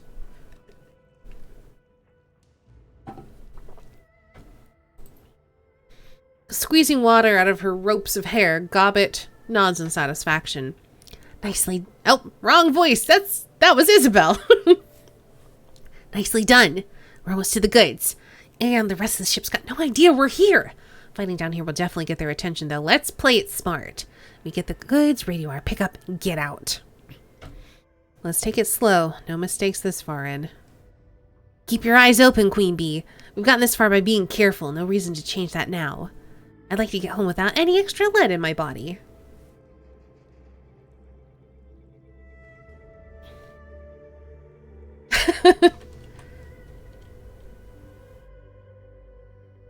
Too bad I can't stealth.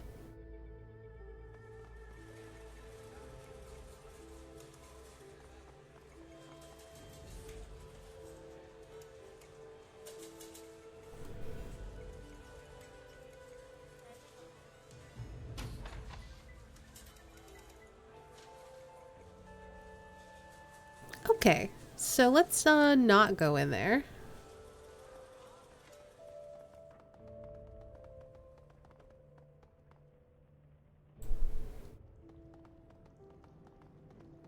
This is a control panel for the ship's water pumps and fire suppression system.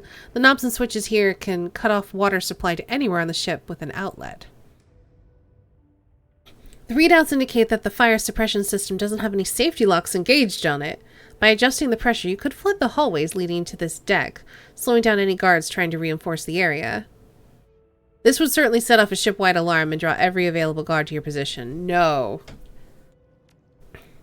We have not yet been detected. There is no reason to do that.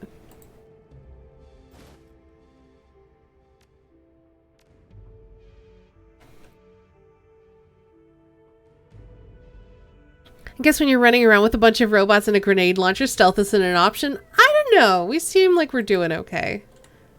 But it does mean that there's more opportunities to get spotted. Alright, in here looks pretty clear.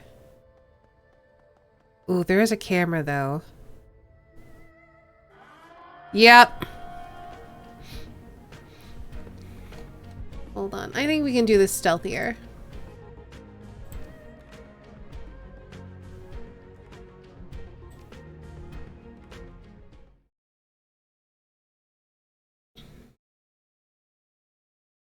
There's gotta be a way to, like, take control of the camera somehow.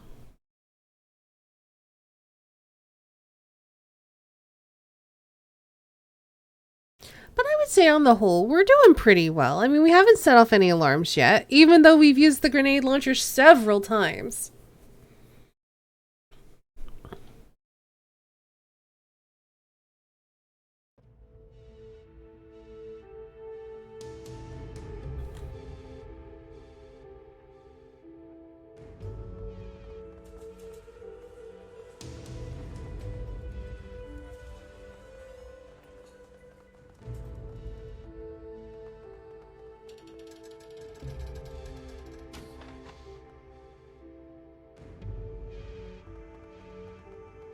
Ooh, what's this? Diagnostic computer. This computer appears to be for monitoring and controlling systems. Power routing, alarm systems, and bilge pumps. Like everything else on the Nalchi, it's an obsolete piece of junk that doesn't even have a VR interface. Just a touchscreen and keyboard. Hey, you know what? I bet we could screw with the guards down here using this computer.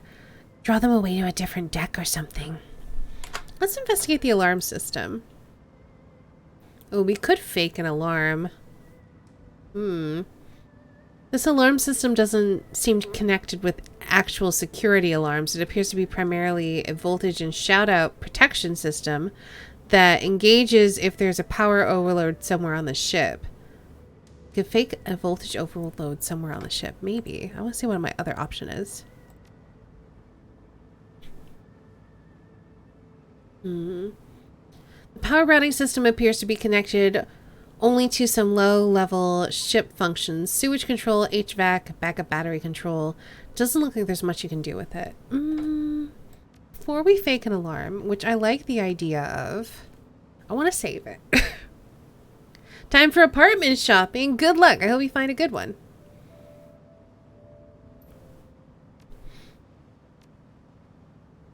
After a few adjustments, you set off a system test alarm on C deck.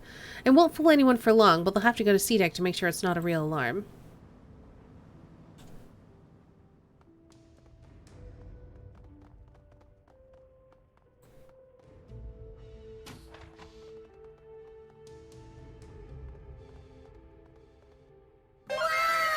Oh, dang! Anonymous! Thank you so much for gifting out all of those subs!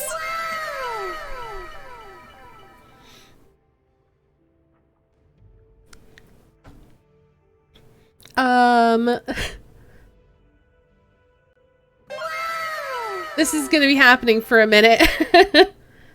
FGC, welcome, Monster, Mata, Monkey Wretch, and Seth. Enjoy the subs!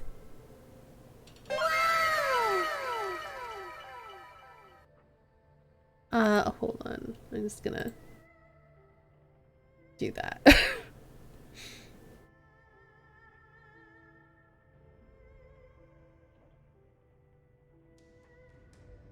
If I do this, is it gonna pick back up? We'll find out.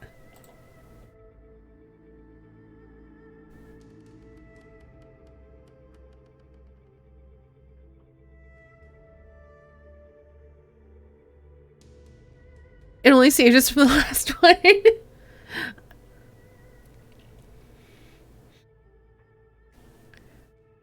Yeah, thank you, Anonymous.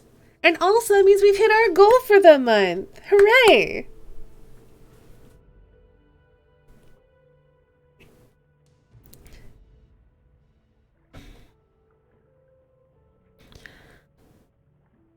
This panel door is hanging open. The wires inside sparking occasionally. It looks like someone was recently in the process of working on the cabling but was called away. This might prove a useful access to the ship's systems. Ooh, I can just rewire the camera feeds. Yes, everyone hydrate. Let's all have a celebratory drink.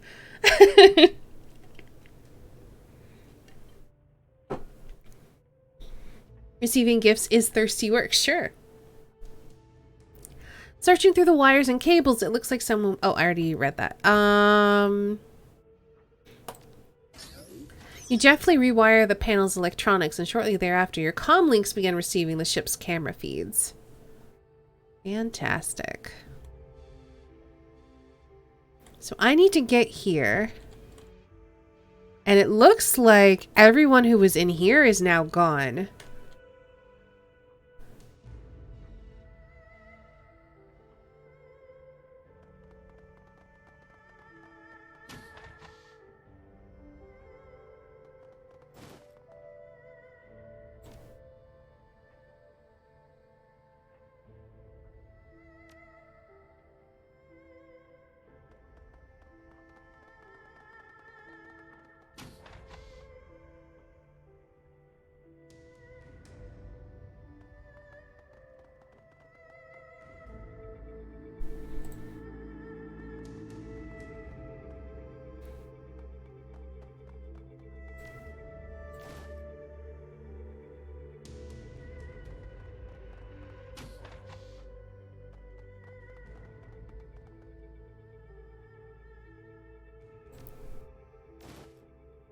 much shit.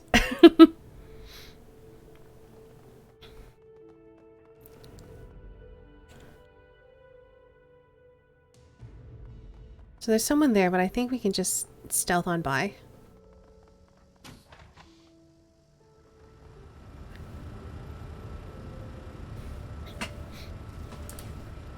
The cold storage tank and attendant machinery are lit from within the organic soup by flickering baleful lights.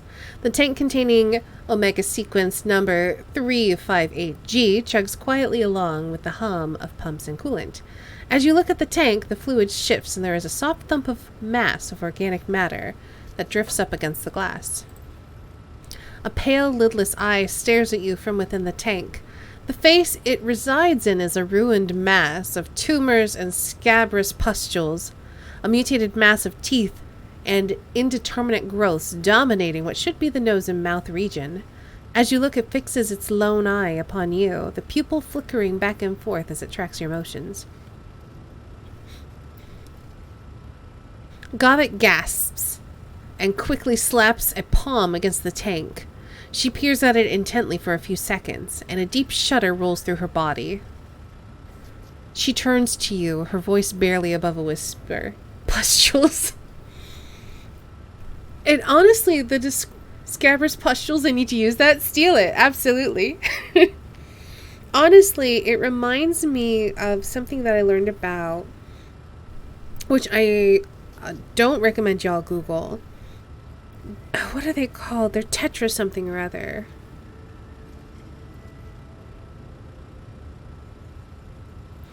Razin C definitely has more than a few. Oh, hold on. Tetra.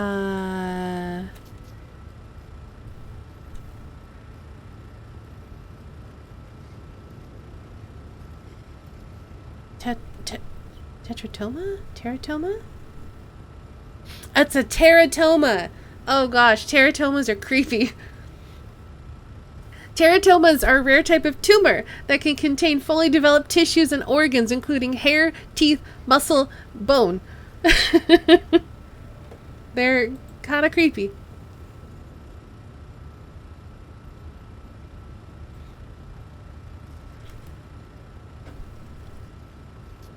She turns to you, her voice barely above a whisper. I shall absolutely never Google that ever, thanks. Yeah, don't.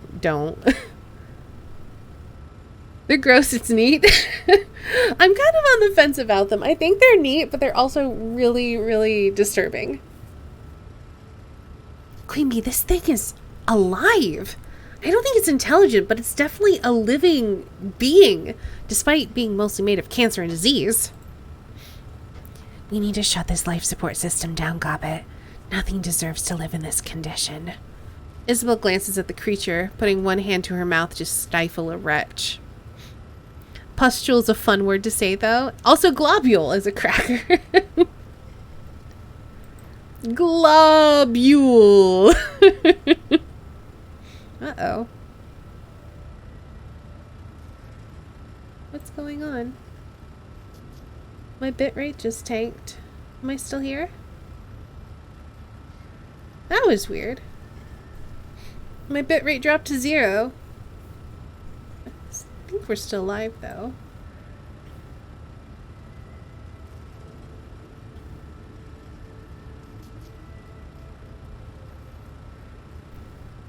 Gobbet leans in closer to the tank, still whispering. Only a few more minutes, monster. You'll be at peace soon. Dropped a sec, but we back. Good. Seems stable again, though. Yeah, it looks good on my end. I just noticed the light went red, and then it said 1, and I'm like, oh no. And then it said 0, and I'm like, oh no, we have no frames.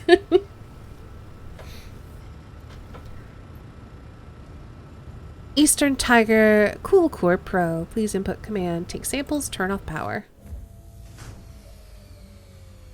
After a few minutes of whirring, a small drawer opens to present you with a rack of vials. Each one contains a scrap of tissue.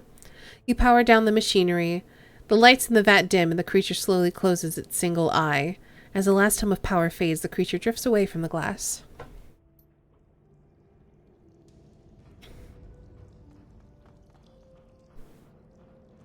Ooh, Yeah, let's read everything. Maybe I should have done that first. Oh well. Connection destroyed by a pustulous globule.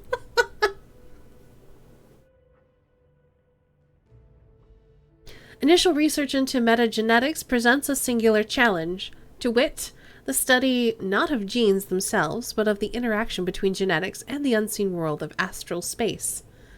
If the creation of a particular metatype or magically expressed phenotype was as simple as the recombination of given amino acid sequences, then the creation of mages would be as simple as the expression of a given eye color or skin tone.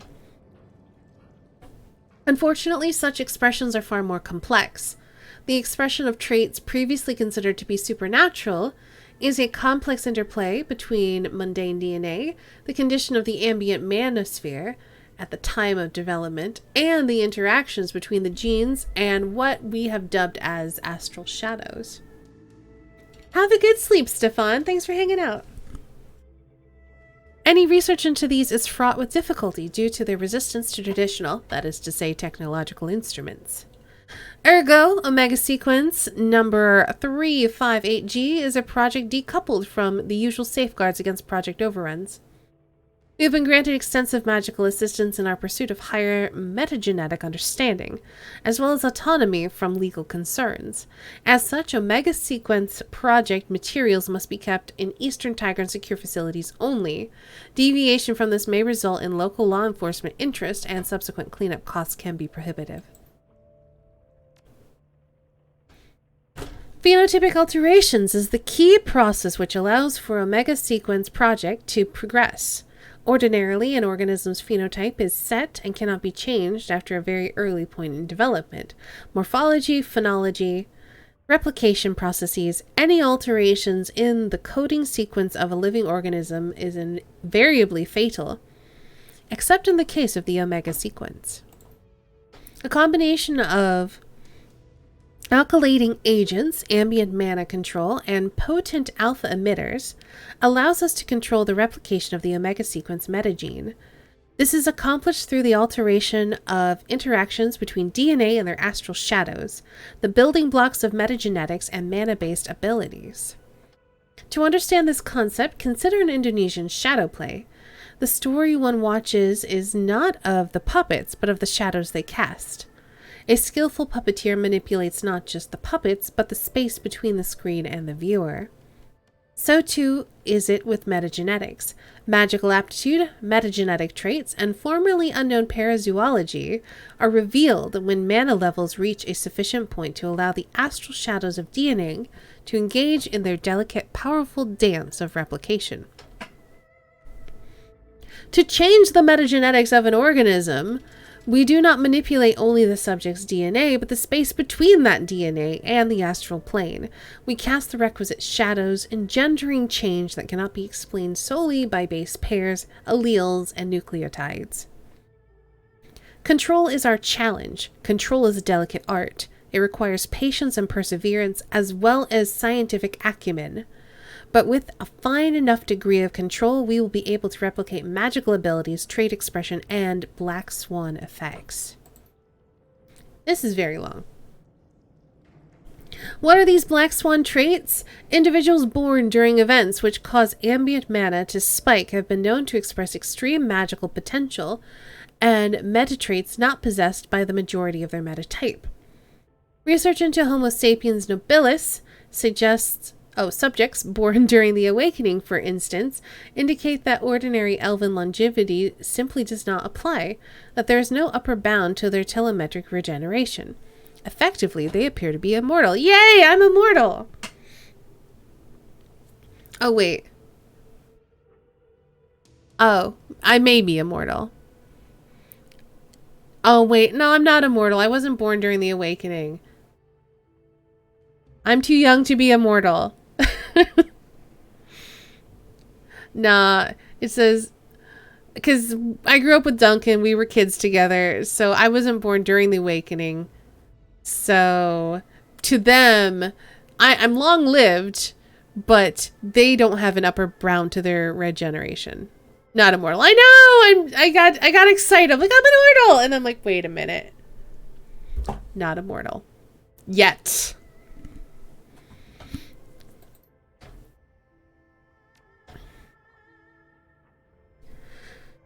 The goal of the Omega Sequence project is to harness and unlock these Black Swan meta traits, beginning with the question of the longevity factor in Homo sapiens nobilis. Ooh, that's exciting. They're trying to figure out how to make elves immortal. I'm here for that. Treatments for extending human lifespans already exist, of course. Organ transplantation can extend life by up to 50 years, and leonization treatment can theoretically extend life for several hundred. Yet the drawbacks of these are apparent to any who scratch the surface. Leonization is prohibitively expensive and erodes the patient's essence with every treatment, leading to eventual systemic collapse.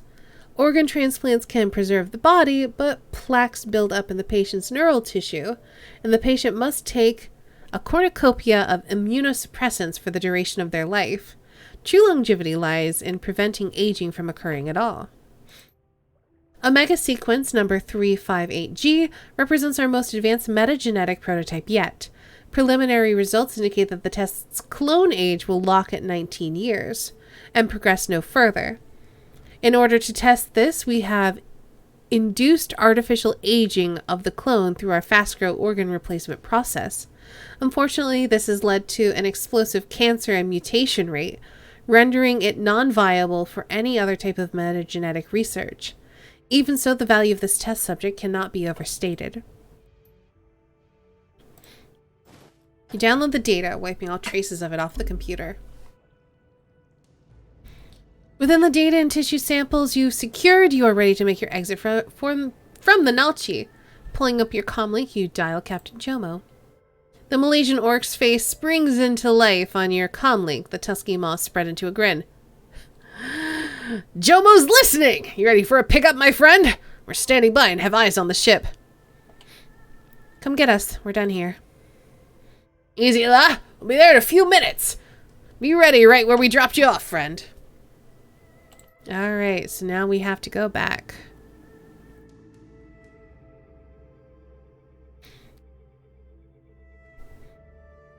The last detail is to inform the Johnson everything is complete and have him transfer payment. You rapidly dial the number kindly Cheng gave you to Garth. The elf on the screen, of course it's an elf. He wants to be immortal too. I get it. I feel you, dude. Has the bearing of someone with no time for pleasantries, and his tone is flat when he speaks. This is Tagath. Is the task done?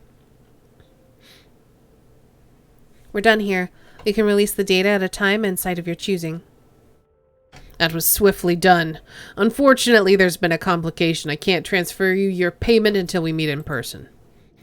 I've had a tail on me ever since I arranged the run with kindly Cheng. I think the soul paws have caught up with me and are watching to see what I'm up to. I can shake the tail, but I need to ensure my safety before this is done. I can help with that, but it'll cost you. Timothy grimaces, but nods his head in agreement after a few seconds. I'll pay whatever it takes to get them off my back. If I can't, my family's still dead. I have safe houses in Ho Chung Village that I set up before landing here. Meet me there. Call me when you're close and I'll shake the tail. As long as we get it handled in a hurry, should be able to get clear out of Hong Kong.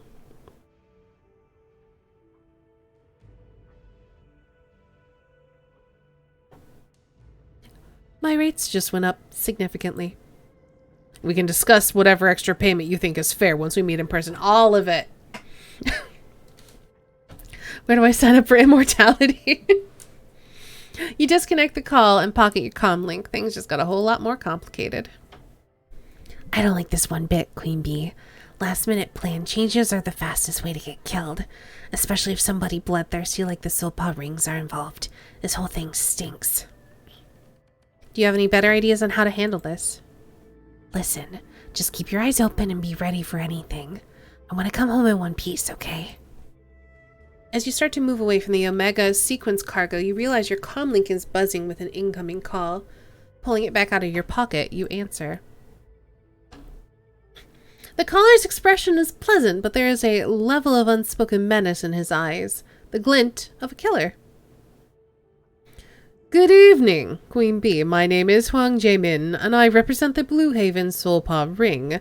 I've just become aware that you are in possession of data and tissue samples from Project Omega Sequence number 358G. I would like those samples, and I'm willing to pay you for them.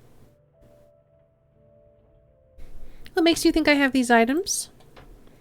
Quite frankly, your employer doesn't know the first thing about Matrix security. I've hacked his comlink and his rental car. I've simply redialed you once you called him. My apologies for such an unorthodox introduction. A woman of your stature should be afforded more respect, but time is short. My understanding is that you are an associate of Kindly Chang's. My own organization is far too trivial to have attracted her notice, but I believe you can help me change that. Merely doing business with you will increase our standing a great deal, and since I have information that may save your life, perhaps we can come to some sort of arrangement? What do you mean, save my life? The Blue Heaven Ring has been retained by Eastern Tiger in order to prevent the theft of the Omega sequence data and samples, the very things you have just taken. Your employer, whose full name is Tagath Wright, has been attempting to acquire them for some time. The entire reason the data and samples are being shipped to Seoul is because of a botched Shadowrun, one on the East Tiger facility in Tacoma, where the project was being developed. Tagath Wright was the Johnson for that run. Your employer is not who he says he is, nor are his motives pure. He never was employed by Eastern Tiger and has no family in Seoul. As near as I have been able to determine, he's an agent of the Terngire Information Secretariat, a spy, if you will. What's a tier elf doing hitting Eastern Tiger? I'm not certain, but I suspect the Council of Princes has an interest in suppressing research into elven longevity. Every scientist working on the question of potential elven immortality has been disgraced or disappointed. Except for those employed by Eastern Tiger. I suspect that the elves have secrets they'd rather not have the rest of the world know. Being an elf, I'm kind of on the side of elves here. But on the other hand, it could be that the immortal princes, because I'm assuming all the princes are immortal because they probably awakened, like they became elves during the awakening and so they don't die ever. It could be a way for them to have a power grab, but also I'm an elf, so I don't know. Wrights attempted to intercept Eastern Tiger's cargo at every port it's landed at. The strike in Tacoma was only the first. There was a second attempt in Perth, and a third near Rio Islands against the very ship you're now on.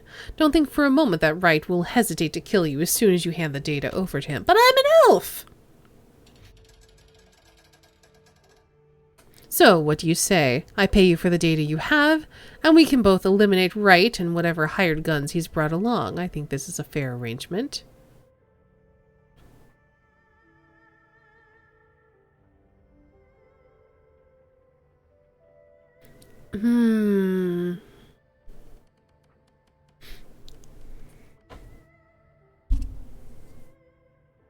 It's partially dealing with the racist elf overlord trope that Shadowrun has. There's elves and there's elves. Humans kill other humans all the time. True. But we don't know that he's specifically double-crossing us, and I don't know if I can trust this guy.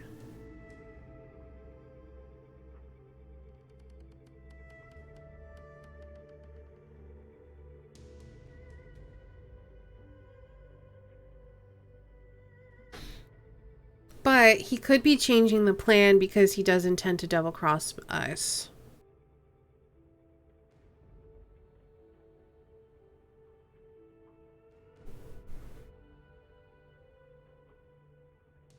I'm gonna take a chance on him. If Wright double-crosses me, I'll kill him myself. No deal.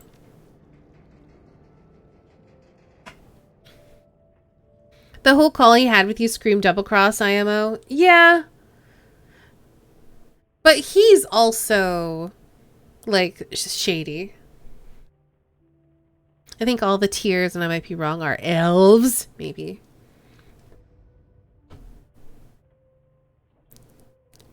I'd hope we'd be able to come to an agreement, but if you refuse to see reason, bullets may prove a more effective argument. No one crosses the Blue Heaven Ring and lives. Your death will be an object lesson in that.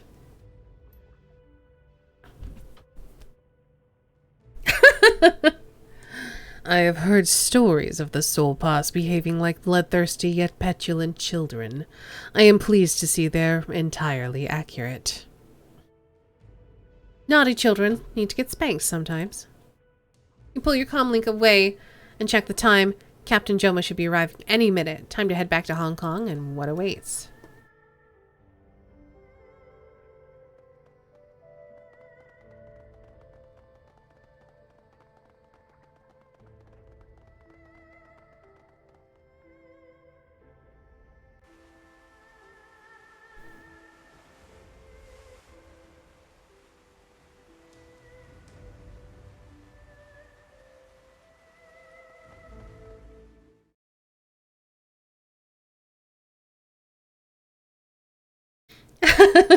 I don't think I trust this guy either. Hey, bro, I'm not threatening you or anything, but that guy is totally going to double cross you. My sources trust me, bro. The boat ride back to Hong Kong is tense. Even Captain Jomo's jovial nature does little to lighten the mood. The deep storm swirls in the sky behind you, and although you've accomplished your mission, you wonder what is in store once you reach Ho Chung Village. What will be waiting for you in Ho Chung? Who will betray whom? And, most importantly, how can you survive the night and still get paid? Yes, that is my question. You're certain these mysteries will be revealed, but how you'll learn the answers could be deadly.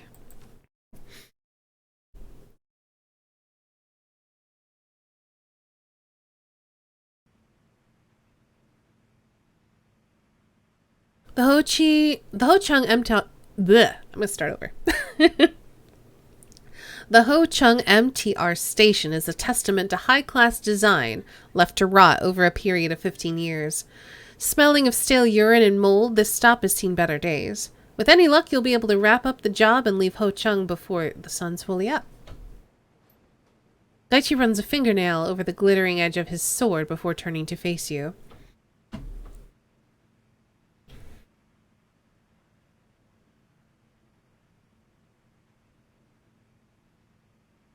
You realize, of course, that Huang is going to be lying in wait for us, yes? That he will try to kill us and steal the data before or during the handoff? Of course you do. It's as plain as day. He seems to know how to play the game. Absolutely. And the best way to play, when you've been dealt the hand he has, is to strike from stealth and bring overwhelming force to bear. He knows who we are and what we can do, and that means he'll attack with whatever forces he can muster. Let's keep our eyes open and look around Ho Chung before going to the meet. I'd rather not charge headlong into an ambush if we can avoid it. We'll do our level best.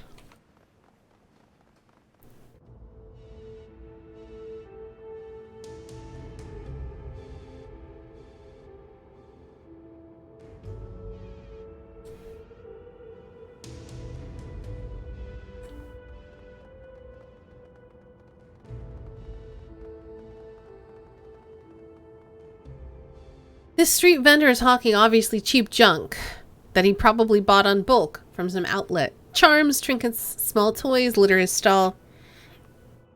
He waves his arms excitedly, drawing you over. Hey, friend! Come look at my wares. Many fine souvenirs for you. How about some information instead?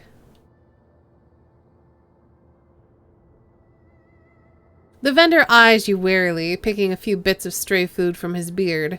Maybe I can help you, but how can you help me, eh? Here's some money, what have you seen? I'm not strong enough, and apparently I can't intimidate him with a ghoul. This ghoul will eat you. Tell us what you know. The vendor greedily snatches the cred stick from your palm, turning it over and caressing it like a raccoon with a shiny coin. Yes, good. Thank you very much, my friend. There were some mercenaries moving through here earlier. Big guns, nasty expressions. I think they were from outside of Hong Kong. I didn't understand the words they were saying. I didn't see how many there were, less than 10, but enough to be a crowd. The junk vendor goes back to organizing his shop, nodding in your direction. Anyone starts shooting, keep it away from my stall. I don't want any trouble.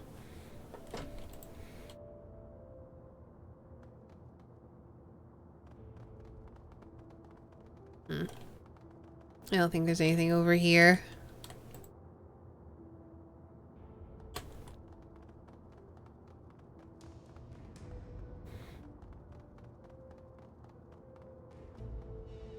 There's a street dock. Ooh, an access point. An arms dealer. Oh my goodness, they know that this is going to be tough.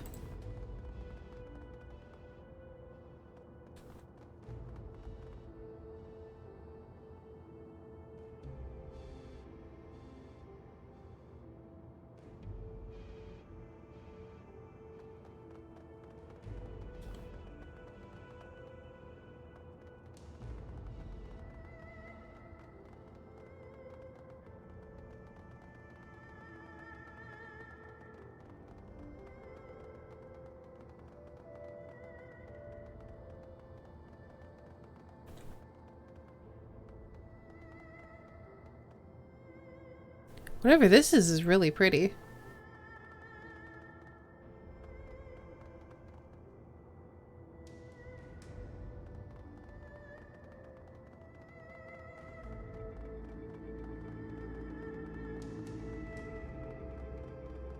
Alright, I want to take a look at the access point. It's weirdly dark. What do you mean?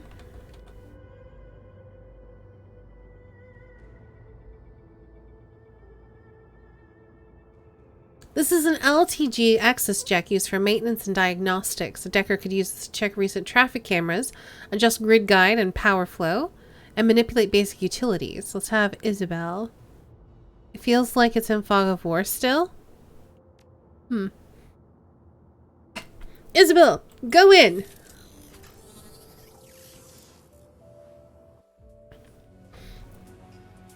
Don't get caught.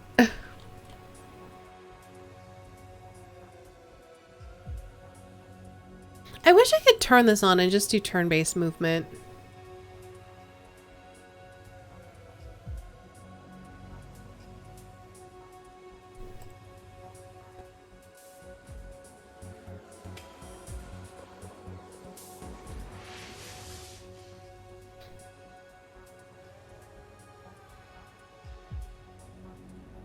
Alright, looks like this is pretty safe. So let's go here. No, that's not safe. What about here? No, that's not safe. What about here? This is pretty safe. What are you doing? That's not what I meant to do. That's my bad. Alright.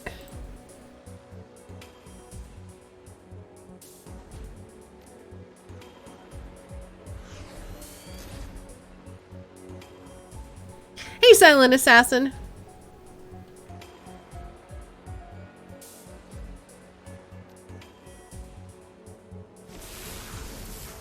Oh, that's annoying. That's also annoying.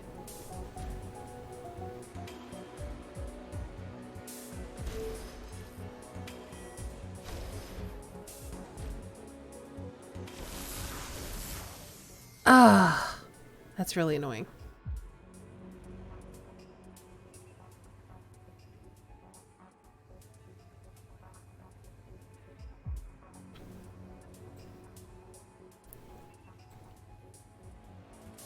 We're just gonna have to... Oh, goodness. Alright, you know what? I'm loading. I'm not happy with any of this. Yeah,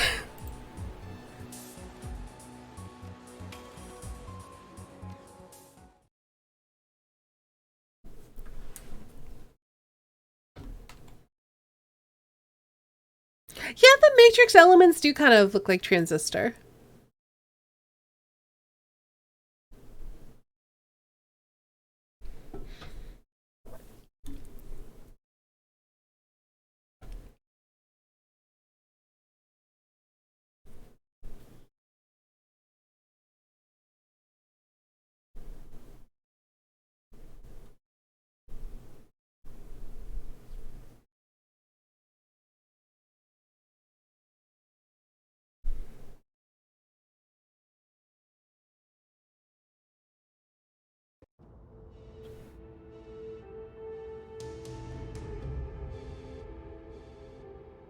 Let's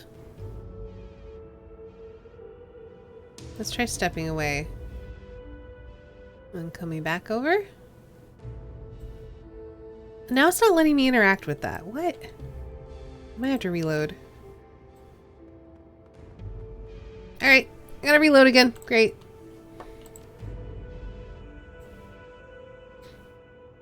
Let's try the autosave this time, I guess.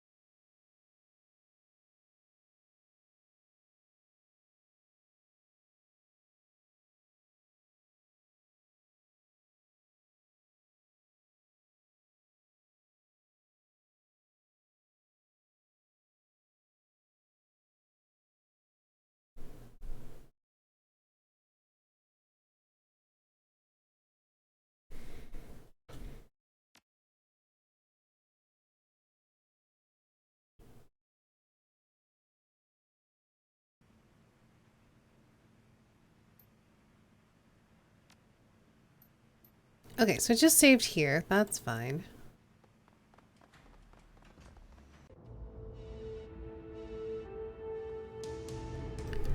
We'll pay this dude for information again, just in case it's useful to know.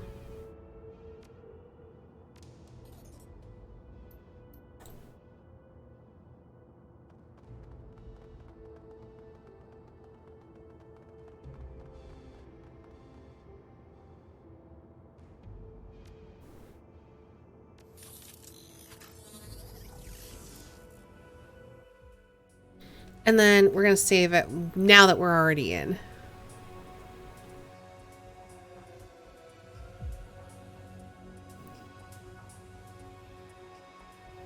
Looks like I can get up to here.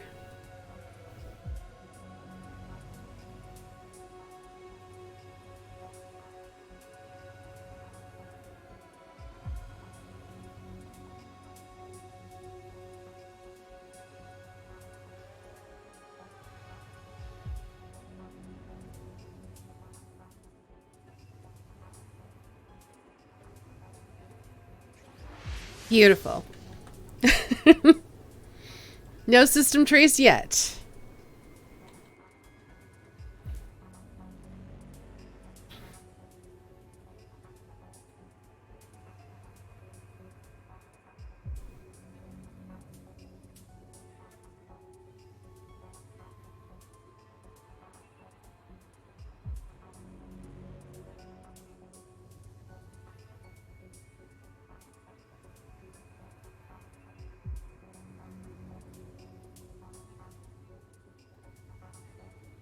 I should be safe here.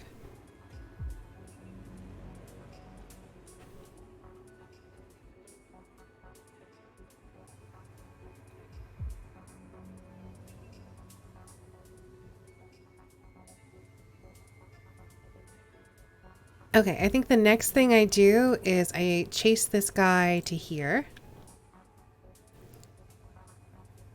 And then, yeah.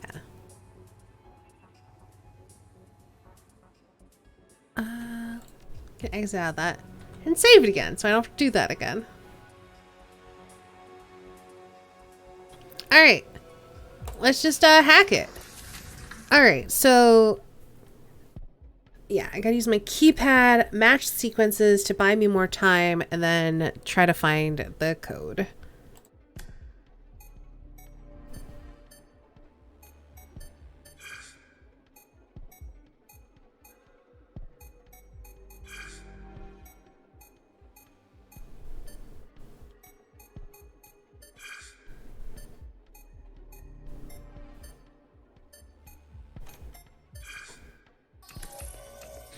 Okay, so we got this thing here. It starts with an upside down M. It ends in that symbol. Okay, I need this next to one of these, but it ends... Okay, it could be this. Yep. Yep, yep. Nope. Okay, so this needs to be next to an M. Wait, is that possible? No, the M's there. Hold on. I think it's this one. Yeah.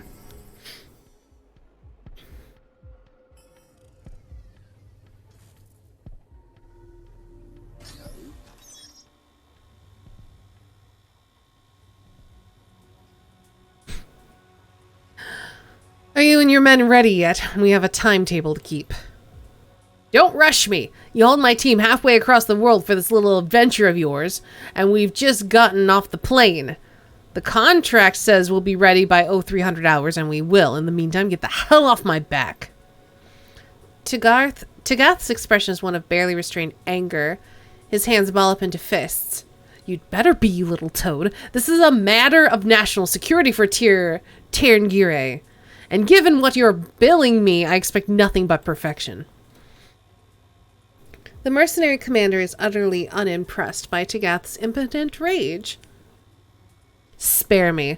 That kind of line might work on rank and file troops, but this isn't my first day on the job.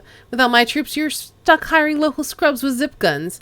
As it is, I'm only here because my boss likes your brother. The elf's eyes narrow to razored slits, and he jabs a finger toward the mercenary. Just be ready, mercenary. I paid you for your time, and for the duration of this mission, I expect your loyalty as well. I'll do my job right. That's what you're paying me for. You do yours. I want to get out of this forsaken pit and catch the next flight back home. All right, then. So someone mentioned that I can just, like, jack out at some point, but I'm not quite sure how to do that. Oh, is it this button?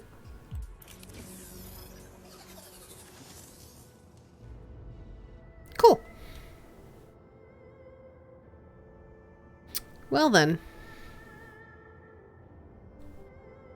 It seems like everyone's gonna try to murder us. Maybe we should have taken the deal.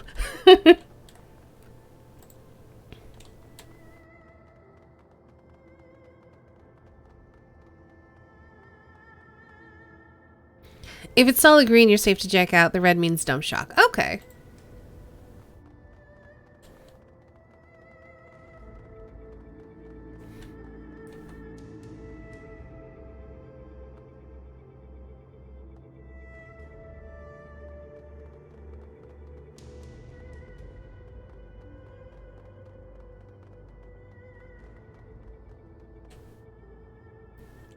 So I just want to take a look around before I have to do anything.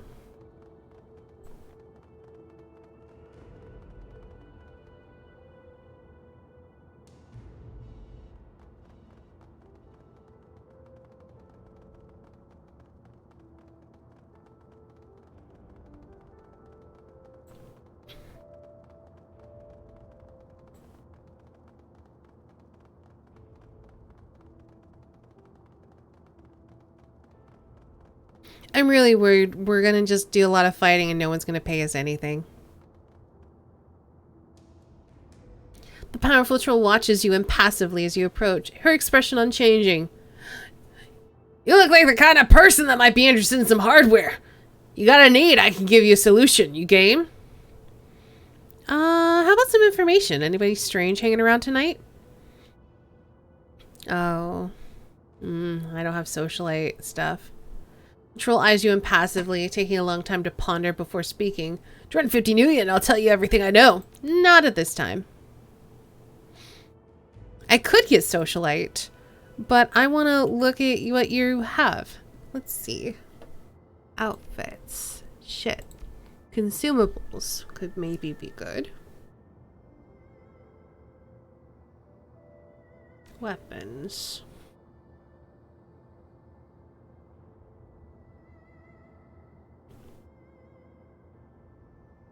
Ooh. You've got a Ruger with a smart link. I kind of want it.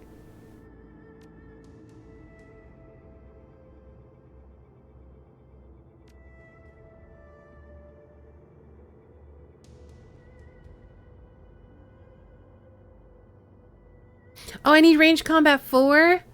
That's okay.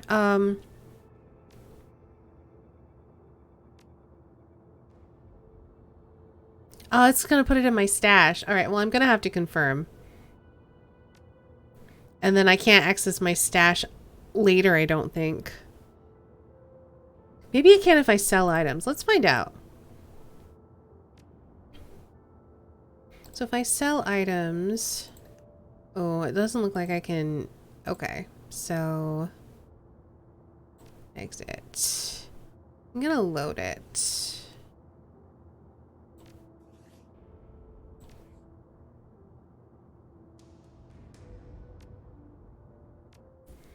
I didn't even realize that I didn't have the stuff for that. So I'll have to increase my ranged combat. Then I can buy the pretty fancy gun.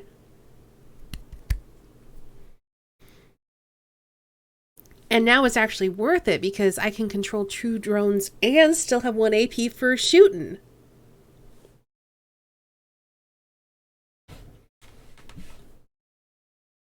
That gun can do your taxes? I mean, that sounds nice. I'd like a gun that could do my taxes. I hate doing taxes. Especially these days, I feel like I always mess something up.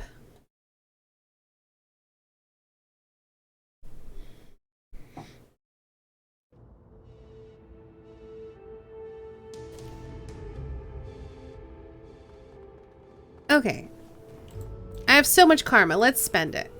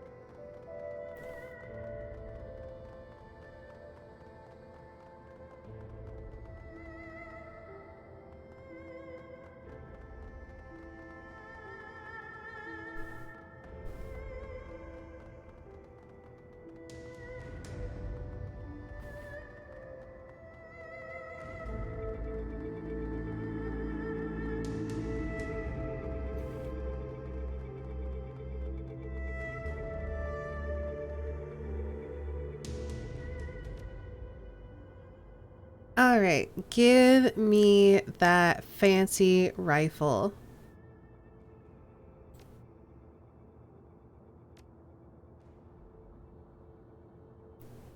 Yeah. And then we can sell our old rifle.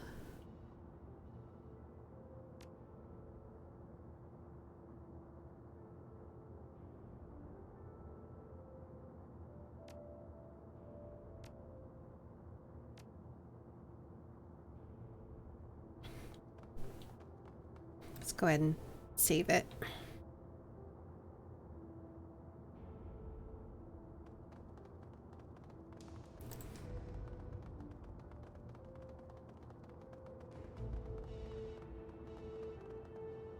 I'm guessing she also, yeah, will potentially give us information.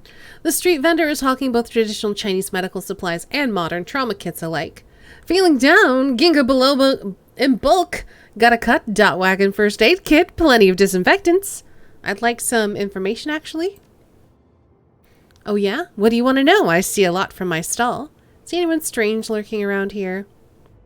Yeah, I saw this gangster type moving through here. Real nasty looker, you know? He had his crew tailing along behind him. They were speaking Korean, too, which is why I thought it was strange. I don't speak much Korean, but I know around here the triads rule the roost. Thanks. What can I get for you? I'm good. So I have a feeling we're gonna have to kill everyone and then not get paid, and it's gonna be the worst.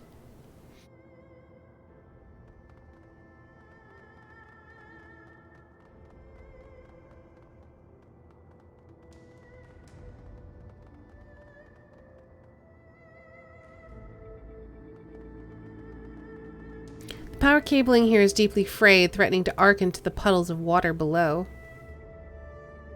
Okay, so don't stand on that. Good to know.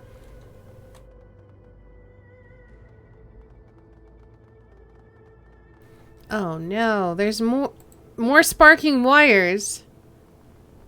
So here's what's going to happen, apparently. We're going to get trapped in here by electricity.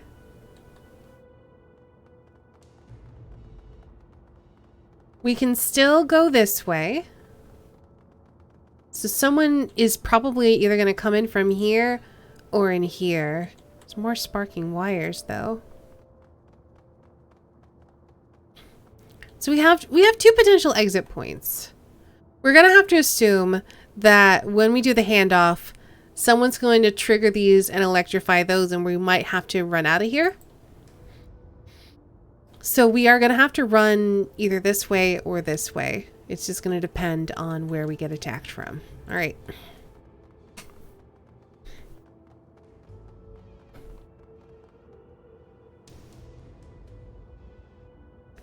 Tagath fidgets nervously as you approach him. His entire body is tense, and his eyes flick rapidly around the market as if searching for unseen threats. As he notices you, he relaxes somewhat, but only a small amount. Oh, thank God you're here! I'm at my wit's end. I could swear that I'm being watched everywhere I go. He continues to glance nervously around. I don't like being out here. I'm too exposed. In the distance, a police siren wails. Tagath's hands dives under his jacket, but as the wailing recedes, he relaxes again.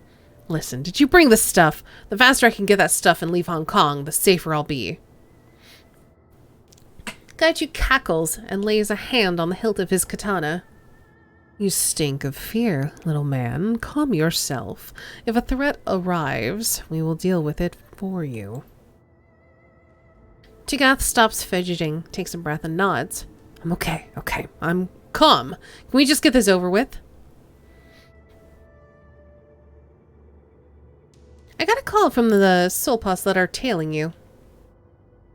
Tagath's eyes bulge in shock. What? How did they know to call you? Your comlink's been hacked. They've been tracking your movements. Tagath swears under his breath, wiping a hand over his damp forehead. Shit. What? That must be how the Soulpaw have been staying on me the whole time. You should have been more careful. Right. Obviously. The elf gestures at you impatiently. Well, hand over the data and the samples and you can get paid. Then we can all go home safely. Isabel narrows her eyes at Tagath's urgency. Not yet. Your story's full of holes. What about your family? If you have the data, nothing is stopping Eastern Tiger from killing you and taking it back. I don't trust you. Tagath fidgets nervously, regarding you with suspicion. What do you mean by that? It means we know you're from the tier... I never know how to pronounce this one. Tiernjire? No. That means you know you're a tier, you son of a bitch. It means we know you've been trying to get the shit since Tacoma. What? A bunch of crazy psychopaths spin a story about me and you're gonna believe them? I mean... You literally admitted it yourself when we spied on you through the cameras, but your story doesn't add up, Tagarth. You're lying to me. The elf's expression abruptly changes. His fear washes away, abruptly, replaced by cold professionalism. His fidgeting ceases almost instantaneously. I see. Well, now that cat's out of the bag, I need to figure out what to do about this snarl. Gobbet has an evil glint in her eye. She leans towards Tagath. No sudden moves. I'm feeling awfully nervous. You move too quickly. Accidents can happen. Don't be melodramatic. I'd rather avoid bloodshed if it can be helped. If you are amenable, the deal can proceed as planned. I'm a professional. I'm still here to get paid. Well, that's good. I'd hate to think that you'd suddenly develop sour grapes over this little white lie. What do you intend to do about the Soulpaws? Before you can answer, a shout rings out. Yeah! What are you gonna do about me?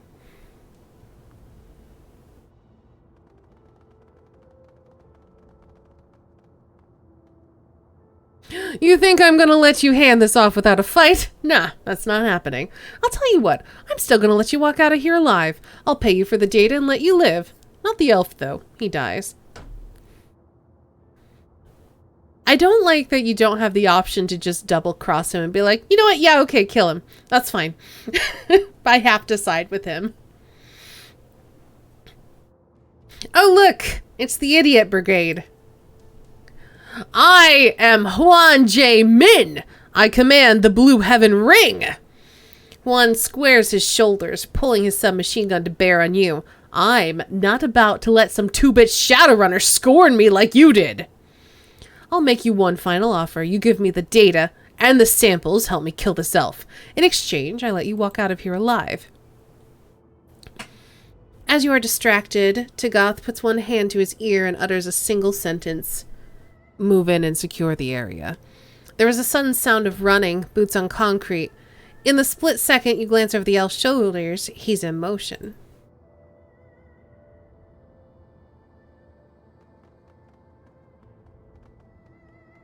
Magical energy begins to arc around Wright's hands.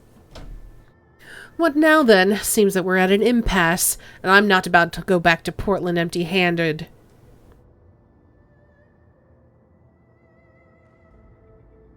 I'm finishing the job.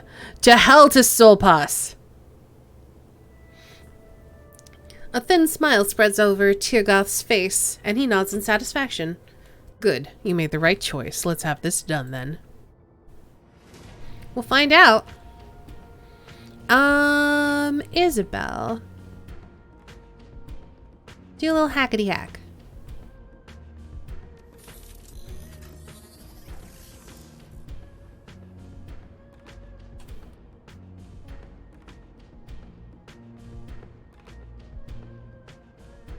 So I'm guessing if you had, like, either one gives you a way to, like, have some battlefield control. Anyway, I'm gonna turn on some drones. Don't mind me.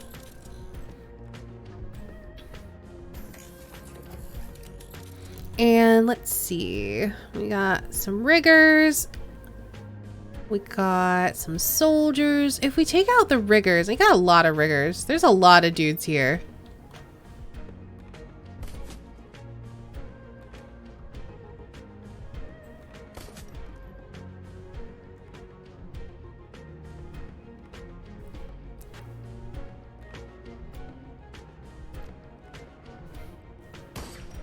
Oh, come on!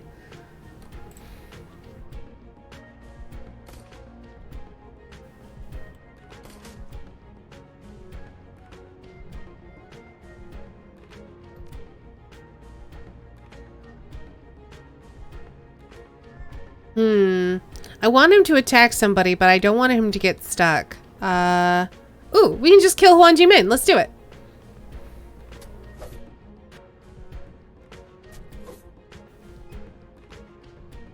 Let's see. Are there any spirits? Ooh! Yes! Give me that one.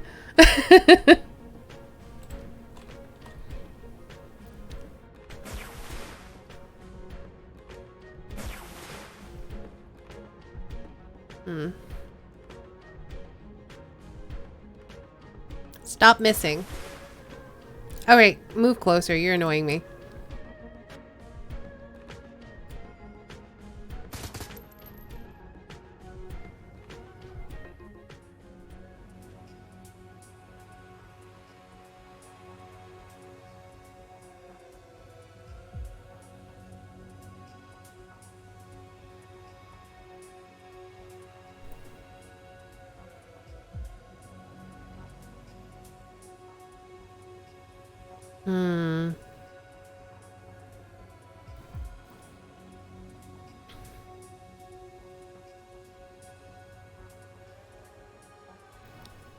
Maybe here?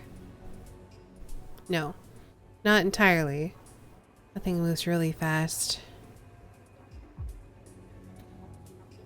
But then it goes up there. I think once it comes down, I can run here and then maybe cut around.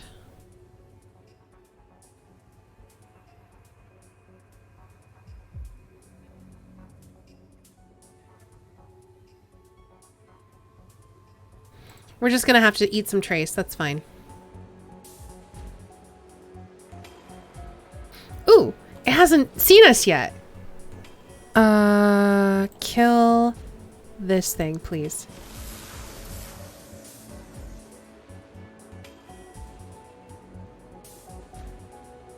I think I'm gonna summon an assassin program here.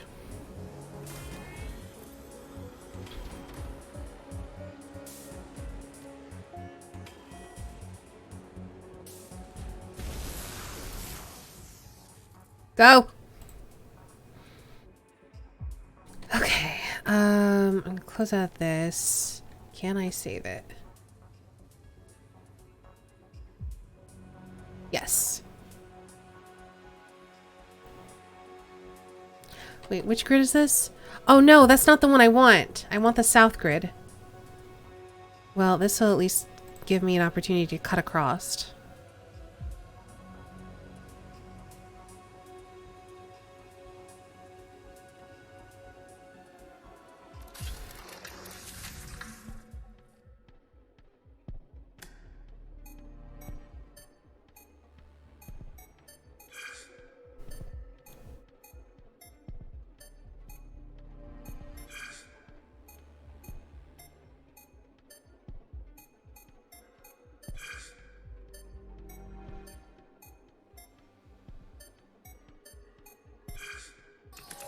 All right, upside down M. There's a bunch of those in the middle. Starts with a clock. Ends with an upside down M. There's a... It might be this one. Clock. Upside down M. Upside down M. Got it.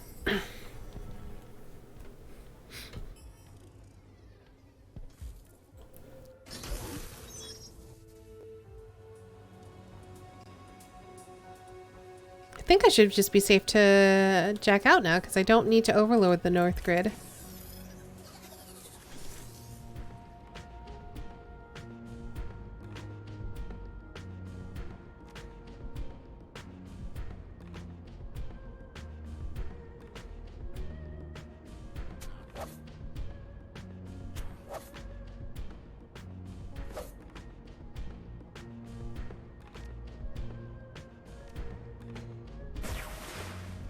Stop missing! It's so annoying. I don't understand why everyone is missing.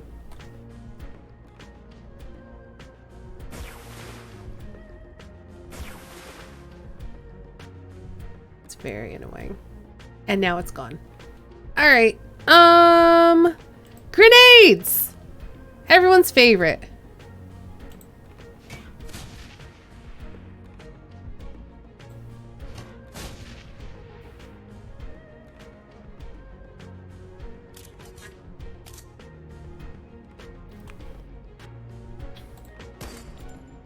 Jeez. There, now he's finally dead. Jeez, that took a long time.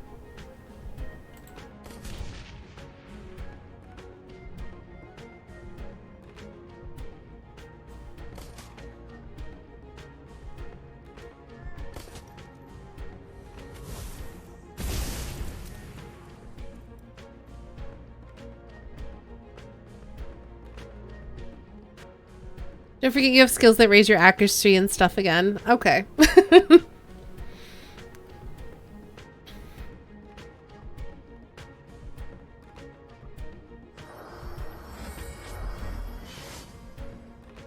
At some point, maybe next time I'll try a physical adept.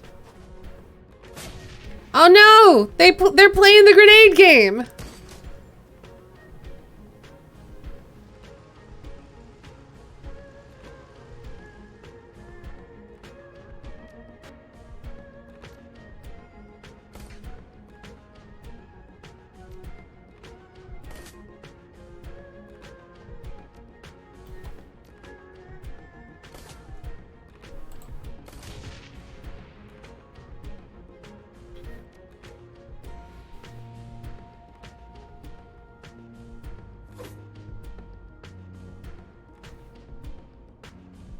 Oh.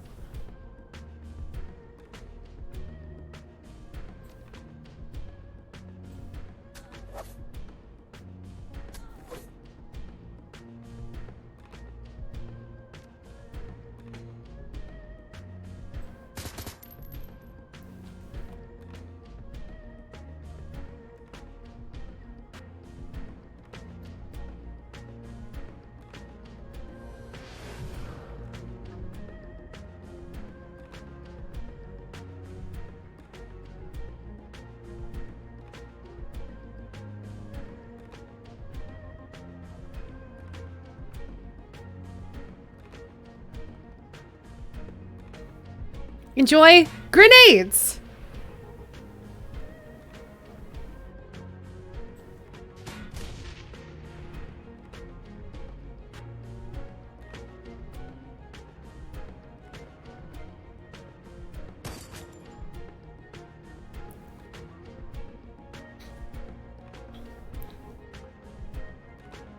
No, I know what you mean.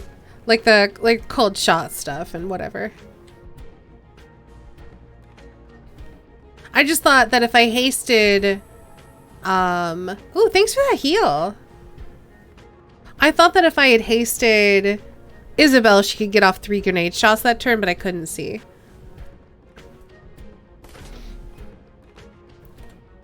Heck that one guy specifically? Absolutely. Heck him!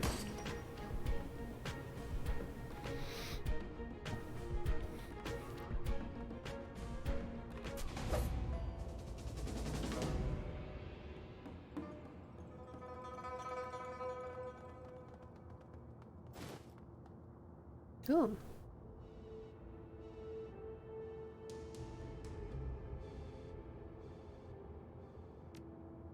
Let's throw that into stash. Why not?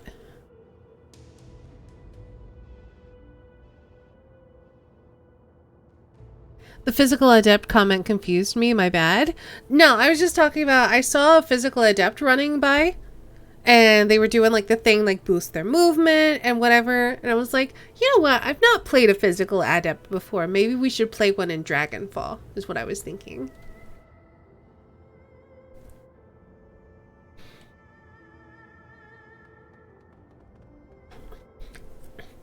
Tagath pulls out a handkerchief, wiping off his hands. Good riddance. What an awful little man. Turning towards you, the elf inclines his head. Shall we finish this then? You give me the goods and I will wire your fee when I'm safely away. Yep, here you go. Tagath takes the samples and data from you, nodding in satisfaction. A pleasure, Queen Bee. I will be certain to recommend you to anyone who asks after reliable freelancers. Good evening. Bye. You better pay me.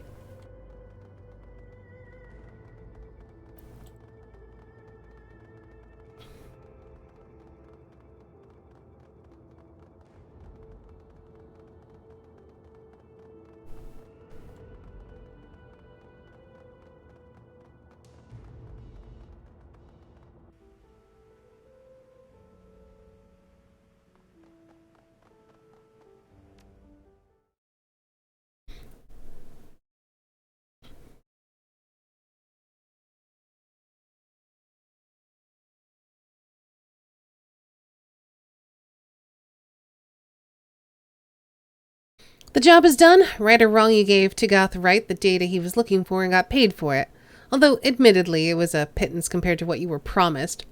Job's a job, though. Hioi, and further work awaits. Ugh! Why do people always double-cross me?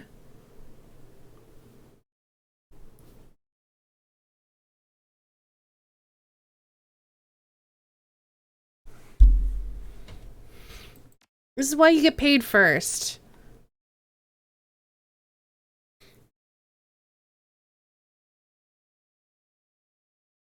Don't double-crossers know you're going to murder them? Apparently they haven't gotten the message yet. It ain't a Shadowrun without someone trying to double-cross you. You're not wrong, but why don't we get paid first? I'm like, okay, wire me money now. And then I will give you the stuff you're looking for, or I'll murder you. Whatever. Let's get paid, and then honestly, I'm starting to get a bad headache, so I think I might have to call it here.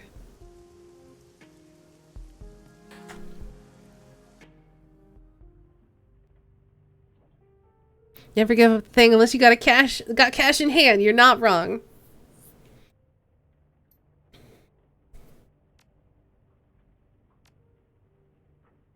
You submit the job is finished and await the response. A few moments later, a message pops onto the screen. Appreciate your conviction and sticking with the job. Only 1,000! Fuck you. Despite the complications involved, you've definitely earned some money on this job. But not the money I was promised. Whatever. Not a headache. It happens, unfortunately. Anyway, I hate to cut it short, but I think I need to. So we'll just save it, and we'll pick this up again in a week.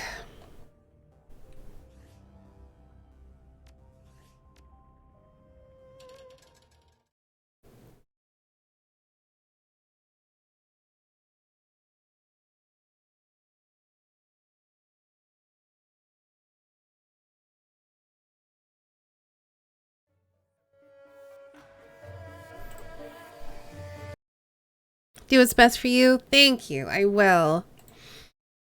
I know, like, y'all have put so many points already into that, take a day off reward that I know y'all support me looking after my health and whatever, mental, physical, otherwise.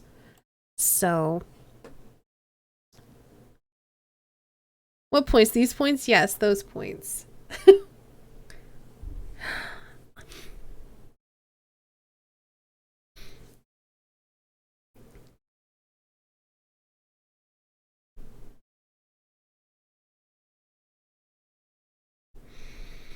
Anyway, let's put some music on and I'll do the wrap up of stream stuff.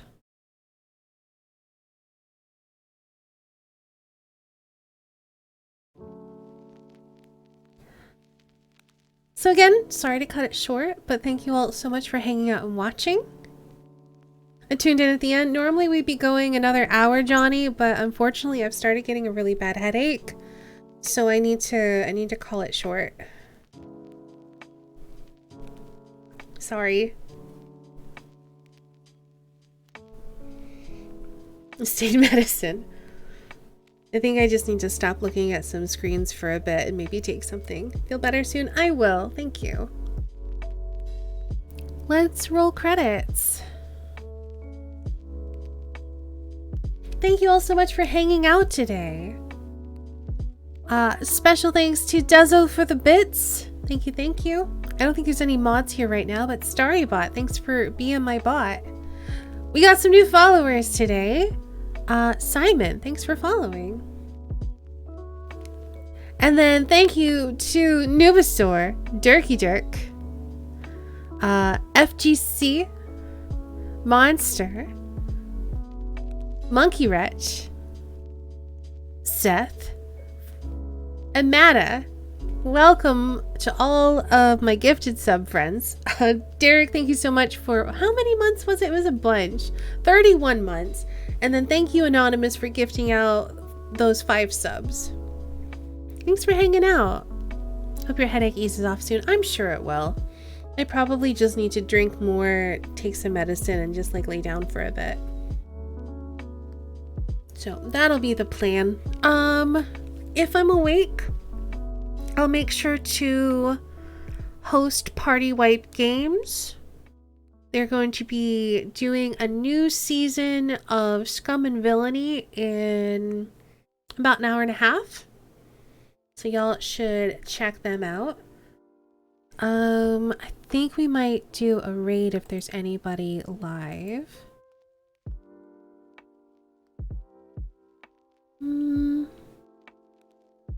I don't know. I think I'm just gonna leave it. Alright, let's do rest of the end of stream stuff. So, if you're just here for Shadowrun Hong Kong, that'll be back in a week and probably be a longer stream than what today's was. Friday, I'm gonna be on Snow's channel, so let me give him a shout out. Where we are going to be continuing Tomb of Annihilation, which is very fun. Come hang out. We are very close to the end, so if you don't want spoilers, then maybe don't come hang out. But if you don't care or you've played it before, then come watch us maybe die. Afterwards, if I'm feeling up to it, and I should be, I'm fully expecting to feel better tomorrow.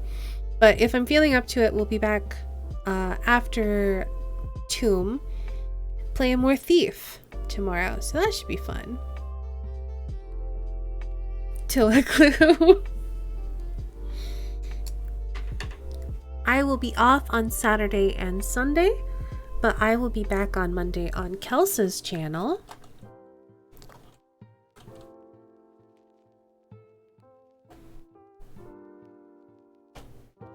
Where we are going to be continuing our game of The King is Dead called For Love of the Crown. It's pretty fun, so if you like Firebrand's hacks and you like Game of Thrones style political intrigue, that we have, I think, a lot more fantasy elements in our game than people traditionally do. Come hang out for that. It's pretty fun. We do that every 2 weeks. On Tuesday, I'm going to be doing more Dragon Age. And Wednesday will be another art stream.